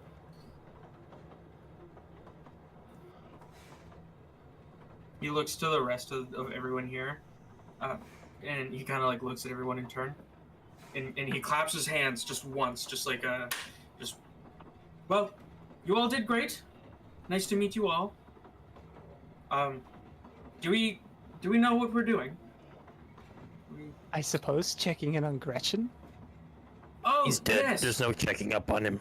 No, not Gretchen. If anybody needs a place, Is there a difference? If anyone needs a place to wind down, there is a bar under our office. You're welcome to join us there and drink your troubles away for the night. The Sounds bartender would be very appreciative if you came and spent a lot of money there. That sounds like a lovely idea. I'm down. I got nowhere else to be. It's, I wouldn't mind sleeping in a nice place tonight. it's about now that you guys notice that Patience is kind of like standing over you, behind you. She kind of just looks up. Can I just say that I am incredibly impressed by your doing.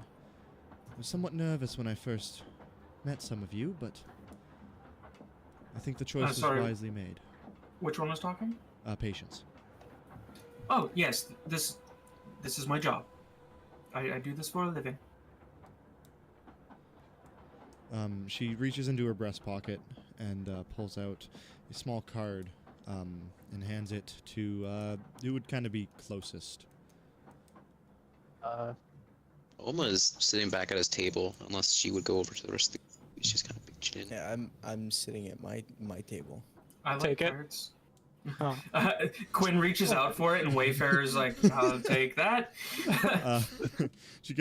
Quinn reaches out for it and she goes to hand it to you. She's like, this is Master's address. He's very much looking forward to meeting you. I'm sure Sylvester's around here somewhere. You could probably find him outside. But Have I? What? Okay, so again, Spy has been getting a little bit tired. Have I heard that name before? Sylvester? Sylvester? No. Yeah. Okay. Okay. Wait, did she say my master or? Yeah. I heard that wrong, I think. No. No? But she said the Would master. would the master perhaps be this Maharin person that's on your pen? Yes. He's very anxious to meet you. Yes, he should be good to speak with. He's still alive. Yes. Yes, he is. He the one who summoned us? And she gave us a card for him. She gave him a card. You gave you a card with just an address on it. Okay. Those of you who actually didn't get your letter under the doorstep and actually received it for the automaton would recognize the name Sylvester immediately. Really? Oh, is that who gave us the Yeah. the thing? Okay. Sylvester. I wonder. Is the little robot called Sylvester? They gave us gave us the tickets. Yeah. Huh. I wonder why they would give me.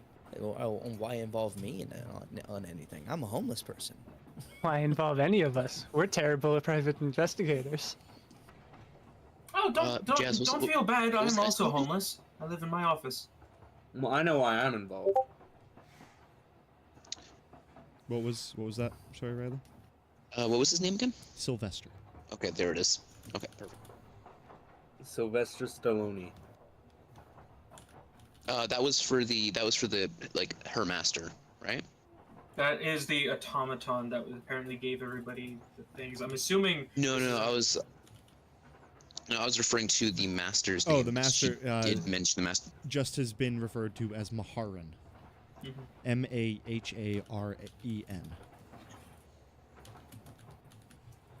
You know, I spelled it wrong in my notes, and I'm not changing it. As long as I can read it, I don't really care how I spell it. We have a member in our Wednesday group that will always ask how to spell something, and we're like, does it matter? Holy fuck. Like, how exactly do you spell that? Like, I don't care.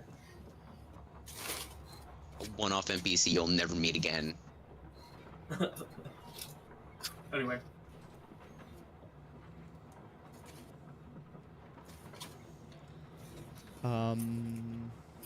Yeah, she will begin to kind of like back into where the cockpit area type is, and just kind of disappear into the front.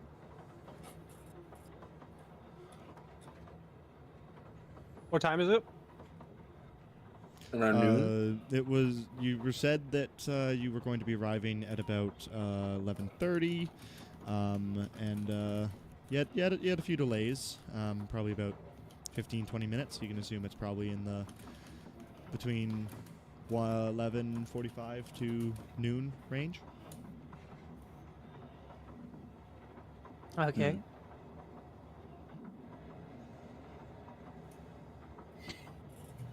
So, where to do we try and find this Sylvester person to lead us to Maharin, or do we go back to the bar? I would like to meet this Sylvester. You have met this Sylvester. No, I'd like to speak to Sylvester. You've met him, Lennon.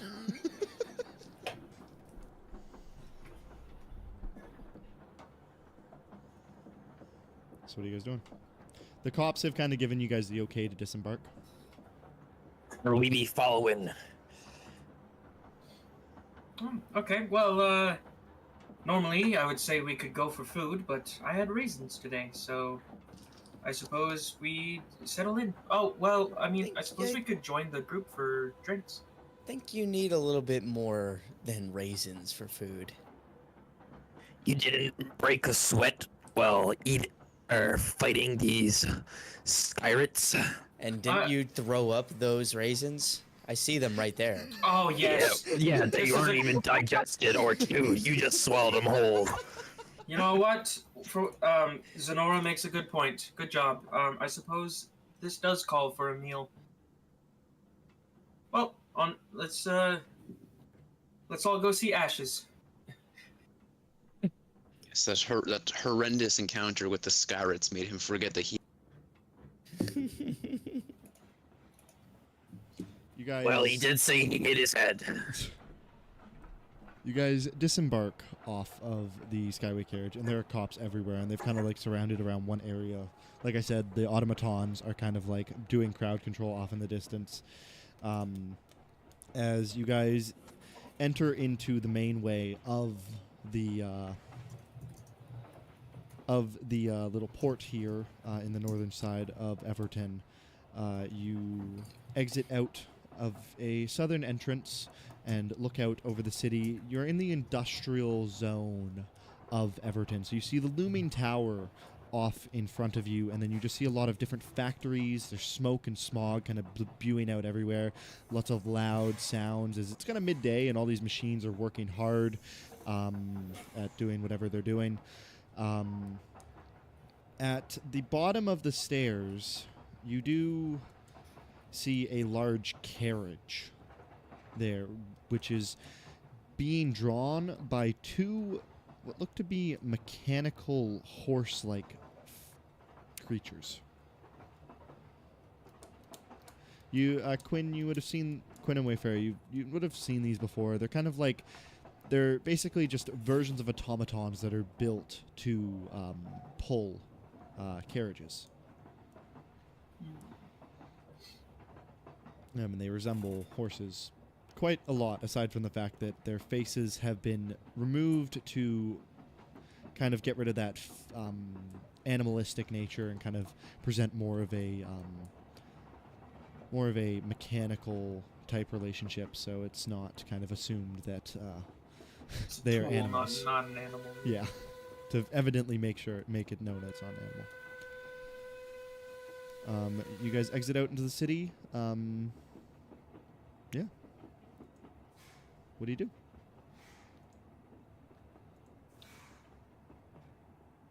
I assume we're being led. Do we take a vote on where to go? Or are we just following the address? I think I'm gonna just follow the address for now. I'm Was just gonna the- follow were the behind horses not- bushy Marshall. I was gonna say, were the horses?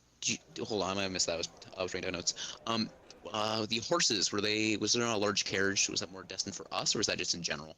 There's just a carriage down at the base of the steps. You don't know who it's for or nothing. There's no one standing in front of it. It's empty. It's just got the two automatons at the front of it.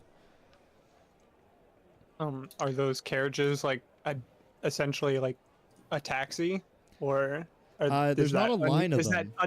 Is that unnatural to see one just kind of there? It's something that you have seen in the past, but you often see them being pulled by carrying like noble-esque figures. Like the more rich will possess these. These aren't like taxis. Like your typical like rideshare services are usually like you have automatons that pull like little hand draw carts or whatnot. This is like a big carriage that's quite expensive. I have a very odd feeling that is for us. Why, is it one of yours? Oh, Those goodness. are usually for the higher class people. It's definitely not for us. If Maharan has the ability to pull together several strangers from across the world, I believe he could potentially afford a private escort. Well, sure, But I but could be- why do you think but that's I his? could be mistaken. Zenora walks to Punch. walks to it, walks to the carriage. You walk up to it, and it's you kind of like as you approach, the door slides open. And as it slides open, you just kind of see like a small hand reach around, and in front of you, like about 20 feet, because you're probably like maybe 10 steps up still, the familiar figure of Sylvester steps into the opening in the door. Looks up at Would you. you look at that? Zenora. Well, glad to see that you.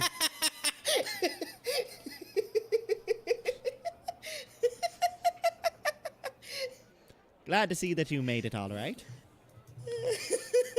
I hate you so much. Now I remember you. Okay. So, are we out here? Are we all familiar with each other? I mean, it's kind of like interesting how you managed to like. What did you just pick random people, like out in the world, just like give these tickets to people at random? Not at random. I methodically made my choices. Interesting. I'm gonna What is ask it? you later about how you even know anything about me.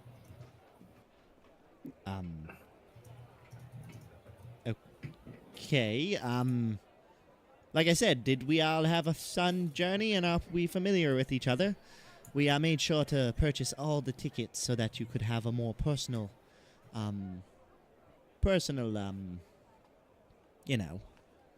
encounter. There were a Well, few the that were... Skyrits were a fun addition. The what? Yeah, we were attacked by skyrets on the way here. That's uncommon. Why would that happen? They I have don't no idea. they don't usually travel that high in the sky. Why? Unfortunately, one of the passengers was sick, and we had to lower our altitude to accommodate his illness. That is quite unfortunate. Well, I'm terribly sorry. Nothing bad came of you. Did you? No one got hurt. It looks None like of us you're all are- okay. Yeah, we're all fine, That's good. Good to hear. minus the Goliath. Sorry. There was a Goliath on board in our cart. He died, unfortunately. Oh, how utterly tragic. Yes, he was very lonely. That makes it even more tragic. At least no one will miss him. Anyways, God damn. He stares past all of you and just stares straight at Quinn. Quinn Oh no. S. Tenspark. Very difficult man to come in contact with. Oh, well, here's my card. I waited for you multiple days in a row at the station, and you walked past me every fucking time. The only way to get in contact with you, apparently, is to wait till your bloody assistant passes out and slip a note under your door. Why didn't you just leave the note with the assistant? Because every time I tried to talk to the assistant, she said she doesn't get paid enough for this shit. Seems okay then. Classic Gretchen. Say, why did you send us to a different city? Why did you have us go to Harpenkala before meeting here? Well, the whole plan was to have you bond on the carriage and get to know each other. It was the master's idea. Oh, well, So- I can assure you we have certainly trauma bonded. Which I must say unfortunate, and but Who's got trauma? nonetheless, glad that you are There's here. drama? Yes. And the master will be very excited to be making your acquaintance. So, if you wouldn't mind stepping in, we can make our way to his quarters. If you're still up for the job. Well, I'm always up for a job. Oh, yes. Wayfarer has reminded me. What is the pay?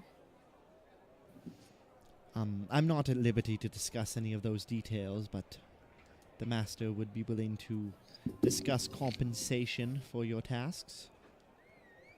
All right then. I don't see any harm in finding out what this is. As it's been a while since we've had an interesting job. Well, I'm glad to hear that you are all interested. I don't hear any objections. I'm homeless, so I have nowhere to go. I'm curious. All of you impressed me with your skills, so I chose you personally. Now it's just up to you to impress the master. Does that mean you were following us? Sorry? Does that mean you said impressed with us? Does that mean that you've been following us? Oh, my eyes have been following quite a lot of people.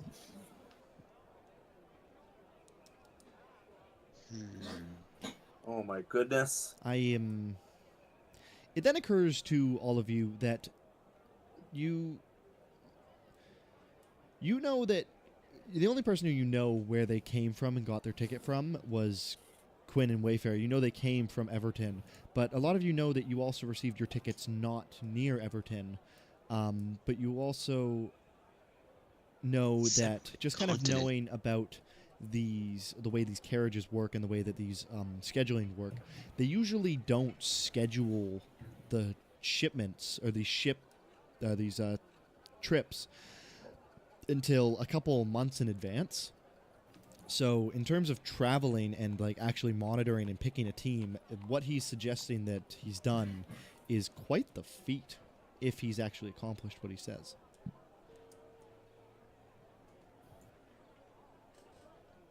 I got some questions for this master. He's got some questions for you. So, shall we? Yes, we shall. I guess. Lovely. And he steps aside and ushers you all to get in. As Oma passes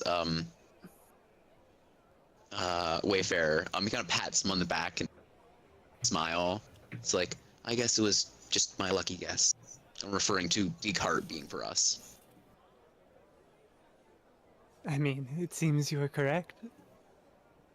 It's a good guess. As you enter into the carriage, basically immediately once you sit down, the carriage picks up and begins to go, and you head on south towards the central pillar, towards the tower in the center of town. And Quinn and Wayfarer, you would know that each sector, basically the entirety of the bottom of this pillar, is open, and then once you get inside of it, there are these spiraling ramps that go all the way up, and there are different buildings in this center pillar and then on the outskirts. And you know that basically like there's a bit of a lower class high density housing area in the bottom. There's a lower density, more kind of like affordable, like small family home type stuff right above that. Then there's a bunch of areas where there are construct factories in the center as well. There's a bunch of research that happens above that. There's a big barracks for the central military here, and then the nobility, the nobles and whatnot live near the top. He takes you in and up a bit of the spiral, and you look down, and you probably have gone up maybe a couple 100 feet until eventually he comes to rest at a large manor-esque thing, with large dragon head statues out front.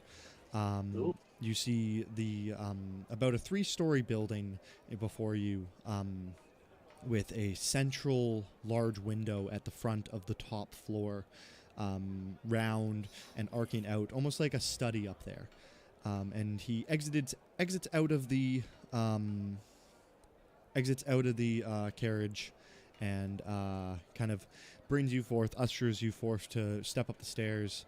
And as you approach the stairs, you watch as the door opens, and you see Sylvester in front of you at the door. Like a second one? A second one completely identical. And then you look back, and the other one's still standing at the carriage. And the one standing there goes, well, welcome on in. Come on. He steps to the side. You enter into a low-lit manor. There's like nothing but candlelight in here. There's a small fire that burns off in the corner. There's a kitchen off to the side, and a library-esque thing that you can kind of see the outskirts of in the front. And at the fireplace, sat in the front, there is what appears to be the back silhouette of a large, thick man with a kind of circular egg-shaped head. And you just kind of see the silhouette.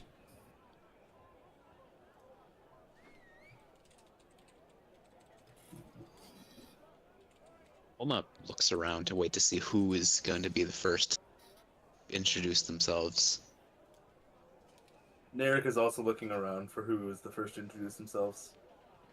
Damn it, his money was on Narek. His money was on Narek to go over and introduce himself first. Zenora will just march right in without really.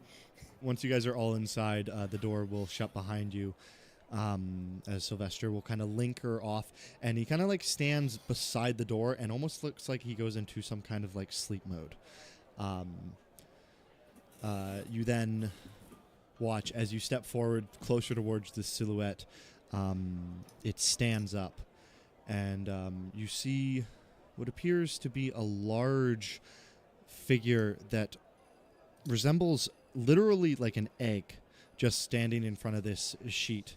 And the light of the fire is reflecting off the back. There's a candle sat on a nightside table next to the chair, and he reaches down, and as he extends his arm, you see what appears to be a feather-like arm as it drapes down beneath where his actual bone structure would be. And he picks up this candle and begins to turn around to you. And as he turns around, I will gesture you to illustrations where I better have this fucking picture already. Please have it I ready. do. It's right here. You will see an owlin man, older, obviously older, seen some days, looking a bit on the worse for wear side, quite tired. You see a lot of age in his eyes. He wears this large cloak and thick rubber gloves. He stands up, turns to you. Well, it's a pleasure to be meeting you. And we'll pick up there next week. Alrighty. Yay. Yay! Yay! First session. Yeah. I hate to ask, but will you be providing like I know you always provide like a session recap, but can you like focus a little bit heavier on the end, because I've been tapped out for a while. Okay. I'm not entirely sure what happened since we got off the carriage. No worries. I will do a fairly decent one for you. I should be good. I just had work really early. No, so. you're good. You're good. That did go somewhat longer than was originally intended, but you know what? I wasn't prepared for the combat, so that's on me. But hey, we did it. Session 1. I thought we were gonna go till midnight.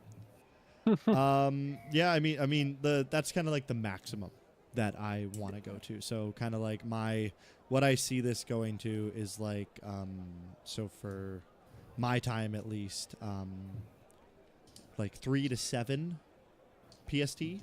So that gives us like a 4-hour window, and then I want to have until 8, which is midnight for Spy and Riley and Joden, and then 11 And for me. Or are you 4 hours? I'm EST. Not EST. Okay. The farther one. EST's 3 hours ahead. It's 10:45 for you, isn't it? We're Atlantic. Yeah. It's 10:45 for you, right, Josh? It is. 11. It is. Yeah. So so for them it's 11:45. They got an hour on ya. But yeah, so latest that will ever go in my mind is until 15 minutes from now. Which That's perfectly fine. midnight That's kind of what or- I've been thinking, budgeting wise, for my time. Yeah. Yeah. I'm going for like realistically a 4-hour session. Like if I anywhere from like 3 hours and 45 minutes to like 4 hours and 30 minutes, if I see a place that I can end it, then I will. I just really wanted to get you guys to this point, so we could start here next time. Yeah.